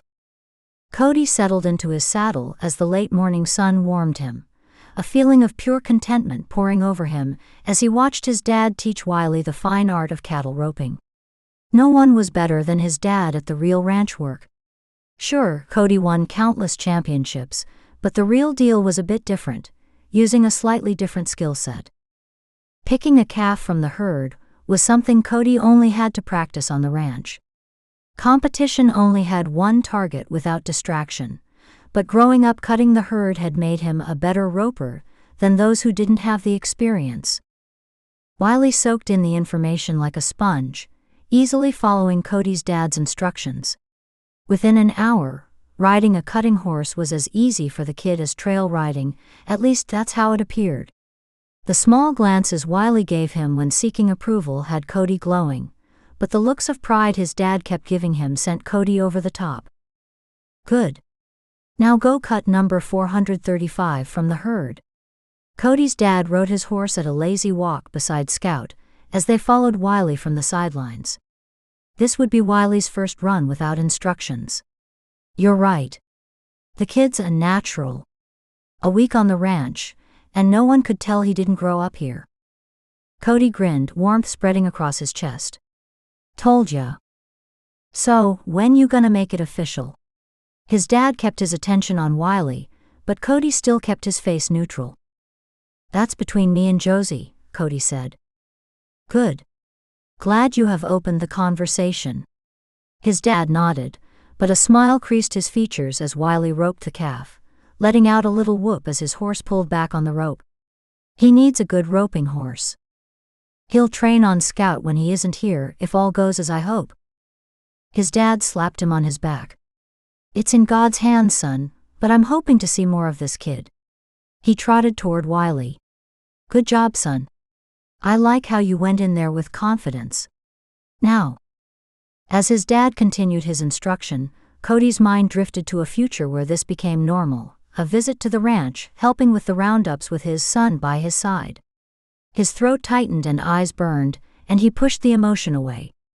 He couldn't envision that, not yet. The denial would rip his newly mended heart to shreds, and he didn't know if he could rise from it a second time. He played a dangerous game, except the more he thought about it, the more he realized it was anything but a game. It was life, real life, and his happiness was tied into an independent and heart-stopping beauty of a woman. Speaking of, he sensed rather than saw her coming up to the edge of the fence. Turning Scout, he directed him toward her like a cutting horse to a calf. He knew exactly which one he wanted to single out. He looks happy, she said, her voice soft and wistful, her face glowing. You do too, he said. Mom treating you well? Are you kidding? She's wonderful. I've never been mothered so well in my life, at least not in memory. Though if I stay here too long, I might gain an extra 15 pounds. That's not a bad thing, Cody said with a shrug. Are you calling me skinny? Her face set in mock shock, but he saw the smile trying to push through. No ma'am, you're perfect just the way you are. You'd be perfect still, even with an extra 15. Cody felt the tug on one side of his lips. Now, you're sounding like a hero from a romance novel. She smiled at him, her eyes teasingly sparking. Cody opened his mouth, but closed it, realizing he did not know how to come back after that statement, much less how he should feel about it. Josie, Wiley called, waving as he climbed back onto his horse. I roped one all by myself. That's awesome, buddy, she called back, lifting her hand in response. As she waved, Cody picked up a familiar scent, making his stomach growl. He leaned closer to Josie, who now stood higher on the fence, and breathed in deeply. What are you doing? She asked, looking at him warily. You smell like pulled pork sandwiches, he said, breathing in again. That's because we're making them for lunch. Which is why I'm here. I'm supposed to tell you to wash up. Your mom needs a horn like at camp. Oh, she has a bell like you see in westerns, the triangles? Well, that's what she usually uses. He peered at her closer. I'm guessing she wanted you to see what we're about out here. Does she do everything with some ulterior purpose? Cody laughed. Sure seems like it, but all with good intentions. Oh, that I believe. She's the kindest woman I think I have ever met. Almost, Cody said, looking at Josie with new understanding. Scout shifted under him. I'll gather up the others, and see you in a few. Josie lifted her hand as she hopped off the fence and turned back toward the house, but he couldn't take his eyes off her, no matter how much Scout danced. When she reached the porch, she turned back. I thought you were gathering the others, she called out. He wasn't sure because of the distance, but he swore the smile on her face had shifted to one full of flirtatiousness. His heart raced as heat traveled up his neck, and he turned to take Scout to meet his dad and Wiley. Maybe he had gone about his proposal the wrong way after all. Maybe he could get his heart involved. Cody woke in his trailer, having let Josie and Wiley share the bedroom his parents kept open for him in the house.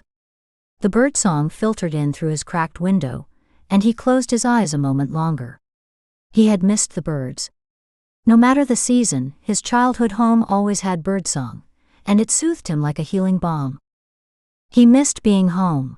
Not that he would want to live here permanently, not even like his brother Cameron, who would eventually take over the ranch. Visiting regularly would be nice, though. The idea soothed him, as he wondered if Josie would be open to regular visits. She seemed to have enjoyed the last few days. In fact, her shoulders had lowered, her pace slowed, and she seemed less wound up, more at peace, and definitely more flirtatious. A smile pulled at his lips as he opened his eyes and stretched. He liked the flirtatious side of her. His heart yearned for her in a way he hadn't felt since he had first fallen for Shirley, but this was different, fuller, more mature. Reality came crashing down as he went through his routine in the trailer. He couldn't allow the thoughts to go past purely physical attraction. That he could stuff away, could get over, his heart had to be off limits, unless his issue didn't matter to her. He growled as he brushed his teeth, biting deep into the plastic toothbrush. He had to have that conversation, and quickly. It was becoming a distraction and too difficult to keep his heart under rein. Better to be cut off now, to know it wasn't a possibility, than to continue to dream for what his soul yearned for. All morning doom and gloom filled him as he tried to get Josie alone, yet every time he started in, someone would interrupt. Josie and Wiley would leave after lunch, and time was running out. His dad had taken Wiley to say a last goodbye to the herd before lunch. Cody took the break to sneak into the kitchen, where Josie helped his mom. Hey Josie, I'm going to check your oil before you leave. Could you get the keys for me? That's sweet, Cody. She turned a brilliant smile toward him. They're in the car. Oh, he said, shifting his weight. Maybe you could show me where the hood release is. Cody felt on fire as heat traveled up his neck at the lame question. Josie laughed. I think you know how? His mom elbowed her and whispered. He wants to talk to you, dear. Oh, she glanced from his mom back to him. Sure. She wiped her hands on the dish towel. I'll be right back, Mrs. James. Honey, I told you, Mrs. James is my husband's mother. I answer best to Mom or Gamma, but that seems young for you. Okay, Josie said, her cheeks pinking as she followed Cody toward the entryway. You all right? Cody asked as he opened the door, letting in the cool winter breeze. Yeah, I never had someone ask me to call them Mom before. Josie shrugged, but he saw the moisture in her eyes.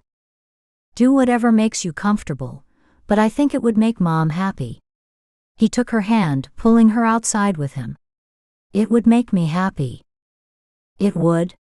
Josie asked, cocking her head but not pulling her hand out of his. Yeah, I realized what was lacking in my proposal and that, well, it wasn't very thoughtful, of you that is. Really? Her lips turned up in a teasing smile. I realized that, well, that you deserve full disclosure and that, maybe that would allow me to risk. He cleared his throat. I'm not good with words, Josie. That's all right, she said, laying her free hand on his arm. It's the feeling behind them that matters. She steered him to the front porch swing and sat down, pulling on him to do the same. You're right, though, about the full disclosure. He nodded, releasing her hand to clasp his own as he bent forward over his knees. It's difficult to, open something that's been broken without breaking it again. That was pretty poetic, Cody, she whispered. I do understand that. I was married. She laid a hand over the spot on his finger that still held the indentation. I know. The divorce is finalized. It's not legality that would hold us back. Do you want to tell me about her? She asked, her voice gentle as he had heard her talk to the more edgy kids. She doesn't matter. She's in the past and moving on with her own future. It's what drove her away that I need to share. Well, if it's you not being good with words, I think you're doing just fine, she teased. Cody felt his lips respond to the tease, but his mind focused too hard on what needed to be said, and he couldn't form the words in his head. You know, Cody, I have my own issues that I should disclose as well, she said. He looked up at her quickly. I can handle whatever issues you may think you have. Josie smiled, a slow, sweet but sad smile. I wouldn't go saying that until you know them. Voices coming from the corral drew her sad eyes away. He followed her gaze to see Wiley holding Cody's dad's hand as they came toward them. Now's not the time, she said, meeting his eyes again. When can you visit? I'll skip the next rodeo and go up with you now, he said eagerly. Josie laughed. It's your job, cowboy. She flicked the edge of his hat. Come after. We'll have a private full disclosure party after Wiley falls asleep. A private party? He asked, but his mind was figuring time. Could he wait another 5 days until he got this off his chest? 5 days of stopping himself from pining, from dreaming, from, he met her eyes. I'm sure, she said as she touched his leg, lowering her voice as his dad and Wiley neared them. Whatever it is something I can handle.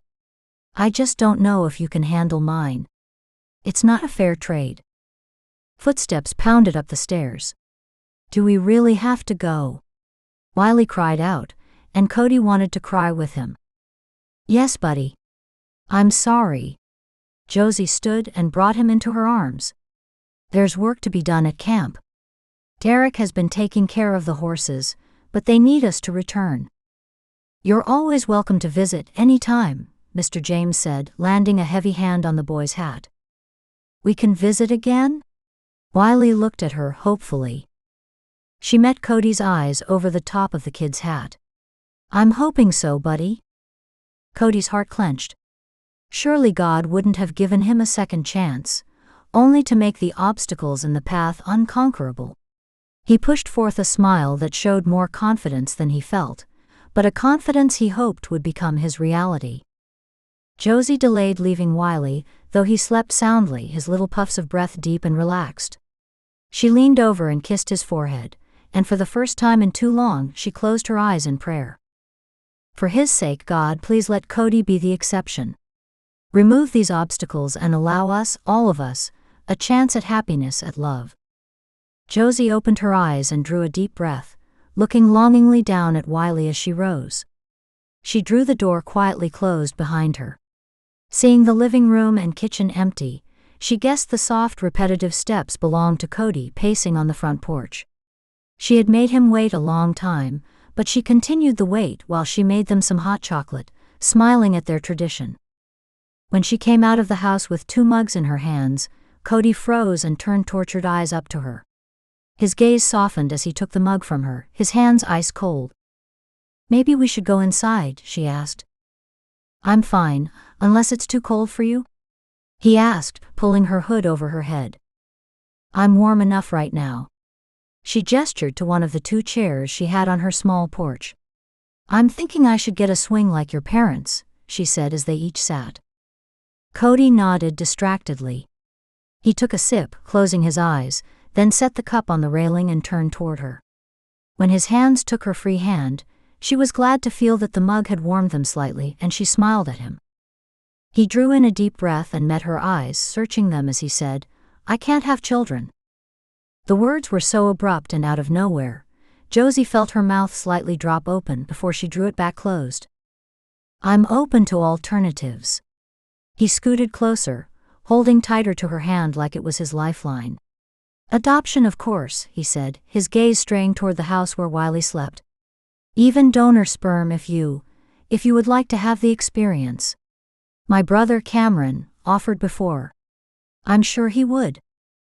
Josie's face involuntarily screwed up. "It's purely a medical procedure, not like, he never has to, it's done." Josie laughed, set down her mug, and dropped her other hand on top of their joined one. "I know how donors work." "Oh," he said, tearing his eyes away, "so you're open to these types of things?" She slid her hand off his and touched his face. "I am, but I don't want to have a child of my blood." Cody sat back. She didn't feel it was out of horror, but shock. "You don't want your own baby?" "No," she said, shaking her head.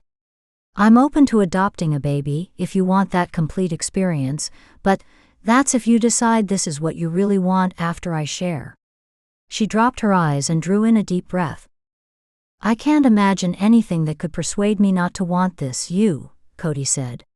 This time he touched her cheek, drawing her eyes to him. She smiled but felt the sadness that dripped off the gesture. Squeezing his hand, she stood, knowing she couldn't sit still while pouring something that she had kept hidden her entire life.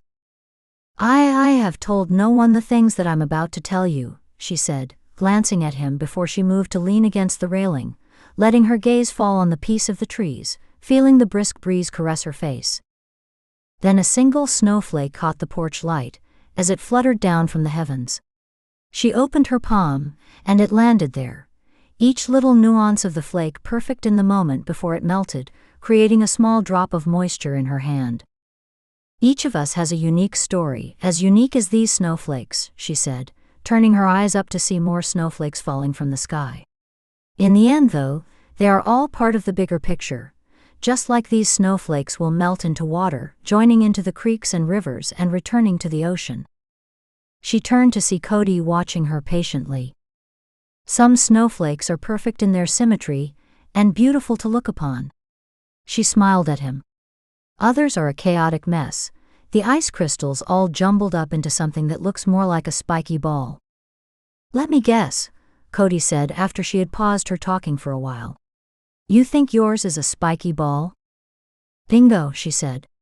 "I never met my father, not that I can remember at least, but I like to see him as a guardian angel, the man that gave me the key to unlocking a possibility my siblings did not have." Cody's furrowed brow rushed her on. "I had 3 sisters. They aren't but blurs of memory, but they were there.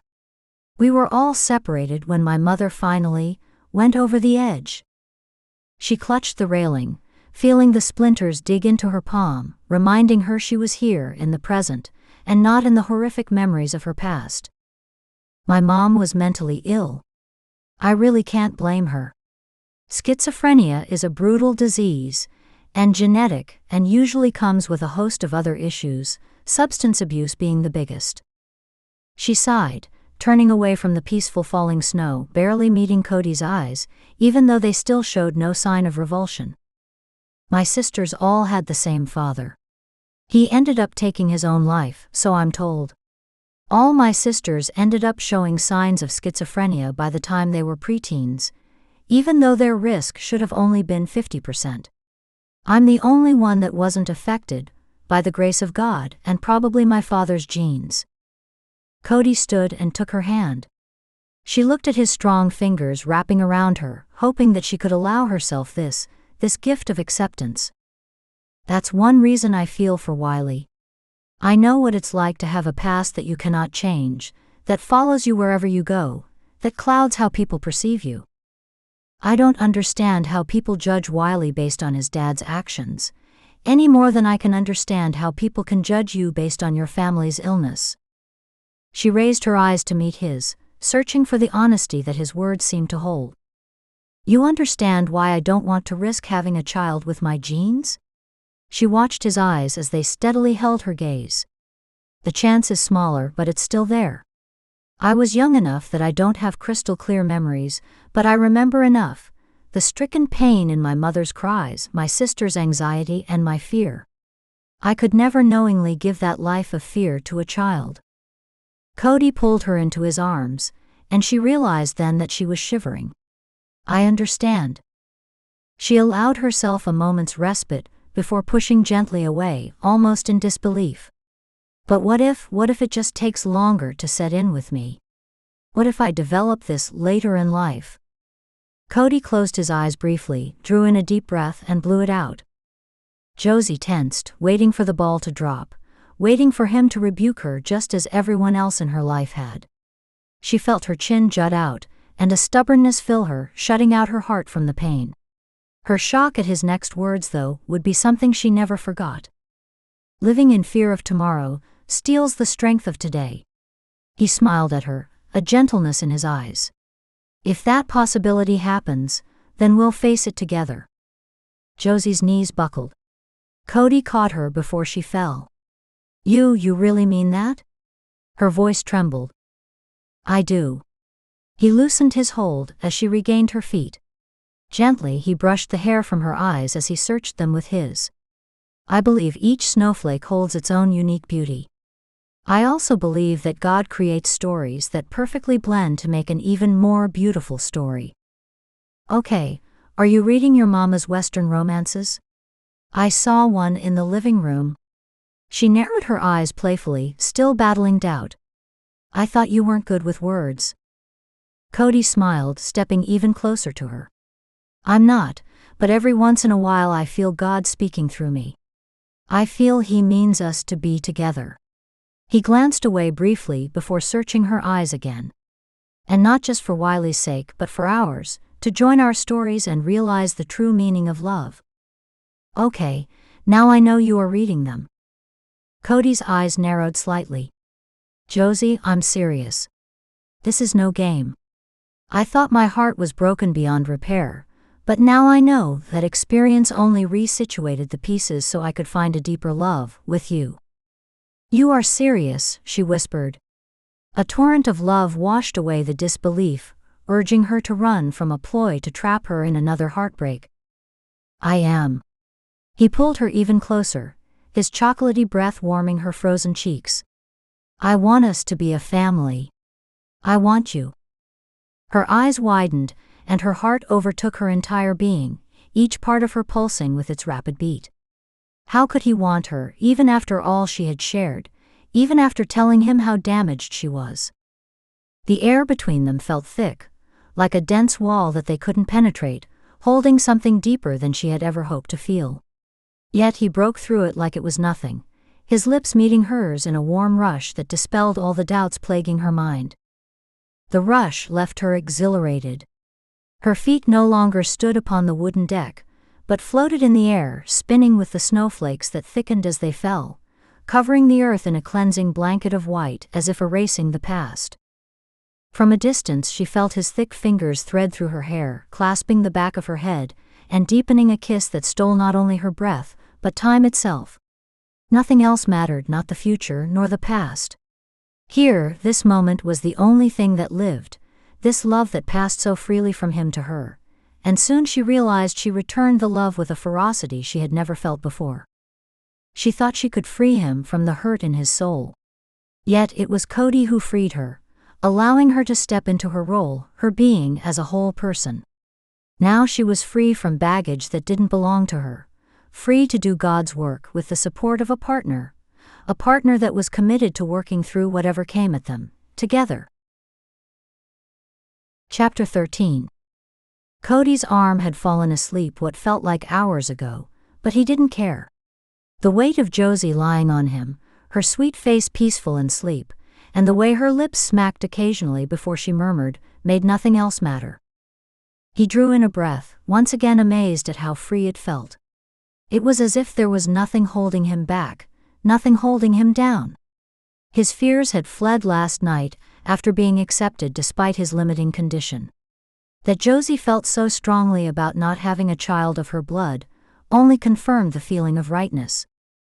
They were meant for each other. Sure, it would have been better if they hadn't had to go through so much pain to get where they were, but they wouldn't have learned the lessons they needed to see their need for each other.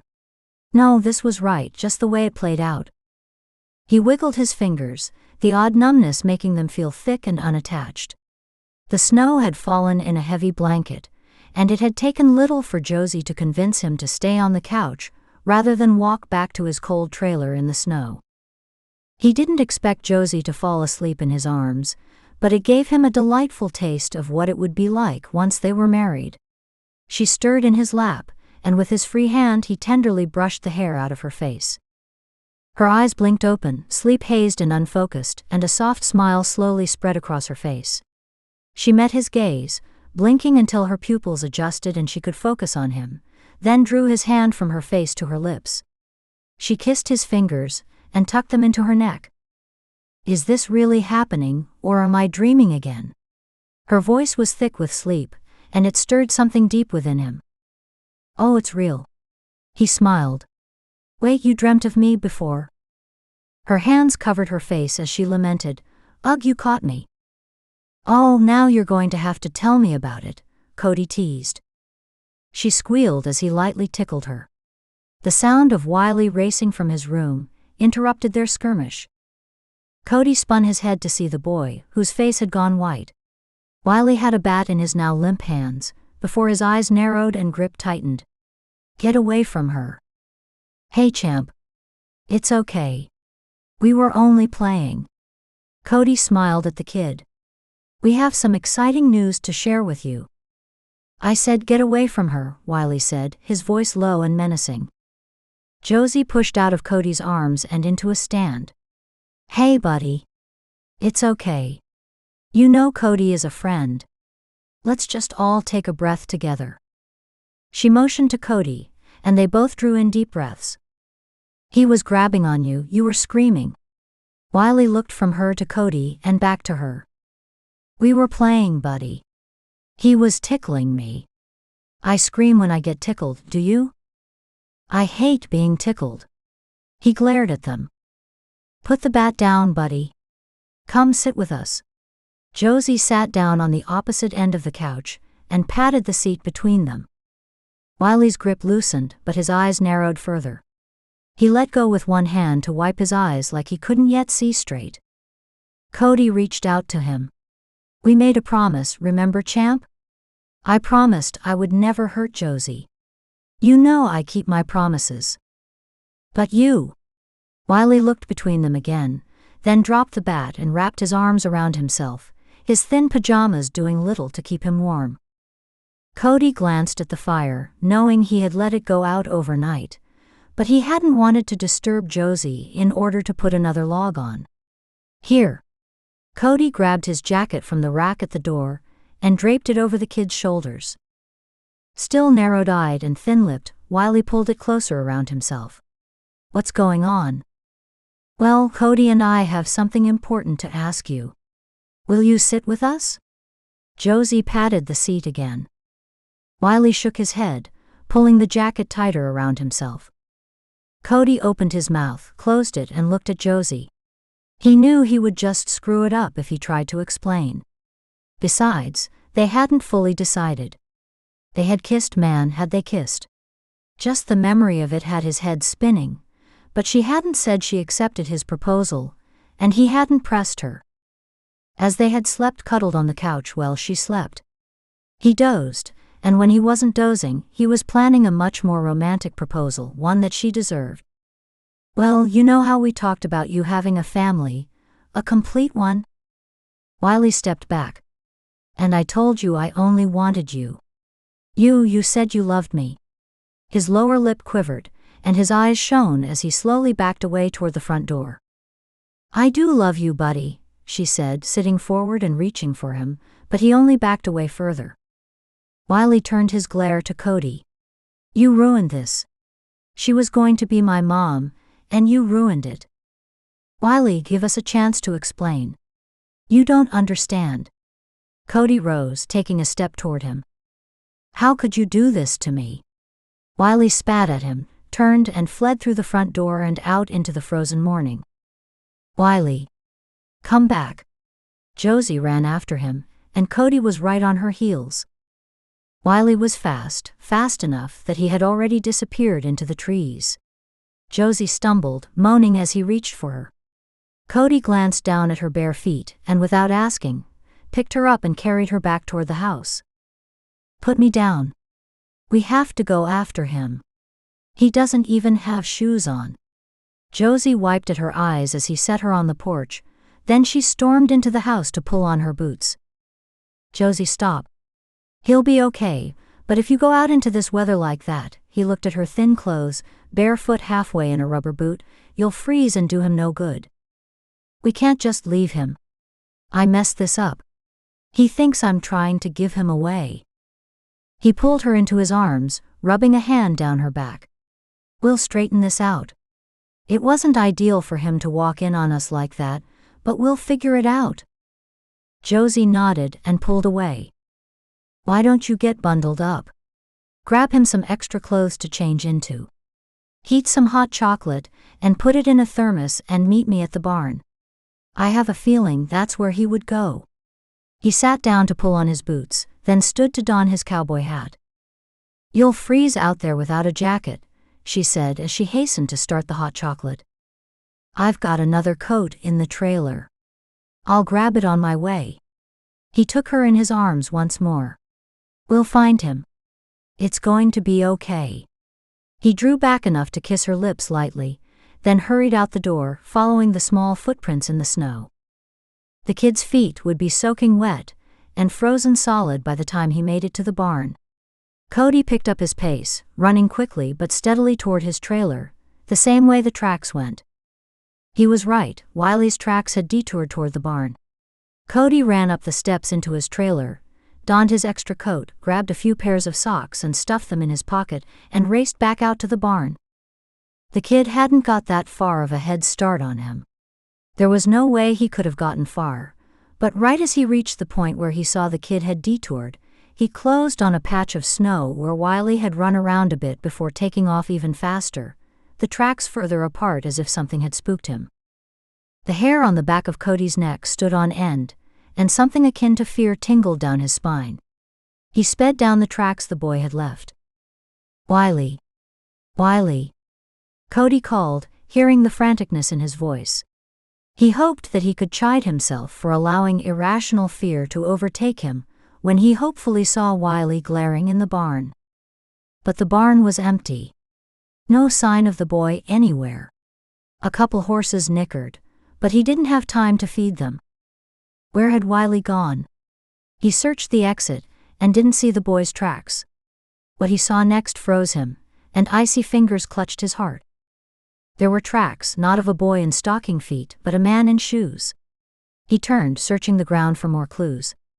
Someone or something had disturbed the hay in front of one stall. The gate was unlatched. He looked up to orient himself. Scout's stall. Scout was gone, but his bridle and saddle still sat on the railing. The corral behind him was empty except for one mare kicking at the snow. The back gate stood wide open. He spun on his heel to see if Chestnut was still in his stall, and ran smack dab into Josie. Cody. Tears streamed down her face as she clutched him. She had a backpack slung over her heavily bundled shoulders. Snow stuck to her beanie, and he realized the snow had started again. We have to hurry. He moved past her, wondering as he did if they had time to saddle a horse for her. I know. Jay just called. One of the kids. He said that a strange man was asking for Wiley and the kid told him about Camp Hope. Jay thinks he's on his way here. Cody muttered under his breath. What? Josie asked, her voice as frantic as her eyes. He's here.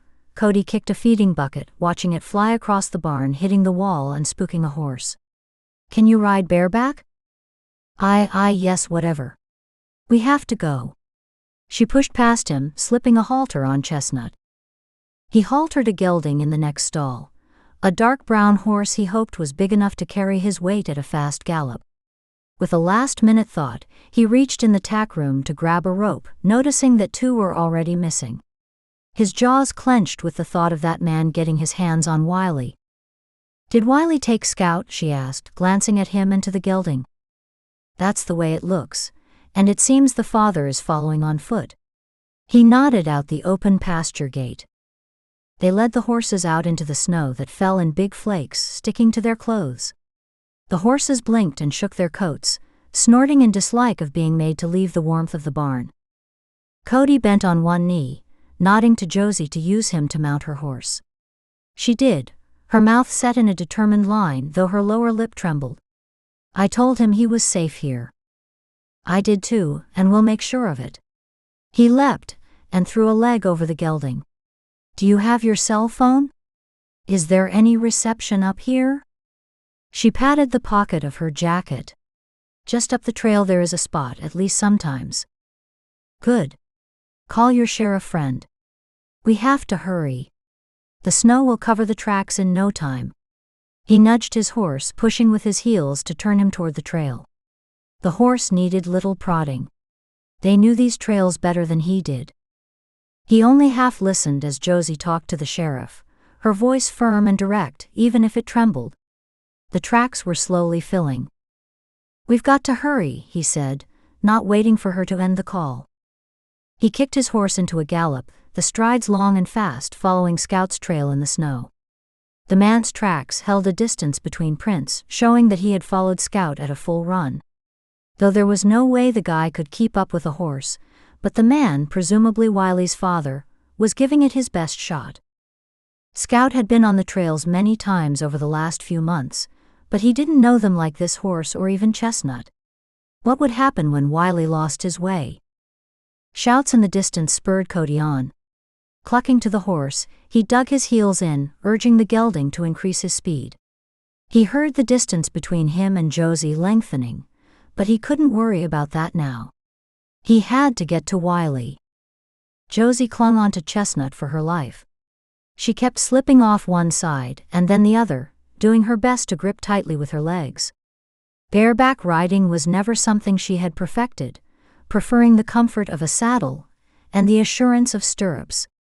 The looped halter offered little control, not that she needed control. Chestnut dutifully followed Cody on Brownie, but he couldn't keep up with them, with Josie bouncing on his back like a slippery lead weight. The snow fell into her eyes, causing her to squint, and she hoped Chestnut could see where to go without the dark form of Brownie in front of them. The shouting increased, threatening and intense. She was still too far away for the words to be clear, but was close enough that the intention was. Fear raced down her spine like liquid ice as she bent forward, holding on tightly to Chestnut and willing him to go faster. When she came upon the scene, her heart almost stopped as she tried to make sense of it. Scout had himself wrapped up in bushes, shivering, eyes wide and rolling. A rope pulled taut from his halter.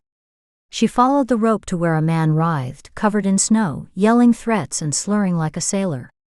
Josie sucked in a breath when she saw the rope tight around the man's arms and another around his neck, though that one was looser and not attached to Scout. Cody was pushing through the brush, calling for Wiley, before he stormed back over to the man. Josie gasped as Cody shoved the man back into the churned-up snow, slamming his boot down on his chest and growling, "Where's Wiley?" "He's my son," the man roared. "You lost that right the night you killed his mother," Cody said, his voice low. The man's eyes widened.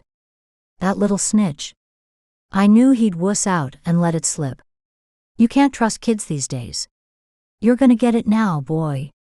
You wait until Papa gets his hands on you." Cody reached back and swung his fist right into the man's face. His words stopped as his body went limp. "I thought that only happened in the movies," Josie said through numb lips as she slipped off Chestnut. "Is it safe?" "Well, my champ did quite the job on roping him, but I'll finish it up before we find him.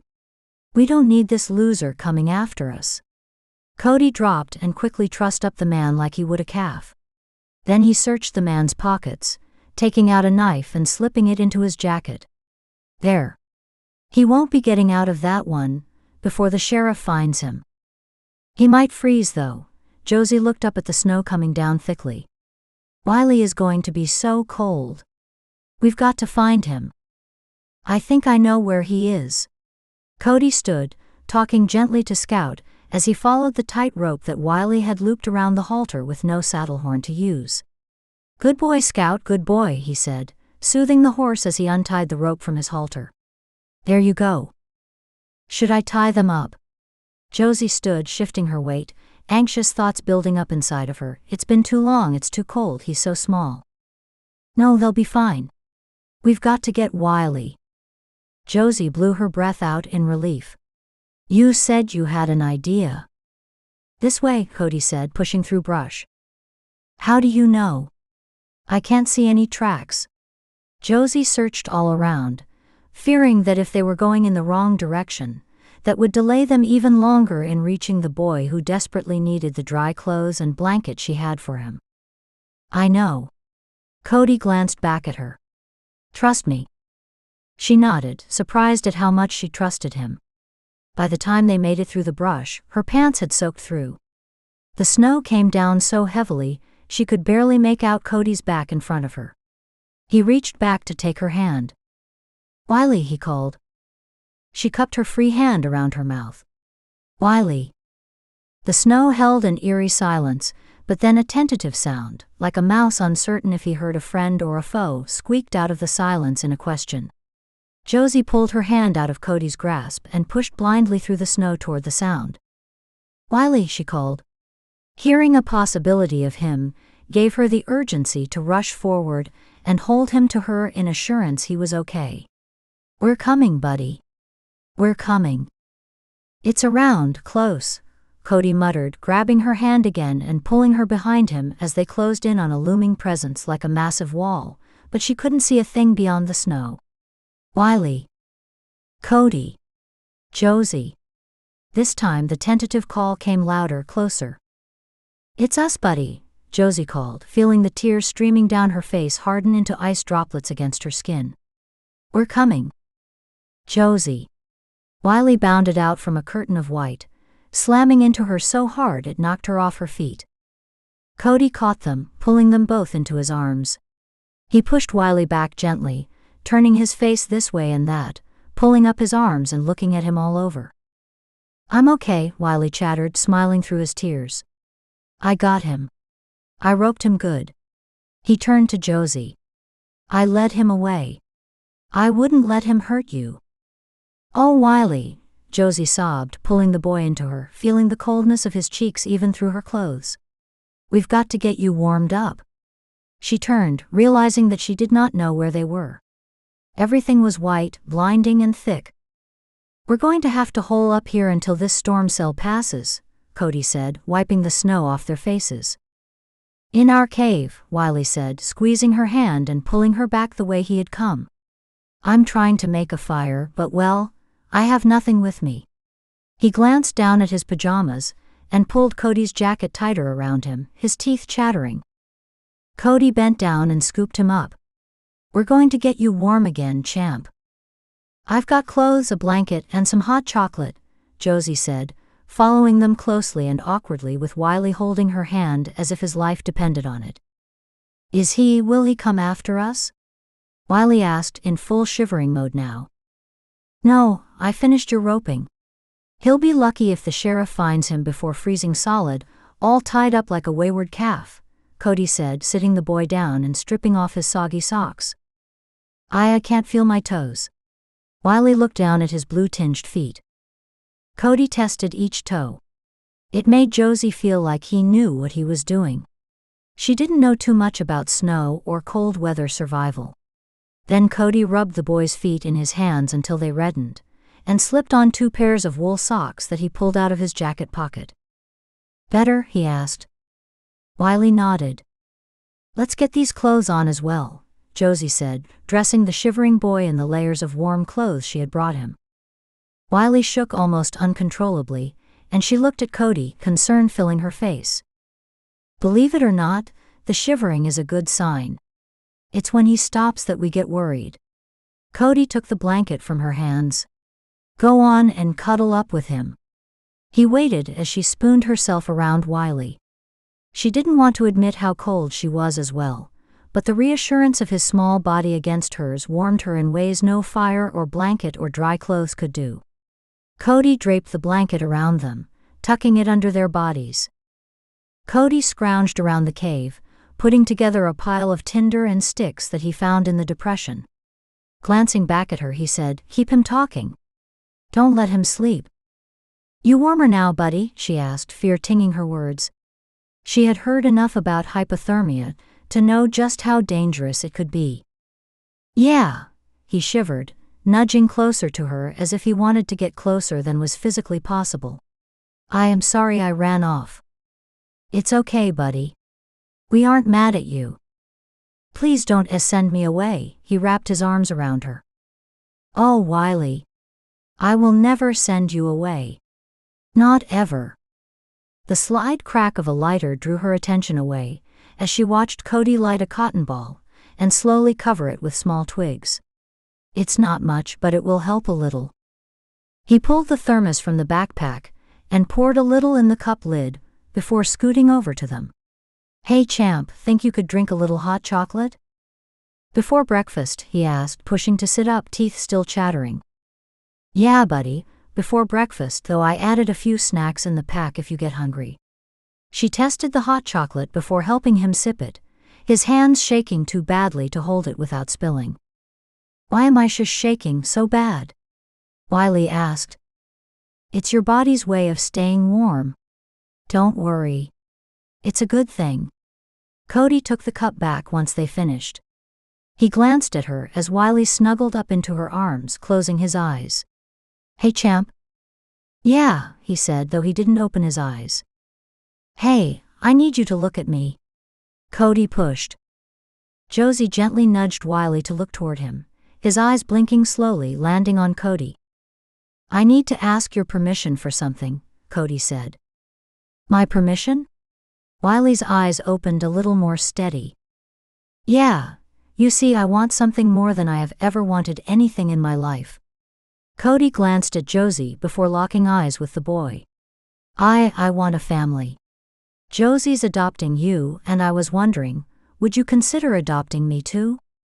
Wiley watched him as slow dawning crossed his features. "You mean you want a forever home with Josie and me?" His words came out smoother as he sat up and glanced at Josie. "Is that okay with you, Josie?" Josie swallowed, thinking this as unlikely of a proposal as Cody's first one. "Well, what do you think?" "I think Cody needs a place to belong, as much as we do." "You said everyone deserves a forever home," Wiley said. "Yes, I did." "Would we be like, well, real family? With a mom and a dad, and me?" Wiley looked from her to Cody and back to her. "That's what it would seem like." Josie glanced at Cody, who held his breath. Wiley turned back to Cody. You won't ever hurt Josie." "I promised." Cody held the boy's intense gaze. And a cowboy always keeps his promise. Wiley nodded. That's right, champ. Then I promise you can have a forever home with us. As long as Josie is okay with you living with us, that is. You'll have to share her room. My bed is too small. Wiley snuggled in deeper next to Josie, who swallowed the nervous laughter that struggled to escape. I'm sure I could manage that, Cody said, a smile spreading across his lips that made her forget about being cold. She opened her arms to include him in the snuggle, feeling that life was almost too good to be true, even stranded in a cave in the middle of a blizzard with her worst fear trussed up like a rodeo calf in the snow. She almost didn't want to hear the calls of the sheriff and the search team to find them, but the cold had seeped in again, and Wiley needed to get warm. She would carry this moment, this knowing of promise, with her into their future together as a family. Chapter 14. Cody warred with his moral compass of leaving Wiley's birth father in the snow while they huddled in the cave's protection, the warmth of each other a comfort, after the horror of losing the boy he had come to care for as his own. Beyond the depression they cuddled within, snow fell in a curtain of white. He thought he might find the horses and the man he had tied up, but he might also get turned around and lost. He kept his attention on the two people who filled his arms, and would fill his life from here on out. What would their life look like? How would they iron out kinks that arose? Several times he pulled his phone to look at the time, and checked to see if a chance breeze had brought them service. No luck on the service, but after a few hours the snow eased off. Reluctantly, he pulled away from the warm bodies to peer out into the snow and the gray sky before turning back to meet Josie's eyes. We could chance it? Josie shivered, pulling Wiley closer to her, looking down at what he knew were shoeless feet under the blanket they had wrapped around him. Without the horses. They might still be there, Cody said, looking back out into the forest trying to orient himself in the land of white. If we had them, and they could? He cut Josie off with a quick hand held up as he listened. There it was again, a faint hum of a motor.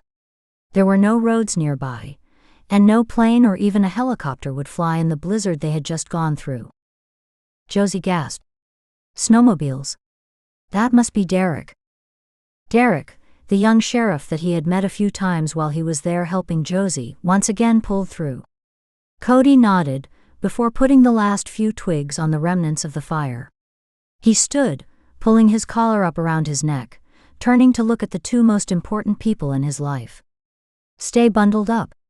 I'll be back. But Cody. Josie started, and he saw Wiley pull her closer. I'll be fine. I can follow my footprints back if nothing else, but they won't find us, not if I don't get some sort of signal to them.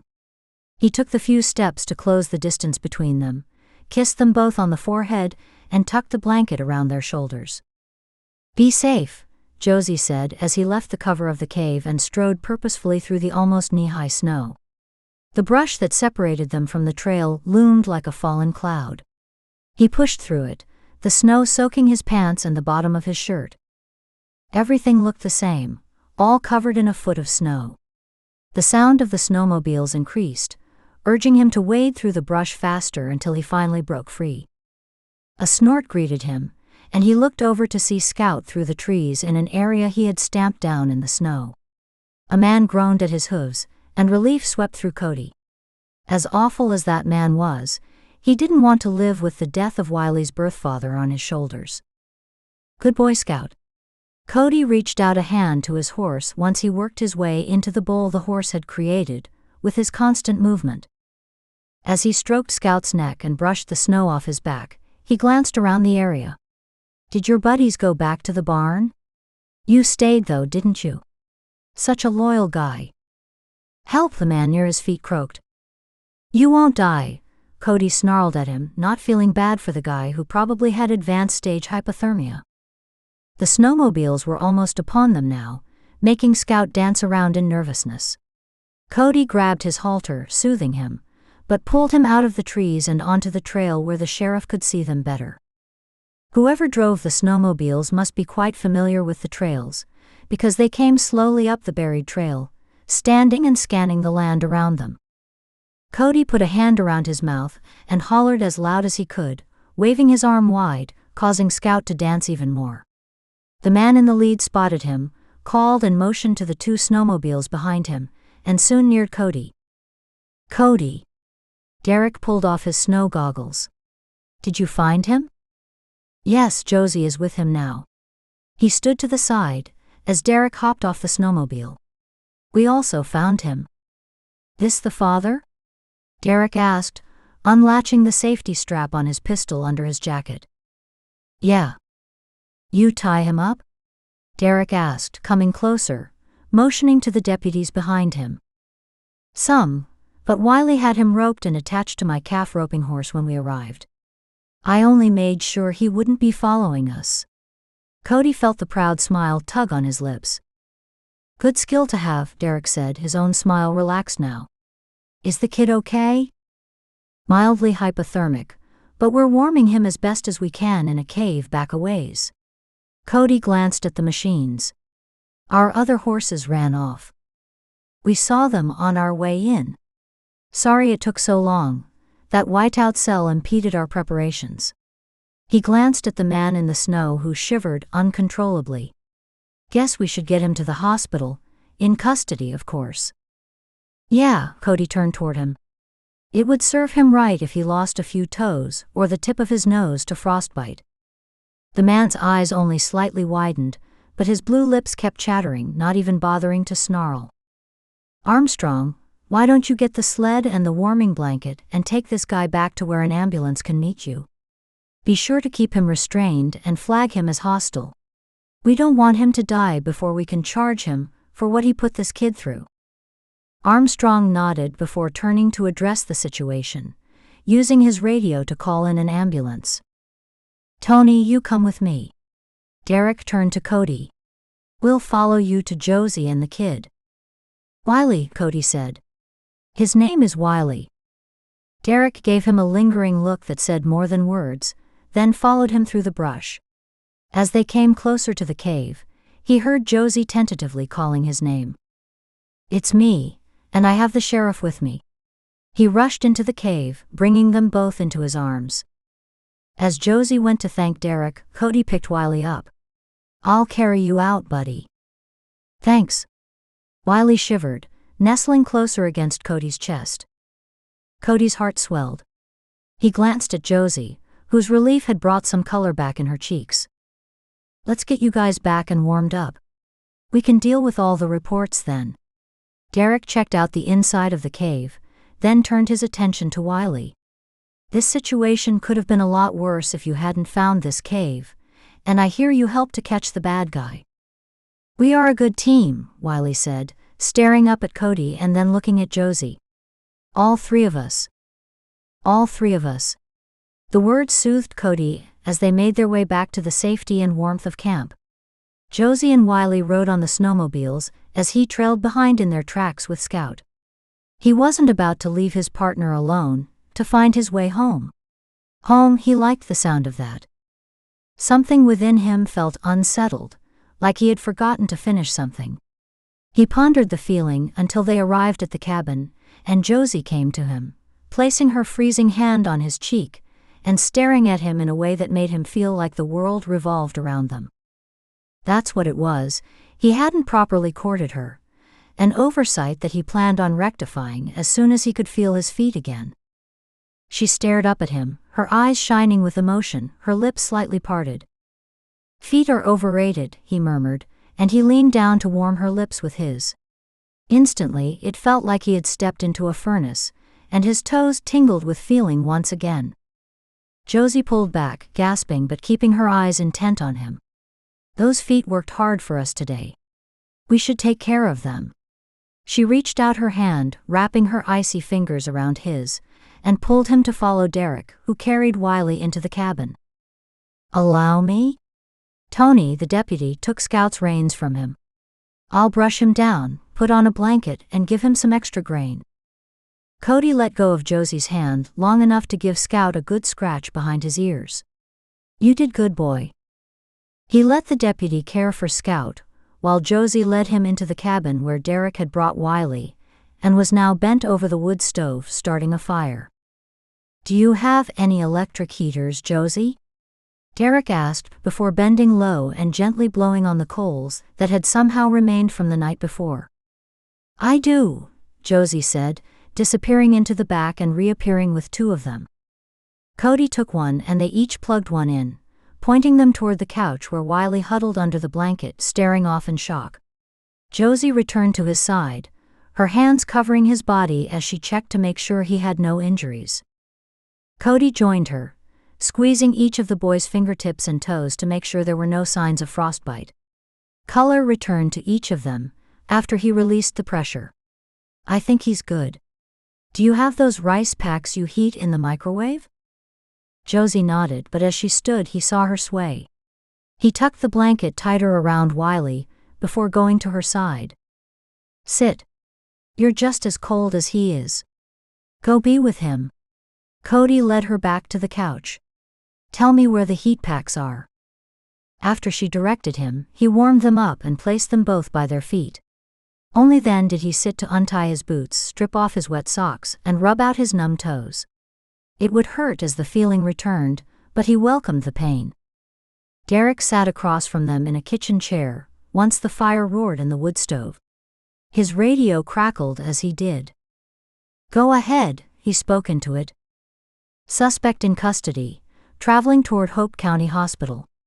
I will remain with him until the guards arrive." "Good work, Armstrong. We'll debrief then." The sheriff signed off, catching Cody's curious gaze. The guy was young, younger than Cody and sheriff of the county. He would have to hear that story one of these days. Right now, Cody eased back on the other side of Wiley, bringing another blanket over him, wrapping his feet in it, and putting the extra over Wiley and Josie. Derek watched them for a moment, before a smile lit his features. "You know, Wiley, I think you're right. I think the three of you make a good team." Derek stayed long enough to get what he needed for his reports, then left them to warm up in the comfort of their home. Well, it wasn't Cody's home, not yet. He had a few things to attend to before that happened. Josie sighed in the comfort of her own bed, slowly waking, but when her arm hit something warm and soft as she stretched, she woke up at once. Her racing heart quieted as she looked down into the sweet face of Wiley, his breath still coming out in relaxed puffs. The day before came back in a rush, and she pulled the sleeping boy into her arms to cuddle before she met a new day. She had been scared senseless most of the day. Seeing Wiley warm, safe, and at home sent waves of gratitude crashing through her, softening the harsh edges of the memories. They were safe. She jumped when she heard a crash in the living room, adrenaline spiking her chest, her mind racing. The deep muttering and muffled voice, though, eased her constricted heart. She kissed Wiley's forehead, nestling him back into her bed, pulling the covers over his scrawny shoulders, and rising to shimmy her robe over her pajamas. "Hey," she said, her voice sounding as groggy as she felt as she greeted Cody, who was straightening the end table he had crashed into. "I'm sorry. Mornings aren't my best," he apologized with an endearing smile. "I'm sure sleeping on a small couch for the second night in a row doesn't help." She leaned into the wall, her eyes scanning the handsome cowboy as he pulled on his boots and brushed a hand through his hair. "I don't mind. I didn't want to leave you two alone last night, not after." He shrugged. "I've got coffee." She pushed off the wall to head toward the kitchen with a yawn. "You go back to bed and try to rest more. It's early. I'll be back shortly." He closed the distance between them, making her heart race for an entirely different reason. She said, but really did not know what to say. He pulled her against him, his smell of horse and leather surrounding her in a soothing embrace. How could she feel she belonged to a scent? She didn't know, but that's exactly how she felt. "I'm going to do this right," he said, with no explanation of what he meant to do right, only a kiss on her forehead before he walked to the door. "Rest. I'll be back soon." She continued to stand there, until another yawn took her over. The fire crackled with welcoming in the wood stove, letting her know he had just added more wood. Drawing her eyes away from Cody disappearing into the snow-covered woods, she returned to her room and the sleeping boy in her bed. She wasn't sure about the rules, but when he had asked to sleep with her, his lips trembling and eyebrows furrowed, she couldn't say no. Besides, it felt natural. Surely other little boys crawled into their mothers' beds for comfort, and if he ever needed comfort, it would be on the night he had roped his birth father, who had been intent on kidnapping him. She blew out a shaky breath. They had talked all afternoon and evening, all three of them. In the end, Wiley said that he needed to tell the judge the truth about his father. He understood now that they wouldn't let that man hurt him, but his father needed to be held accountable for what he had done to his mother. "It's time to close the book on that part of my life," Wiley had said, causing both hers and Cody's mouths to drop. "What?" They shook their heads, their eyes searching one another's. Josie finally said, "He likes to read." "Oh," Cody had replied as if that explained everything. She smiled at the memory, and hoped that with one more scary experience of having to relive that horrific event only once more, Wiley could move on from the terror and embrace their future. Crawling back into bed, she lay facing Wiley, memorizing his peaceful face as she fell back asleep. This time the crashing coming from the kitchen didn't strike fear into her heart. Rather, it had her waking in a secure warmth. The bed beside her was empty, but she heard Wiley's voice mingled with a deeper voice as they talked and, from the sounds of it, cooked. She drew in a deep breath to confirm her suspicions, being rewarded by the sweet scent of what she guessed was pancakes. The bed held her heat as she stretched out, half wanting to just curl back up and fall back into oblivion. Instead, she rose, pulled back on her robe, ran her fingers through her hair and went out to greet them. "She's awake," Wiley murmured before turning to her with a smile. "You were supposed to stay in bed." "Oh," she said, her steps faltering. "Should I go back?" Cody laughed softly. "Only if you want. Since you're up, we could all eat at the table. It's probably warmer out here." "It is," she said, smiling as she went to him, leaning against him as he scooped the last couple of pancakes onto a plate. "I didn't know you could cook."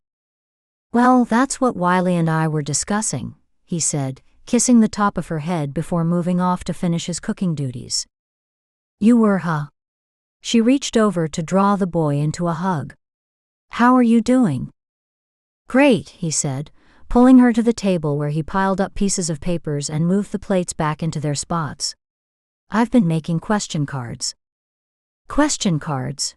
she asked, rubbing her eyes and yawning, trying to wake up all the way to make sure she wasn't still dreaming, as the handsome cowboy set down a plate of steaming pancakes, a bowl of cut strawberries and syrup on the table in front of her. "Yeah," Wiley said, sorting the cards into a neater pile. "So we can know more about each other, you know, before we become a real family." "Oh, I see," Josie said, pulling her eyes from Wiley and setting them on Cody, whose smile had a sheepish quality that made her heart stir all the more. "We kind of skipped the courting stage." Cody shrugged. "Instead of speed dating, we have speed. Getting to know you before spending the rest of our lives together?" Josie added, realizing that it felt a bit off. She drew her breath, staring at the guys who were trying really hard. "We'll have the rest of our lives to get to know everything there is to know, and everything that is to come, together. So you don't want to play our game?" Wiley asked, his eyes dropping the cards covered in his scrawled lettering. "Of course I do. I just wanted to ease the expectation." "Oh," Wiley said, his smile looking confused. "I think that's good." "It is, champ." Cody ruffled his hair, and she noticed then what had been feeling different about him. She glanced at the coat rack by the door, finding his hat hanging there with his coat. Cody's sandy hair stuck out at weird angles, making him take on an almost boyish quality, but the look in his eyes as he took her hand was anything but boyish. "Shall we say grace?" Josie enjoyed the morning, answering questions like her favorite color and food. Learning the stories that made both Wiley and Cody who they were intensified the bond she already felt growing between them. "Okay, this one's for you, Josie," Wiley said, turning the card. What is your ideal pet? My ideal pet, Josie said, tapping her chin. The phone rang, making her jump. They laughed a little as she got up to answer it. Hello. How's it going, Josie? Jay asked. I heard about the ordeal that happened yesterday. Your sheriff filled me in on everything. Looks like Wiley is going to testify. How's he doing? He's doing okay. Josie glanced at Wiley, smiling as he curiously observed her.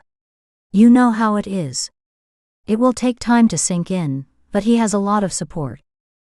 Thank goodness for you, and I hear a rodeo cowboy is in the mix? Jay asked, a teasing note in his voice. Josie felt the heat fill her cheeks as she turned away from the kitchen table where the guys were still watching. Yeah, maybe that will, help to push the adoption through. She lowered her voice as she said this. Push it through? Jay asked. You probably haven't had time to check your messages, but I think you should. It's good news. Anyway, I need to have a quick check-in with Wiley. Is now a good time? Sure, she said, her heart racing with the need to check her messages. She covered the mouthpiece of the phone. Hey, Wiley. Jay would like to talk with you. She waited while Wiley pushed away from the table. We'll talk soon, Jay. Wiley took the house phone from her. Hey, Jay. I'm guessing you heard about the craziness that happened yesterday. Josie usually sat close while Wiley talked with his worker, but this time she raced to her cell phone, ensured her Wi-Fi was working, and listened to her messages. Cody walked over to her, his eyebrows furrowed. Everything all right? She held up one finger while she listened to the adoption worker's excited voice, telling her that the adoption was going through. All that needed to happen was a formal meeting with the judge and a signing. Her eyes widened, tears filling them as she watched Wiley pace around the kitchen while talking with Jay. Then she met Cody's eyes as she ended the voicemail call, and her heart felt torn between plummeting and dancing. The adoption went through. Well, that's wonderful. I mean, now Wiley doesn't have to wait, and she saw the moment the meaning hit him. He took her hand and led her outside with a longing glance at Wiley. So, she repeated, a frantic need to be in his arms filling the moment, and yet she stood frozen, unable to meet his eyes. I guess this means you're off the hook. She kept her voice as even as she could, somehow holding back the quivering emotion that built up within her. It sounds like you don't need me after all, he said, his boots shifting on the deck. She wanted to reach out for him, wanted to hear him tell her that, needed or not, he wanted to be there with them, with her. Fear blocked her path. He had said all the right things before, but was that only to help her accept his offer to help? He blew out a breath, awkwardly leaned forward to kiss her on the head. I'm happy for the both of you. It's what you wanted.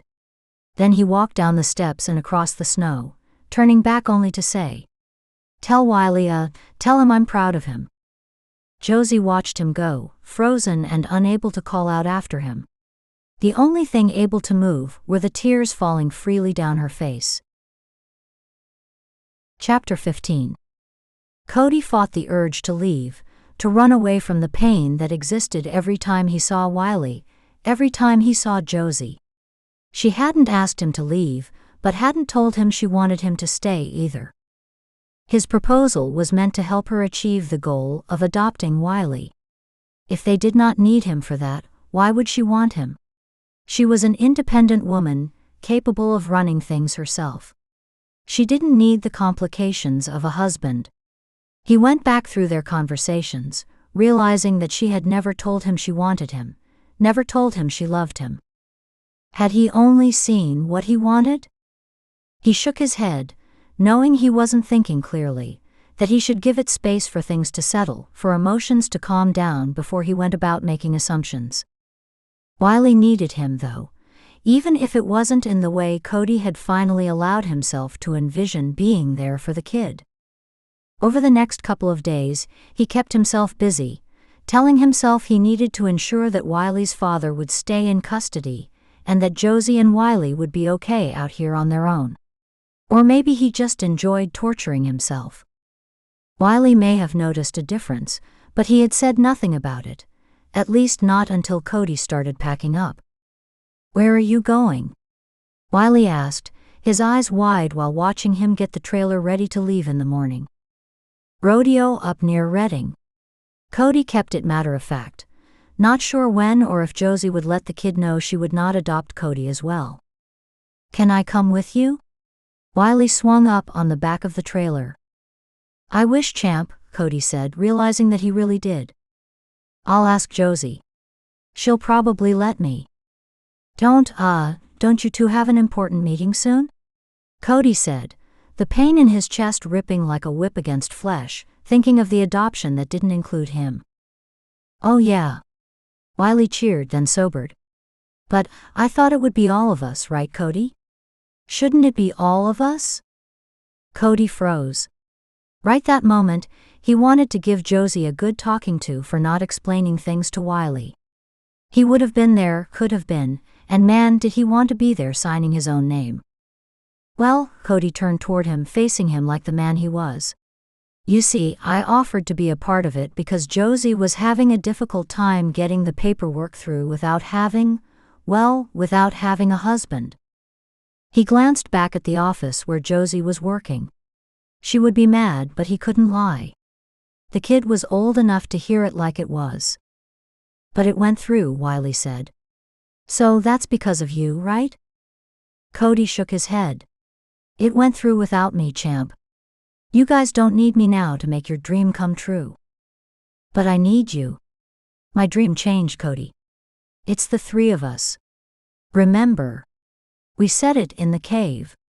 It's supposed to be the three of us." Wiley's eyes filled with tears.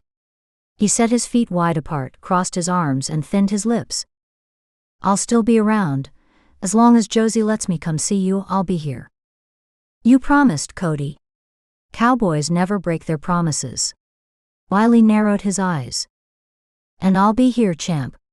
Just not the way I had hoped." He lifted the saddle to put it into the side panel. Wiley came and tried to rip it out of his hands. "No. You aren't going." "Wiley," Cody said, releasing the saddle and kneeling down to take the kid's shoulders in his hands. "I'm sorry." "Do you want to leave us?" Wiley challenged him. "It's not that easy," Cody said, searching his eyes. "Do you want to leave us?" he asked again. Cody dropped his eyes. "No, but I don't think Josie." "Have you asked?" Wiley glared at him. "Well, in a way, but no, I guess not." Cody rocked back to his heels. "And you haven't seen her? I thought she was just worried about the adoption, that maybe she wasn't sure if she really wanted me after all." Her eyes have been all sad and her voice all soft. "I know she isn't having second thoughts about wanting to adopt you, Wiley. I know that with everything I got." Cody squeezed his shoulder. "So if it's not me making her sad, it's you." Wiley crossed his arms and glared. "I don't like to see Miss Josie sad." "You really think she's sad about me leaving?" "It's my job, champ." Cody shook his head. He picked the saddle back up, wiped the mud off it, since the snow melted the place was a muddy mess, and put the saddle in the trailer. He watched Wiley from the corner of his eye, his little tongue sticking out and his forehead furrowed like he was thinking really hard. "We were talking about spending Christmas at the ranch, remember?" Wiley looked at him, a spark of mischievousness in his eyes. "Yes," Cody said, stopping mid-roll of the rope he was getting ready to put away. "Are we still invited to Christmas?" "You're always welcome at the ranch, champ." "Good. I'm going to ask Josie if we can come, and one other thing. Don't leave tomorrow morning without talking to me." Cody smiled despite himself, agreeing with the determined kid. The next morning, Wiley pounded on his door before Cody had even poured his coffee. The boy came in panting. "I hardly slept last night. I would have come in the middle of the night, but I promised Josie I wouldn't ever run off again." Wiley looked around his trailer. "It's really cool in here." "Glad you like it," Cody said, pouring his coffee and motioning to the table. Want some hot chocolate? No time. He took Cody's hand and sat him down. Here's my plan. Wiley's plan had Cody sitting in shock for several moments. You really think that's what she wants? I do, Wiley said, a determination in his eyes that Cody hadn't seen since the first day he had tried roping. What if it's not? Cody asked, his heart shriveling with the thought. Didn't you tell me you don't know until you try, and at least then you know you gave it your best? Wiley narrowed his eyes. Yeah, I believe I did. Cody sat back in the chair. Well then, I'll see you on Christmas Eve. Wiley smiled with a cockiness that made Cody think he would see that expression grow as the kid did. The next couple of weeks were hard with not seeing Wiley and Josie every day, though Wiley called nearly every evening to ask about his progress. Cody made sure to always ask to talk to Josie, to listen to how things were going, offer support, but did not allow himself to talk about their relationship, potential or not. Last night's conversation ran through his mind as he finished setting up the props, as Wiley called them. He stood, stretching his back and looking across his family's land. Rolling hills and cattle as far as he could see, but right here was the best place in all the hundreds of acres to watch the sunset. The morning sun warmed him as he made the final touches, and lost himself in the memory of the call. So I guess we'll see you tomorrow early afternoon? She had asked, her voice a tad tentative, which wasn't her norm. Josie, I need to know, he had said, swallowing past the tightness in his throat. Are you coming just because Wiley wants you to? Or do you want to come too? He had held his breath while waiting for her to answer. When he heard the catch in her voice as she repeatedly tried to say something, he couldn't stand it any longer. I miss you, Josie. He had rushed out the words the first time, but after a breath, he had slowed down. You know I miss the kid. Not being near him is like an immense hole in my life, but man, Josie, I miss you too. He heard her snivel then, and the sound eased his heart. When her whispered words had reached him, he knew the kid was right. I miss you too. A satisfied grin settled on his lips as he looked over the scene he created. He would sneak Wiley up here beforehand, make sure he approved, but he was pretty sure the kid would say it was perfect. He had everything set up just the way Wiley had instructed. As he walked back down the hill toward his parents' house, he felt the box in his pocket rubbing against his thigh. He stopped to pull it out once more, just to make sure it was really there. The ring sparkled back at him, a diamond with a small blue sapphire attached to it and space, in case they added to their family. The ring wasn't gaudy or grand, the jewels mostly inset so they wouldn't catch on things, but it would fit Josie perfectly in her down-to-earth style and beauty. His phone chimed. He slipped the ring back into the box and into his pocket before he pulled out his phone. Could it be Josie saying she was already there? He looked across the ranch spread below him, not seeing her truck. The message was from Beth. He opened it to reveal a picture with the words Merry Christmas written across the top. In the picture, she and Jake snuggled in close with their beautiful son dressed up as a tiny elf. Joy filled Cody as he saw their long-awaited happiness come to fruition. There was a time not so long ago that though he would have been happy for them, his heart would have hardened that much more. Now it felt free to have joy for them, and free to hold his own joy for the beginning of his new life and his own family. A ready-made family like Courtney's. Gravel popped in the driveway below. He looked up in time to see Josie's truck pull up and park. Wiley hopped out immediately and looked straight at him. Their eyes met across the distance, and the kid sprinted up the hill. Maybe tonight he'd send out his own Merry Christmas with a picture of Josie wearing his ring. With a deep breath, Josie looked out the window of Cody's parents' bedroom. They had given it up for her to get ready, her own little wedding suite, at least before the wedding. From here, she could see the hilltop where Cody had proposed only a few months before. If she closed her eyes, she could still hear the Christmas music traveling on the chilly breeze that had wafted over them while they had watched the sunset. Looking back, She should have known something was going on with all the secret whispering and glances that Wiley had with Cody, the sly smiles and long looks of anticipation. As it was, the entire experience had shocked her to the point of almost collapsing, again. True, it may not have been as shocking as his first proposal, but the abruptness of that first one had distracted from the startling moment. This time, he had hit all the romantic markers she ever could have hoped for, leaving her reeling and wondering if she had fallen asleep, leaving reality for a perfect dream world.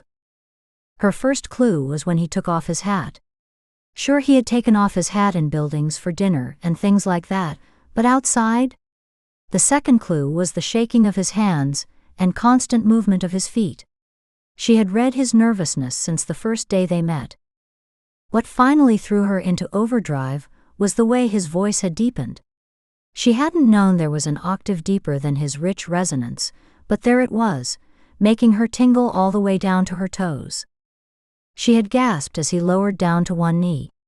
The tears had begun when he took her hand in his, one rough thumb gently caressing the back of it. She held her breath for his short but oh-so-sweet proposal, words she would never forget. "Josie, I offered to marry you before for Wiley's sake, without the realization of what I was afraid to admit.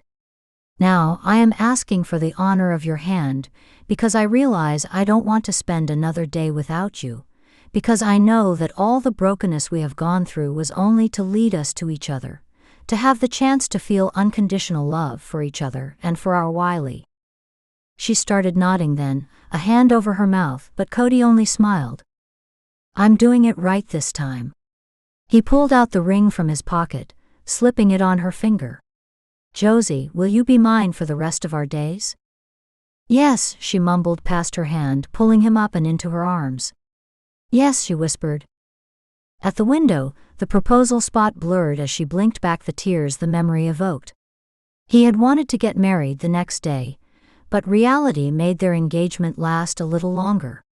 A wedding took time to plan, and though she had long since let go of having any wedding, there were still two things she realized she really wanted: a dress and friends.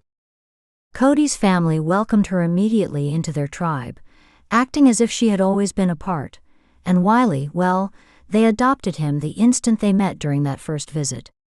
Cody's family was like a fairy tale to her, and every once in a while, she even saw Wiley pinching himself before looking around in awe once more. That surly boy she had fallen in love with years ago had grown into his own, showing the spark of life she had known existed in him the entire time. She blinked back the tears pooling in her eyes as she found Wiley outside standing with his cousins, waving up at her, a bright smile on his face. Cody shifted his weight next to him, following Wiley's gaze until he met hers. She stepped back from the window, not wanting him to see her yet. Some traditions never die, no matter how much you think they would never come true. "How long are you going to make him wait?" a sweet voice asked, making Josie turn from the window. "You came," she said, turning back to see Courtney and Beth standing in the doorway. "You kidding?" "No way I would miss this," Courtney said. "I told Beth the moment I introduced you and Cody that I felt sparks fly." Beth smiled, holding her infant close to her. "She did, and I felt it too." "Oh goodness," Josie said, blinking back the tears again. I would have never thought. I had given up all hope." "But Josie, you're the director of Camp Hope. How could hope pass you by?" Courtney drew her into her arms, careful of her dress and hair. Josie dabbed at her eyes, not wanting to ruin the makeup that Cody's sister-in-law had worked so hard to put on her. "I just met your son," Beth said, kissing hers on the tip of his little bud of a nose. "He's adorable, and so proud to call you Mom." "Every time he calls me Mom, it's like my entire world spins with happiness," Josie said, laying her hands over her heart. "I know what you mean," Courtney said. Josie had seen Courtney's own engagement and adoption of her husband's sweet little girl, a girl that wouldn't let go of her dream to make Courtney her mom. She glanced out at Wiley, who stood proudly next to Cody, looking up at him with adoration on his face. Cody had told her later how Wiley had come up with the proposal plan. Not that Cody wasn't thinking about it, but Wiley's plan was so much better. She glanced back at Courtney. We sure are lucky to have the love of our kids. We are, Courtney said. I heard Cody will sign papers tomorrow? Yes, Josie said with a laugh. I'm not sure which he is more excited about, today or tomorrow. I'm sure it's both. It's not every day you get to marry the love of your life and gain a son. Courtney smiled, her eyes looking as if they faded into memory. It's wonderful how love and children can come into our lives in so many ways, and yet they are all God-designed. Josie's senses filled with the smell of baby as Beth gave her a hug. Josie reached down to stroke the soft skin of Beth's sleeping infant, wondering what it would be like to have a baby, but her thoughts didn't hover there long as she heard the pounding footsteps of Wiley coming up the stairs. Mom! Mom! Wiley crashed into the room. Oh, excuse me, he said, smiling at Courtney and Beth as he passed them to pull Josie down to him. He whispered, Dad, you think it's okay if I call him that even if it isn't official until tomorrow? I think it would make today that much more special. Josie smiled, her heart overflowing with love. Good. So Dad is getting really nervous. Think we could get this part over and get the party going? Josie stood back up with a laugh. Okay. Let's do it. Jake popped his head in. Hey ladies. He whistled when he saw Josie. Cody is going to be one happy man, he said as he wrapped his arm around his wife. Beth elbowed him. Give the girl a break, she teased, but her smile only held love and acceptance for the playful guy he was. She turned to Josie. You sure you don't want Jake to walk you down the aisle? I'm sure, but I appreciate the offer, Josie said, rolling her shoulders back. She had gone through this life on her own. She would leave this independent life to join with the man she knew God had made for her on her own as well. These would be the last steps she had to take without a partner. Walking down that aisle toward her future, toward her husband and her son, didn't feel like she was alone at all. It felt like she was coming home. The words of the pastor grounded her, holding her to the earth with promises while her heart floated in the wonder of love. Cody knew more about her than any other person on this earth, accepted her and loved her despite the baggage she carried with her. Yet right now, as she promised to love him through sickness and in health, she realized she no longer needed that baggage and decided to leave it behind in her old life as she took her husband's and son's hands and the pastor reintroduced her to the world. Her tear-filled eyes scanned the crowd as she sent them each love for their part in making this day happen, for she felt Cody was right, that God used all the brokenness in their lives to make a stronger bond between them. As they accepted congratulations from their guests, her eyes met Derek's from across the crowd, as he patiently waited for his turn to talk with her. Surprise filled her with seeing him all the way out at the ranch, but mostly because of his recent breakup with his fiancée. A wedding would be the last place she would have thought he would want to be. By the time he finally made it up to talk with her, most of the crowd had dispersed and her feet were aching in her fancy shoes. She should have gone barefoot or in boots. Derek. She drew him into an embrace. It had been fun seeing him grow from the lanky sweet boy into the town's sheriff, broad-shouldered and confident. Hey, Sheriff. Cody slapped him on the back as their hug ended. I can't believe you came all the way out here. Derek shrugged. How could I miss this? Besides, I kind of feel invested. Wiley still talks about the day you rescued us and he got to ride your snowmobile, Josie said, squeezing his arm. All a part of duty. He smiled. He seems to be adjusting well. They glanced at Wiley, who ran around the arbor with his cousins, their laughter filling the air. Then Wiley tripped on a folding chair, tumbling across the grass. Josie gasped, pulled up her dress and took a step toward him. Cody caught her arm, smiling gently. I got it. He nodded back to Derek, before taking off at a jog to help the boy up. Once she saw them joking and Wiley laughing, she breathed easier. Mama's instincts run deep, huh? Derek said, rocking back on his heels. Some things don't have to be born in you, I guess. She turned back to him. How are you holding up? Oh, I'm fine. Derek gave her a sad sort of smile. It had to end. Seeing you with Cody helped me realize that. Josie's heart lurched. I wouldn't want to be the reason that your engagement broke off. Derek smiled, patting her shoulder. See it as you saved me from a lifetime of heartache. We weren't meant for each other. He shrugged. When I saw the way Cody looked at you after the rescue, and the way you returned that look. He shook his head. Anna and I didn't have that. There are different kinds of love, Josie tried, feeling awful that she had anything to do with his breakup. Yeah, I'm sure there are, but I don't want to settle. I had that connection that I see with you and Cody once before, and I lost it. Derek drew in a deep breath. It didn't happen to be with a little blonde-headed gal who didn't talk much, but sure smiled a lot, did it? Josie's heart warmed as she remembered the girl and Derek hanging out that first year she held the foster camp. Derek didn't have to answer.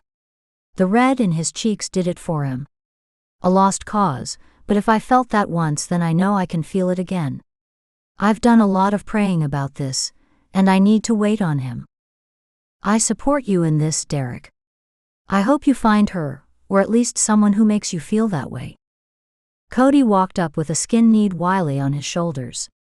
Should we get to our table so all these hungry people can eat? I'm always hungry, Derek said, following them to the barn where the caterers had set up the food. Josie wrapped her arm around Cody and patted Wiley's leg. While staring up at them, she knew she was right where she belonged. All along she thought she had been freeing the calf roper, when instead it was she who had been freed to love and be loved without baggage standing in the way, free to have the dream of the family she never thought she'd have.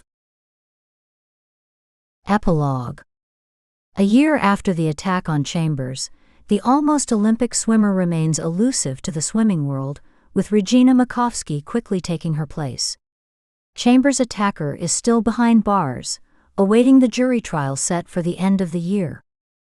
Derek turned off the radio, tired of the depressing news, and pushed back his cowboy hat as he drove up the bumpy track toward Camp Hope. He didn't know why Cody had asked him to join the excursion into the land he had bought next to the camp, but he was happy to spend his day off on horseback in the backcountry of their little county. Besides, he would do anything for Josie. That woman had been such an inspiration to him as a teen that he hadn't quite been able to shake her influence off. For the last 10 years, he had been coming out to help her whenever she needed anything. That need had been less this last year with Cody here. So yeah, Derek jumped at the opportunity to help as soon as the import, as the locals called him, asked for company. Coming to camp always brought him back to those years as a camp counselor, to the summer where he had his first taste of love, the kind of love that left him tongue-tied and awkward. He sighed as he remembered the girl who now seemed more of a dream than a memory. He had tried to stay in touch. Had called her several times that fall, but the call never went through, and finally he only got the message that the number had been disconnected. The loss had been terrible. The only thing that had kept him going was training to become a deputy. Cody lifted a hand in greeting as Derek parked the Blazer, pulling himself back to the present. He hopped out, adjusted his hat, and met Cody, who led 2 horses. One he knew was Scout, the famous roping horse as the camp kids called him. The other was the one that he usually saw Wiley on, Chestnut. The horse he used to ride had retired last year. Josie had sold the gentle mare to a local family who wanted a pet more than a working horse. He saw the kids playing with her in the field every now and then, and nostalgia would fill him. Thanks for coming out. Cody nodded a greeting. Josie wasn't keen about me going for a ride in the backcountry without company, and they are headed out to do some clothes shopping. That kid grows like a weed. I appreciate the chance to get out for a ride, Derek said, taking Chestnut's reins from him. Do you have a plan? Yeah, I want to extend the camp a little but also fit in room for a horse training arena. I'd like to get into training roping horses. Cody's eyes had glazed over as he looked out into the forest. A nice plan, Derek said. The camp keeps me busy in the summer, but if I cut down on the rodeos, I'll need something to keep my skills going, you know. Cody mounted Scout, waiting while Derek swung his leg over Chestnut. I do, Derek said. They rode the horses past the bunkhouses. Derek's eyes caught the one he spent his summers in, leading a group of foster kids who had all found forever homes. Then his eyes landed on the bunkhouse that she had stayed in, Chastity, blonde, blue-eyed and freckled nose with a shy smile. Good memories? Cody asked. Derek felt the smile tugging on his lips. Yeah, real good memories. Josie told me about that first summer. You guys meant a lot to her, still do. Cody glanced at him, before focusing on the trail again. She means a lot to us. It was such an honor to see the work she did, and feel the heart she put into it. We were all inspired. Derek's sight faded into memory. I heard a few of the counselors that year now have careers in social work and nonprofits. Yeah, Derek said. Jay was one of them.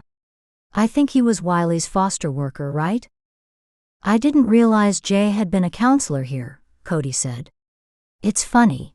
The longer I'm married to Josie, the more I realize how much I don't know about her. Oh, Derek said, clearing his throat. I kind of like it. I mean, it doesn't change who she is, who I fell in love with. It's more like discovering pieces to the puzzle that you already have built. That's a good way of looking at it, Derek said, wondering if he would feel that way if he ever ran into Chastity again.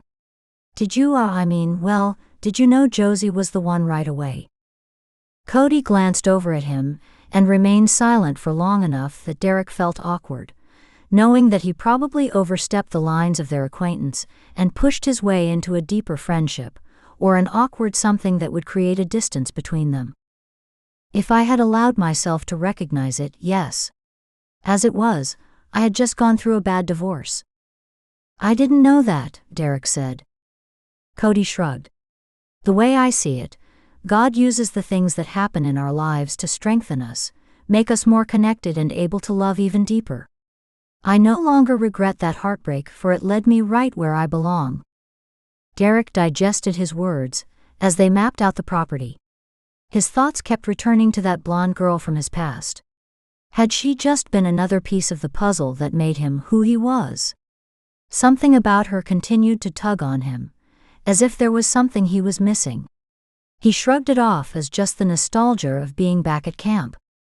Yet even as he drove back through their small town of Hope Lake, he still thought of her, so much in fact that he swore he saw her in a woman with short blonde hair walking along the lakeshore, looking as forlorn as he felt. Thank you for listening to Freeing the Calf Roper. I hope you enjoyed Cody, Josie, and Wiley's story.